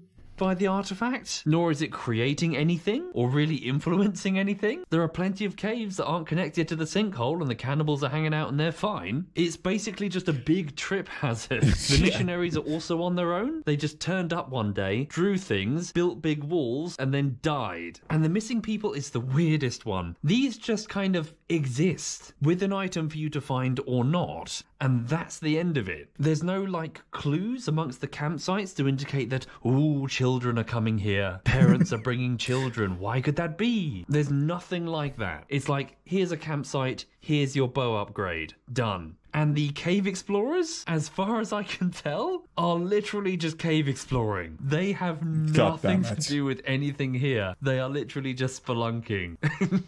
Why would a cave explorer come to an island that's so fucking creepy and weird and that no one knows about, seriously, except this Dharma company, whatever its name is, oh, that was another game. Why would they even come here? How the fuck did they even come here? What Can you is see happening? how weird this is? Yeah, I mean, this weird. board took me like 2 or 3 days to make. Even less so if it's just scribbled post-it notes. Oh, that's okay. Thank God you did the other one, because that is more. I'm just trying to present it visually to you. But this game took what, like 5 years to make? They couldn't spare 2 or 3 days? Even after they decided to put in the story, to just plan how it all connects? I feel really guilty because, yes, this is a very small development team. It was apparently about 4 to 10 people at any given time. And I don't want to go in hard on some studio getting their footing. I'm not expecting perfection. But speaking as a QA, what matters is the end product, not the size of the development team. And planning this out is really simple. The game Outer Wilds started as one dude's master thesis, plotting out how a story was. Oh my God, this game. Let him continue. I know it's one of the most straightforward elements, even for a team of 1. Hi there everyone, just in late production over here. I would just like to thank the artists that have helped me throughout this video. There's 5 of them in total and they're... Dude, that imagery with the plane was like when you're Jack and you're going through the train and things realize, even in Brawl at Sea, Bioshock Infinite, that shit haunts me. Like, that is why that scene with the plane was like, I immediately stopped even thinking about using that device because of these imagery, man. This makes them so real. Thank God for such like talented people who can like bring such emotion. Thank you, Soviet, for giving them an opportunity to bring us such amazing art styles. Like, seriously, holy shit. Help has been invaluable. But you see, one of those artists appears to have gone rogue. For I asked the artist Ilsa if she could draw me piles of human skulls, and it appears that amongst those skulls is a human bum. It's a bit weird. Okay, one dude had a fucking accent in his head, maybe. Dude, chill out. But okay then. And then later on, I asked Ilsa to make the cave background for the dynamite segment, and one of the bats on the ceiling appears to have a very large bottom. Okay, this girl is like his butts, and she can lie. God damn it, Ilsa. It's an artistic choice. It's like his signature, her signature. Let her have it. Butts for everyone. Oh my god, too many butts. Jesus, Elsa. And so lastly, a new question springs up on the board. It's not strictly relevant, but I'd be frustrated with myself if I didn't include it. If these are children fed into the machine, then why aren't the game models designed to look like children? Have you seen children? They're fucking terrifying. They've been used in horror media for years for that exact reason. Every single one of these creatures is actually a little boy or girl between the ages of 4 and 12. And yet they're massive rage monsters or obviously full-grown women. Multiple full-grown women who try to beat you to death with their vaginas and whose secondary weapon is basically child support. And if you go into the... That is so fucked up, but so funny. Tossing the baby. Fuck. Game's cheat console and type spawn armsy, you get an armsy. Jesus. If you type spawn pale, you get a pale cannibal. Cheerios, what the fuck? If you type spawn Virginia, you get nothing. If you type spawn virgin, you get nothing. If you type spawn verge, you get nothing. Do you want to know what spawns Virginia? Baby? Vag. Yeah, there was no plan to make these children. No fucking way. They had these models by update 0.01, and they didn't plan how they were going to fit in, so they fucking don't. They just throw in a line about accelerated aging and then just try to ignore it. So wait, Timmy's drawings. Timmy didn't draw these. How could he draw these? He was seemingly unconscious, having just been in a plane crash. But like, okay, Matthew Cross caused this plane crash specifically to get a sacrifice for his dead daughter. Now, the game wants to imply that he had to get Timmy to scuba dive. That's what this means, right? Timmy has to scuba. And granted, both entrances to the Sahara base that we have use underwater cave diving sections. But you know what? Bro, listen. You can't just ignore the imagination of the kid and what the kid thinks. The kid probably saw Dr. Cross swim with a mask on and dreamed about that shit, like using a mask, because he doesn't know. This kid doesn't know shit about mask and shit. Why would he? The survival god didn't have a scuba guides. Did it? I don't know. But it didn't, as far as I know. So maybe that's just we can't just use any kind of information for or argument, even though the information is wrong. Entrances to the Sahara base that we have use underwater cave diving sections. But you know what? This is a big facility with lots of other doors and unexplored sections. What, did they really use flooded tunnels to go back and forth and build all this shit underground? Did they seriously lift all of this stuff by helicopter? There is another way in and out of Sahara, like definitely. And I know that this point is a little bit, you know, ludo-narrative dissonancy, but none of the cannibals can fucking swim. Not a single one of them can swim. So I'm saying there's definitely another entrance that isn't underwater. But just backing up, I'm going too far down that rabbit hole. My point is, the red man just needs to get Timmy alive from the plane to the artifact. That's all he needs from him. Whatever route is the least amount of a headache. So by the time that you are regaining consciousness at the start of the game, Timmy is probably already dead. I presume Cross's plan was to just go straight from the plane to Artifact 1, pick up his resurrected daughter, and then just leave in his yacht. If he'd not been slain by whatever the fuck inhabited Megan, you would never even know about the yacht. So, who's drawing the drawings? Oh, you know, I really want my daughter to be alive, but let's stick around here on the edge of the sinkhole so Timmy can draw some art. Is there some random kid we don't know about that's knocking around in the forest? Is it the fat kid? Is he secretly sketching and then leaving these everywhere?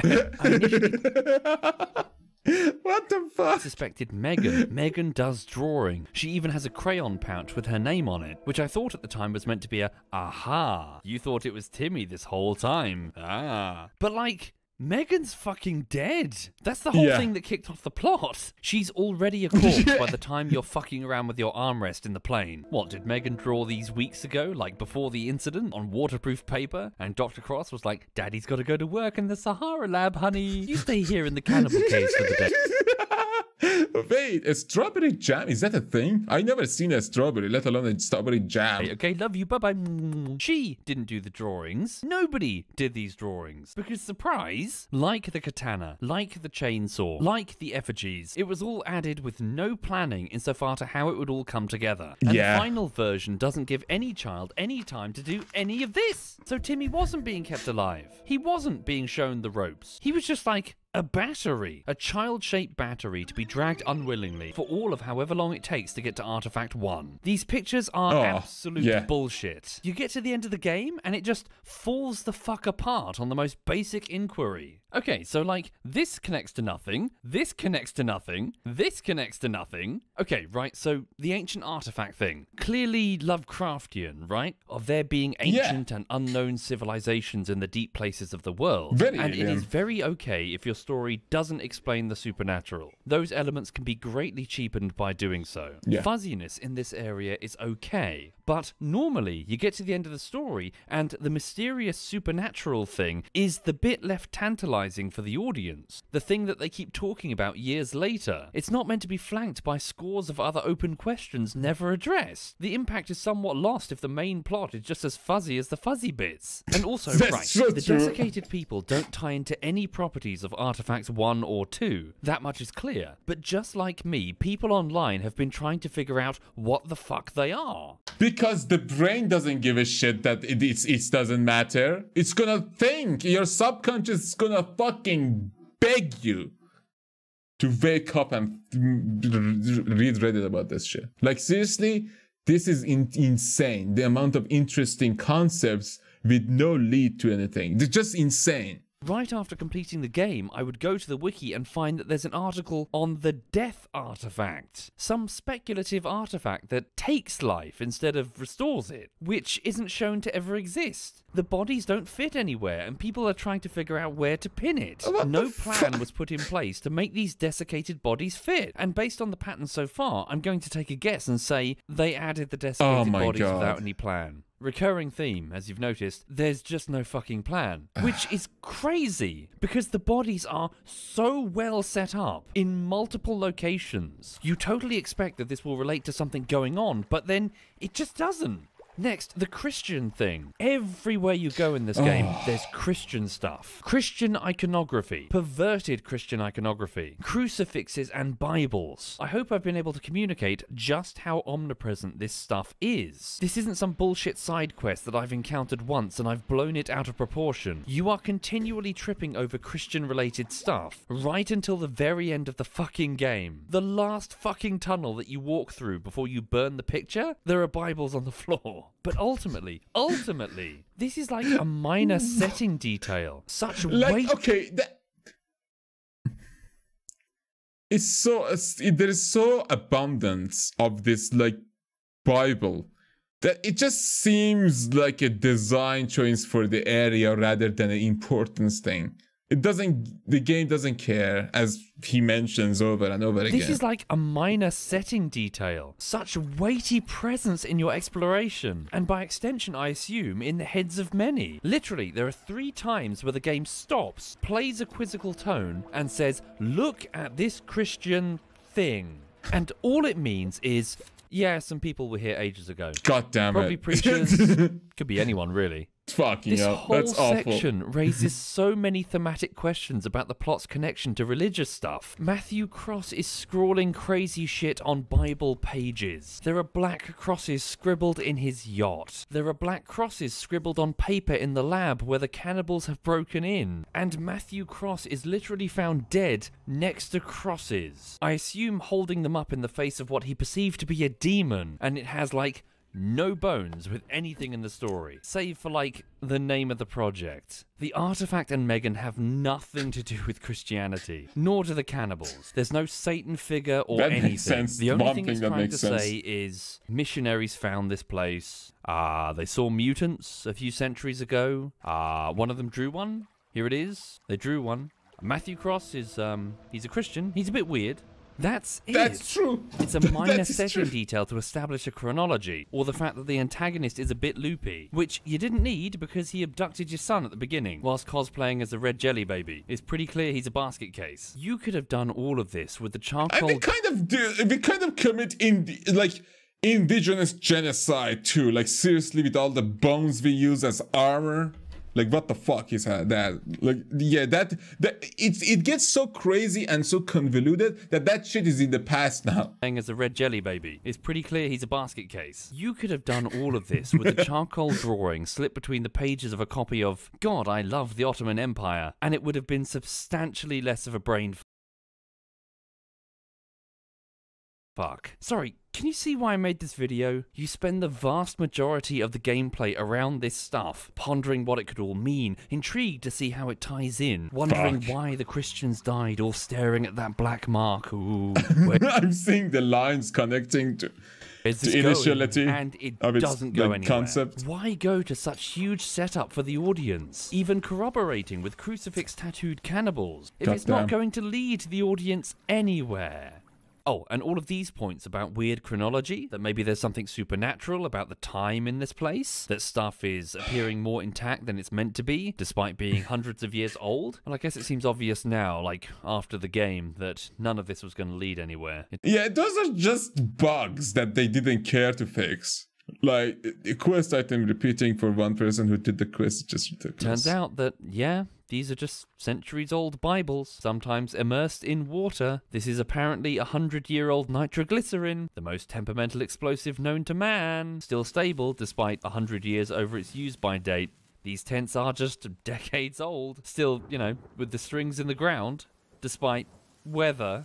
Cave number 5 has a daisy chain of floating Bibles just in fresh water for more than 100 years. And there is no physics. That's ridiculous. Like, I feel I'm being punished here for thinking about this for more than 10 seconds. I'm getting preemptively knocked off because some people are going to be whinging on Reddit later that I overanalyze everything. It's not. You're not overanalyzing it. Bro, it's the same fucking bullshit we had at the end of Lost. Like, seriously, when there are so many questions and lack of answers to many of them at the end of a journey, it bugs you because you know it's the end of the journey and you're not going to get answers, definitive answers. People are going to throw crap for like ever, but it's still an empty like feeling of not knowing. And fair, but this bit, specifically just this bit, this is just basic fucking logic. Who looks at this tent and says, yeah, that's been standing for years and years, possibly even decades? Absolutely. And no. double winch. This is fucking... I really doubt that's made of plastic. It's gonna degrade immediately. Going down the rabbit hole theory stuff about this game, intrigued to see what other people have made out of it. Some people are just eating this stuff up uncritically, or piling nonsense on top of the discussion. I watched this one YouTube video, and it was going, this thatch hut was clearly made by the early settlers, and is therefore more than 300 years old. And I'm just looking at it going, no, he's fucking not! Yes, there's no way. It's wood, dude. Dude, it's wood. It's fucking wood. Literally just sticks. This is effectively just a concentrated debris field waiting for the next storm. This isn't hundreds of years old. That's insane. Hello everybody, welcome to my YouTube channel. Oh look, I found this biscuit tin which is quite clearly from the Third Crusade.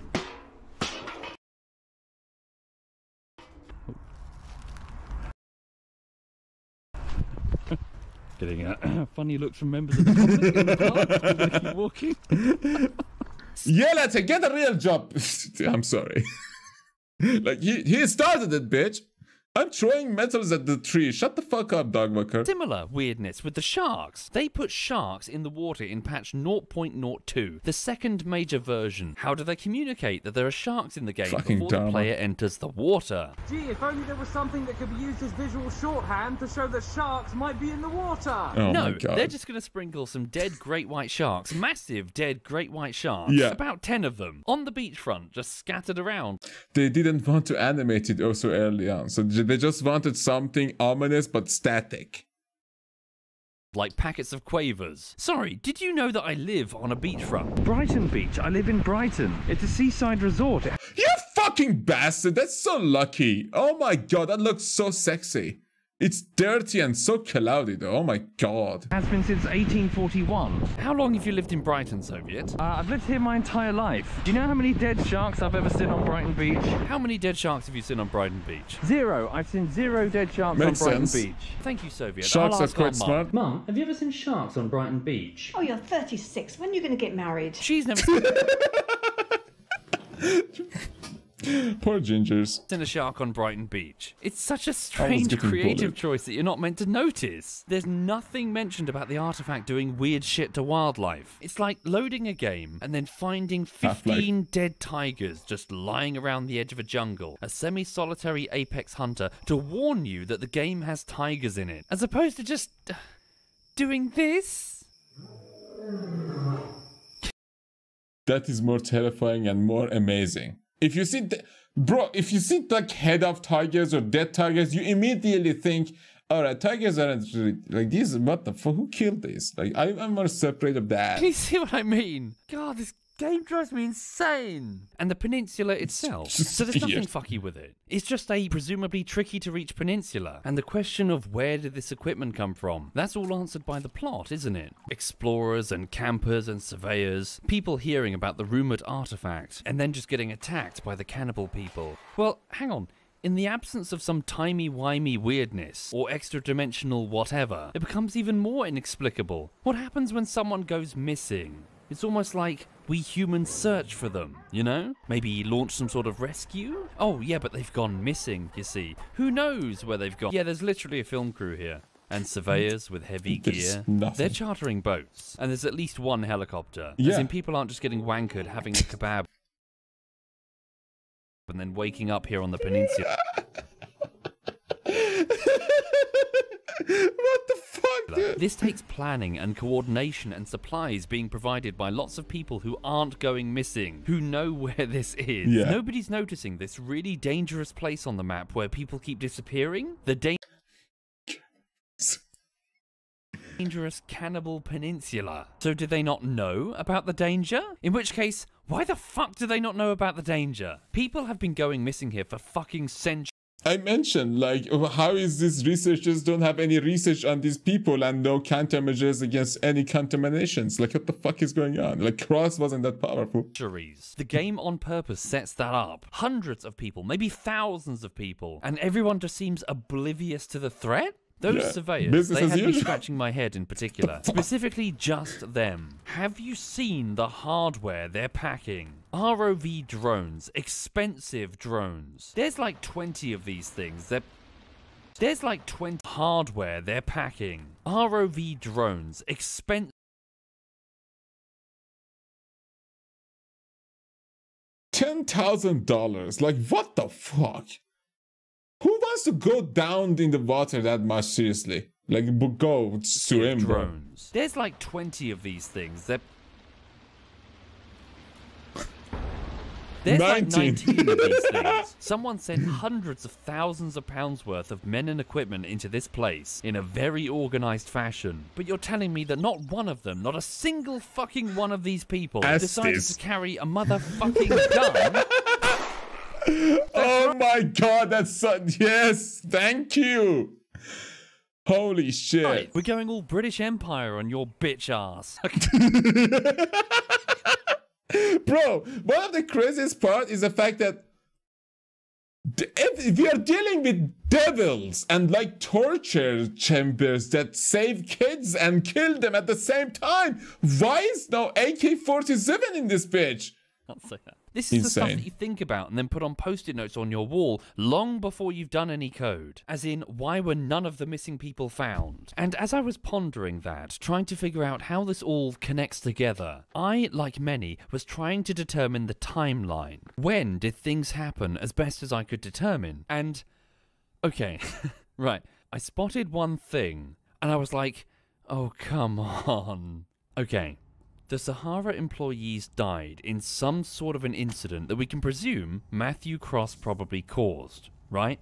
And our first encounter with the Sahara people has to be this cave. This must be the player's first contact with the Sahara people because it has the key card that you need to open the sinkhole. You have to go here. You have to see this. And so I was trying to sort of work out the logistics, as in, that's a big body pile, and that is quite a long way from the lab. So I was trying to work out, you know, what route was taken and how many people would it take to get the bodies over here. And then I realized the whole thing was stupid. So I dropped it. I dropped it from my script. But just before I did, I noticed this. The Sahara base, and therefore the artifact, is not in the sinkhole, obviously. It's inside that mountain at the end. You even see it in the diagrams on the wall, and you go up the elevator all the way to the peak. To get to Sahara, you do go down the sinkhole initially, but then you move through the hell cave in a straight line, quite some distance, all the way to the armored door that Sahara put in at the base of their operations. And you just think, no problem. That door is at the root of the mountain, isn't it? This is the lowest level of the Sahara facility, and above us is the mountain. But here's the issue. No, the mountain isn't above you. You have a compass. You can tell that you're moving south from the sinkhole, not north. You're going in the direct opposite of the mountain, towards the ocean. In fact, if this map online is correct, the Sahara base at the other side of the Hell Cave is actually here. Like, next to Dr. Cross. Oh my god, the game doesn't have the same scale of navigation that it is in indoors and outdoors. Ah, that works. There is a new loading for that, and I don't know if this game has it. Does it? Yeah, in between cave movements it does, right? His yacht? It's almost as far as you can get away from the mountain, where the end game is meant to happen. This wasn't planned. The map design wasn't fucking planned. Navigation doesn't make sense. This is petty. This is so fucking petty. Please forgive me. I could not resist. Okay, facing north. 1, 2, 3. I loaded up the end game and I actually paced out my steps throughout the Sahara facility. 3. No. Knowing that this is the southern point where the end game starts. And then I went to the surface, to the equivalent location, just to see where you'd end up. North 5. 1, 2. And it was a bit awkward, you know, what with hills and shit. North 9. Oh, fuck. But do you want to know where I ended up? Where Artifact 2 atop the mountain is, according to the map designer? I knew you fuckers were connected to this somehow. I fucking knew it. It's the ducks! God damn it. So the navigation of the game that is designed and is so well done when it comes to realism of at least one thing. The chopping wood was awesome. That's all I know. The navigation system sucks. And to be honest, for a person who plays Arma, like religiously Soviet plays Arma and loves the realism, he uses Ace Medic, all that bullshit. This would actually drive him crazy, wouldn't it? They put the sinkhole in from 0.16 onwards. Therefore, this hell cave and the entrance to the Sahara lab was at some point after that, many years before they ever thought of the Sahara plot. And I'm saying that due to lack of planning, even basic, extremely high-level planning, the fucking map is upside down. Maybe that's a clue. Maybe that's a clue. Maybe that's why we're upside down. Fuck me. Oh, and don't worry, I've not forgotten. What's the other ending? What happens if you do shoot down the plane? Well, you press the button and the plane comes crashing down in front of you, but then it cuts to 1 year later. Your character is now waiting to appear on a talk show alongside a very unhealthy looking Timmy, and you're promoting your book about your adventures, presumably leaving the part out where you murdered lots of innocent people and sacrificed an innocent child and...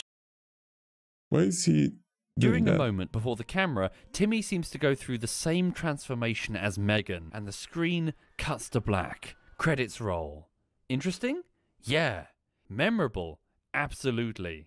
But just like the other ending, it touches on nothing. Yeah. It just sets up all of this and then cuts and runs. Oh, and later they change the ending. They have Timmy survive so he can go and be in the forest too.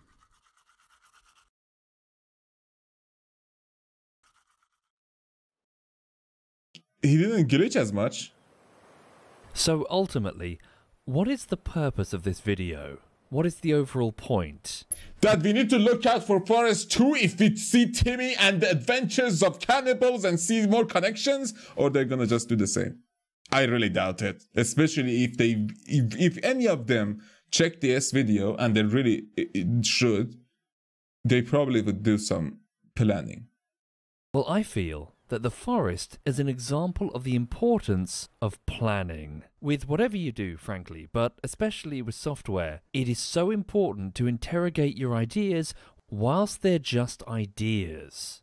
Before I was doing this YouTube lark, I was spending my days making software, or more specifically, testing software. And one of the most common activities on development teams that I was a part of, regardless of job role, in an environment that was mostly about app development, which I know is not the same thing as video games, but bear with me, it's not. Was meetings. And we would very frequently be in meetings. We'd gather in a room, sit around tables, and talk about the features that a piece of software should have. What complete looks like. What does X do and what Y does it need? What tests would measure success on developing anything? And what dependencies are there that we need to account for in the coming weeks? Be they technical skill that we need to hire for, or licensed software that we just don't have. We'd be allocating responsibilities, estimating timeframes, Scrum boards, but footage of actual period, prod, user story backlog is gonna be... Well, yeah, because it's like you're gonna steal their idea, or they're gonna. No company, gaming company or software company would ever want to reveal their ideas. So yeah. Setting milestones, and broadly speaking, we would be continually planning, trying to figure out what still needs to be completed and how the software is going to look in its complete form. And we would constantly return on a weekly or bi-weekly basis purely to plan ahead. Man. The thing is, the game was in alpha, a spectrum that he's talking about for those meetings for a very long time, and those meetings formed in a Steam community way, as it is with gaming nowadays. So I think the testers maybe didn't mention it a lot about this disconnection of a story and mysteries, based on what the score is, you know, overwhelmingly positive. Not like hyper meticulously, not to nail down every trivial little thing. That's not what I'm saying. But to talk through software in high-level terms with non-techie language to interrogate ideas. And do you know why we did that? Why we were trained to do that? Well, there's a multitude of reasons. Good communication is the absolute cornerstone of any efficient development team. We need to let ideas evolve as good things become obvious and shitty things become relegated. Sanitize future work to make sure that we're not sinking time into something that's not necessary. Oh, hi there, Bohemia. What are you doing here? Off with you. But like, why? Yep. Why were we doing this so much? Why so many meetings as a format? Well, frankly, because it's cheap. When your piece of software is just a bunch of high-level ideas, discussing those ideas requires little more than sitting in a room with some pens and post-it notes, or tickets in a database. And it saves money in the long term as you're able to dodge expensive, critical code rework later. By navigating around the serious errors before we make them, we as a company can save a lot of money. This isn't me reinventing the wheel. This was just normal development when I was a part of it. Planning is not just cheap in the moment, but is really cost effective going forward. So I realise that looks mental. Makes I appreciate that fact. That sort of thing looks like some crazy going. Like, because the thing is, people don't really think of cost efficiency early on. They think of more work, less talking, especially after COVID. Like, it became more appropriate and more acceptable to, like, don't have those meetings. and have them like online. And to be fair, that helps it, doesn't it? If you would rather have a video call with your team or go and meet with them in person for the purpose of what he's saying, I'm saying, just like talking in late term to each other about the different points of this software or game. Forward. So I realise that looks mental. I appreciate that fact. That sort of thing looks like some crazy conspiracy guy stuff, right? But like, the form of that, post-it notes listing features on a wall, to somebody like me, is really not that weird. Granted, in reality land, it wouldn't look like that. It would probably look much more like this. I can't actually click my fingers. Aww. I totally added that in post. But I mean... You poor thing. The thing... that is creepy, not because it's the post-it note. It's because it's about a game that you're criticizing for 3.5 hours. That's why it's crazy a bit. Your brain is doing so many things at the same time that it couldn't... why? What the fuck? And he has a very high standard. His filters are a bit, I think, more precise regarding issues like that in games. So he probably will be more annoyed about some games, about things that we wouldn't really, some people wouldn't really care. I say we because I wouldn't really care about this stuff, because there are so many other different genre of games that I really enjoy, not just like the sandbox survival types. But again, it matters to him so much. And it is important for for gaming developments to have some kind of like plan if they want to add story later on. Editor, fuck you, I can do whatever. Ah, that's nice. But my point is more, that isn't that weird. Having a plan of what your piece of software is going to look like in high-level terms, and it was desirable because it was cheap, simple, and doesn't result in a huge clusterfuck where features you developed in the first couple of months drastically conflict with features you introduced at the end. And granted, there are exceptions, such as situations where your customer might not entirely know what they want. And so building a small fit-for-purpose prototype is very useful in order to gather those requirements. But for an open-world survival game with a story, especially one that was so heavily reliant on mystery and has a definitive ending, well, that's not really something that one should be throwing at the wall to see what sticks, you know? Now, though, I've long since moved on from this type of thing, putting software development behind me, and with the YouTube channel doing unexpectedly well, I became a full-time knob jockey, YouTuber, and on the side, I've also become an attention whore, live streamer on Twitch. And if you're streaming a particular game, you're often expected to comment on what you're playing. The reality of live streaming is that people want to know if what you're playing is good and fun, and whether or not it's worth their time and money, often in a sea of competing products just like it. And as a result, the complex questions of what exactly makes a good video None of these are satisfactory. Play that. Video game. What makes this one stand out? Should I recommend this one in the face of other options? Oh my It's God. always on the periphery. Okay, Factorio is good. The first game he was playing. But some of these I don't have no idea what these are. Personal taste and genre, leftover biases from my training, and observations on what the game market is clearly doing. These are just questions that I'm scooping out of a rabbit hole that's seemingly dug into the territory of being a gaming live streamer. And in that context, the Forest is a success, right, Mr. Live Streamer? 123. For him to make a 3.5 video about this game, it means that it put an impression on him that he wants more of it, but with more of the problems that he needs solved, like planning beforehand.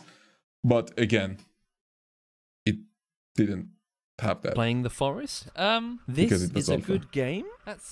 It's an intriguing mystery story that's set in a first-person horror simulator. Questions that are asked of me as I'm spinning in confusion, trying desperately to collate my thoughts at the end of this experience. In the face of such obvious evidence right? Overwhelmingly positive. It's out of early access. 1.0. They've delivered. They've even made a sequel. Years from now, when the dust has settled, and metrics such as money made aren't worth a damn, you can sit a normie who's never played a survival game before in front of this, and surely it will serve as a fantastic example of the genre, right? Well, frankly, no. Yeah, but with the Lost After Effects or with Mass Effect After Effects, you're going to be unsatisfied still with some of the aspects of this. I don't feel that's what's been delivered. To my eyes, this is a monument dedicated to the importance of planning. Because, like, it's so prominent, it's so well known, and yet it's so obviously busted. In ways that can be remedied using methods that I know through my previous job experience were routine and inexpensive. That it's made me dedicate so much time to point at this thing and go... What do I even say? What? Bro, what the fuck is... That's a fucking redstone cube? Oh my god. And a portal?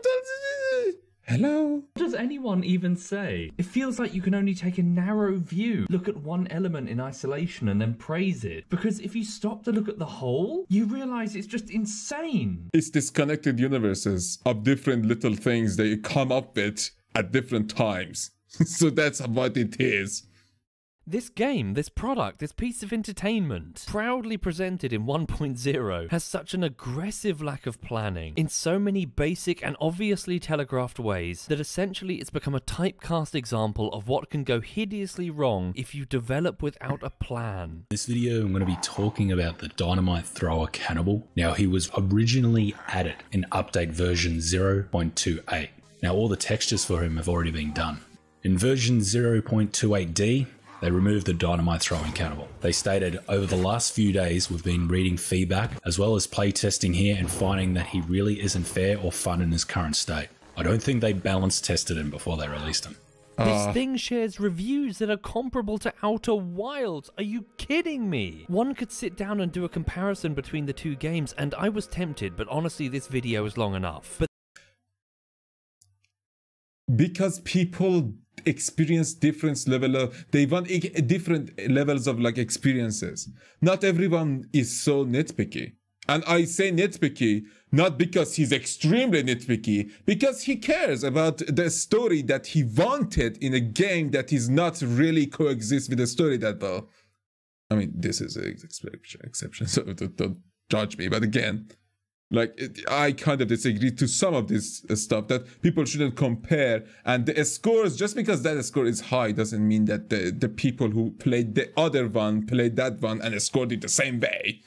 So it's not comparison. The Outer Wilds is an open world adventure game where its developers did sit down and do this. They did plan stuff out before they went through the expense of making it, carefully figuring out what players were going to learn and where. Each curiosity, I think, was going to have about 3 sort of connecting clues. The idea was the clues would point to each other and also point to the curiosity and have an amazing game. And that structure's like sort of still there, but we added a bunch of other like clues pointing to, you know, it got more complicated.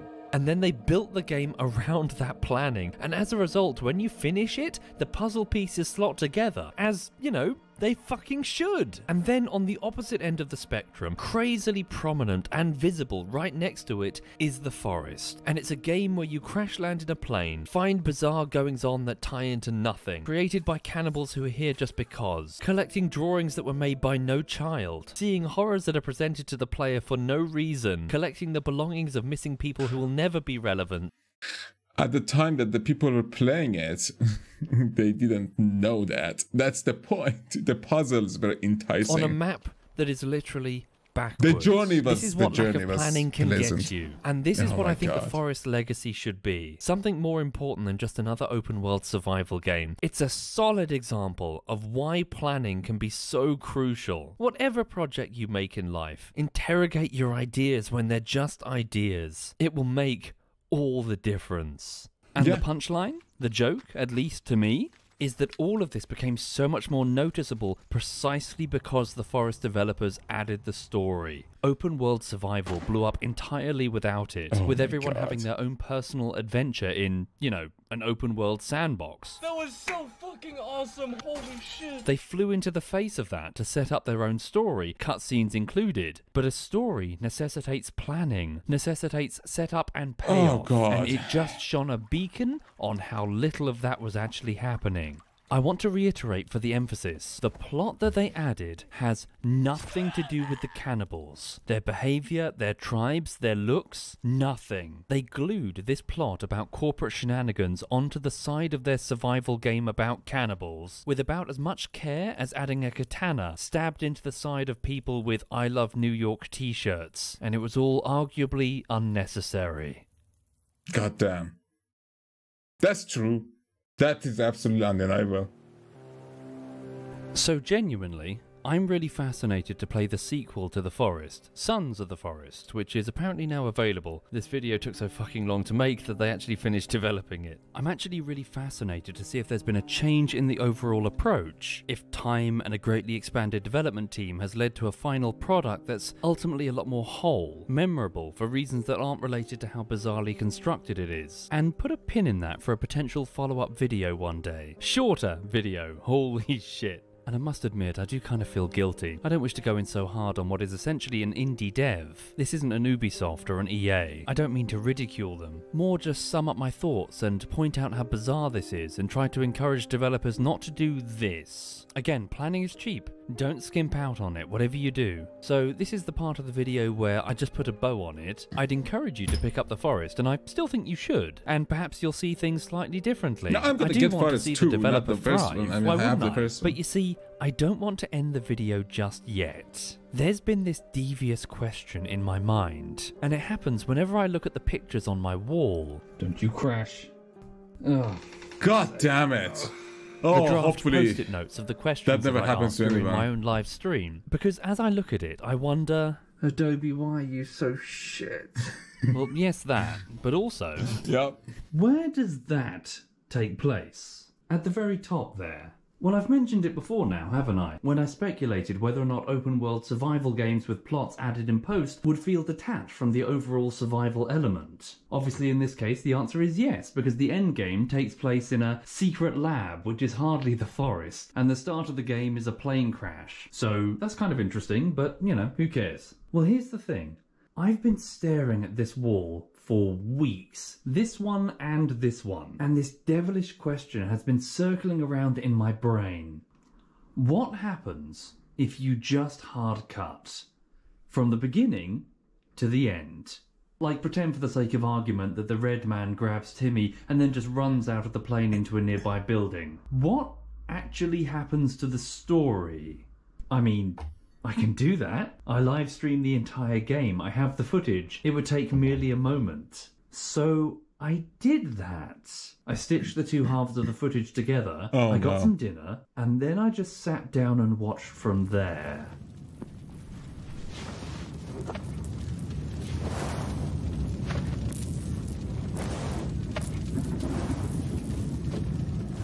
Oh god. How long is this story in...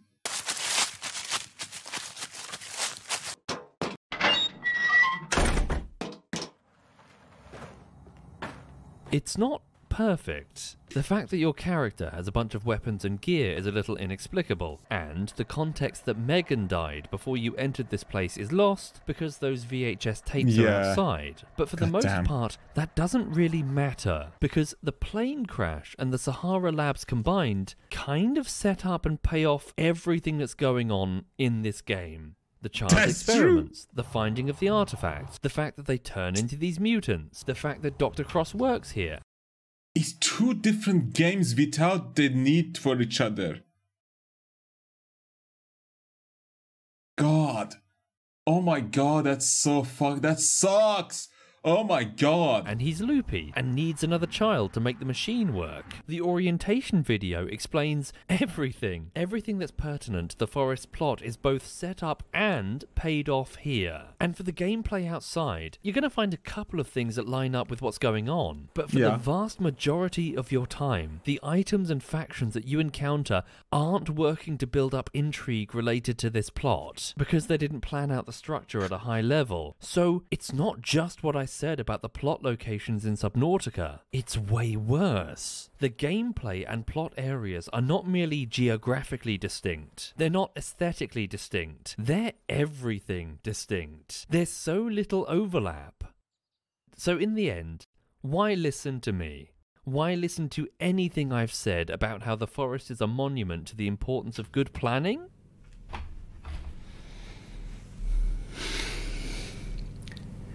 Because, arguably, technically, you can cut out the forest from a game that's called The Forest, and the plot is completely unaffected.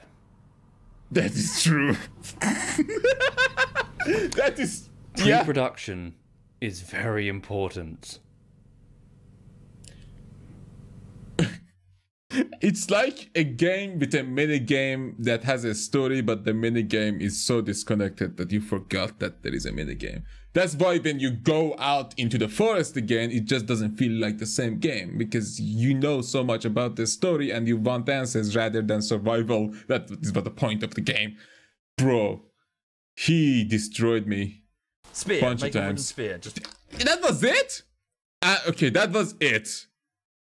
And thank God I saw his face, because I really am in love. Bro, what the fuck? He looks like a true Chad. Why would people... Alright. Holy shit. I am hot. I am dying. But I would say his arguments are valid for sure. A bit picky, absolutely. Like, he has background in programming and teamwork with application like creators and developers. So of course he would have higher standards regarding some of the problems that he might like witness in a game or application. God knows how many forms and bug forms he filled for this application. But other than that, I agree completely. Like, I enjoyed the story based on what he explained about it. I didn't get into that far into the game. I had no idea the game was this like simple yet convoluted story-wise. Like, you need to go into so many different places for the story, but again, it just disconnects you the moment you get into the lab. That's just ridiculous that there is so many questions. Maybe they are answering them in the second one. I might play that. Does that have native like VR support? Hopefully. But yeah, thanks for watching everyone. I know this was long, and I know this got longer, but yeah. See you all later. I need to go rest a bit. For now, have a nice and goodbye.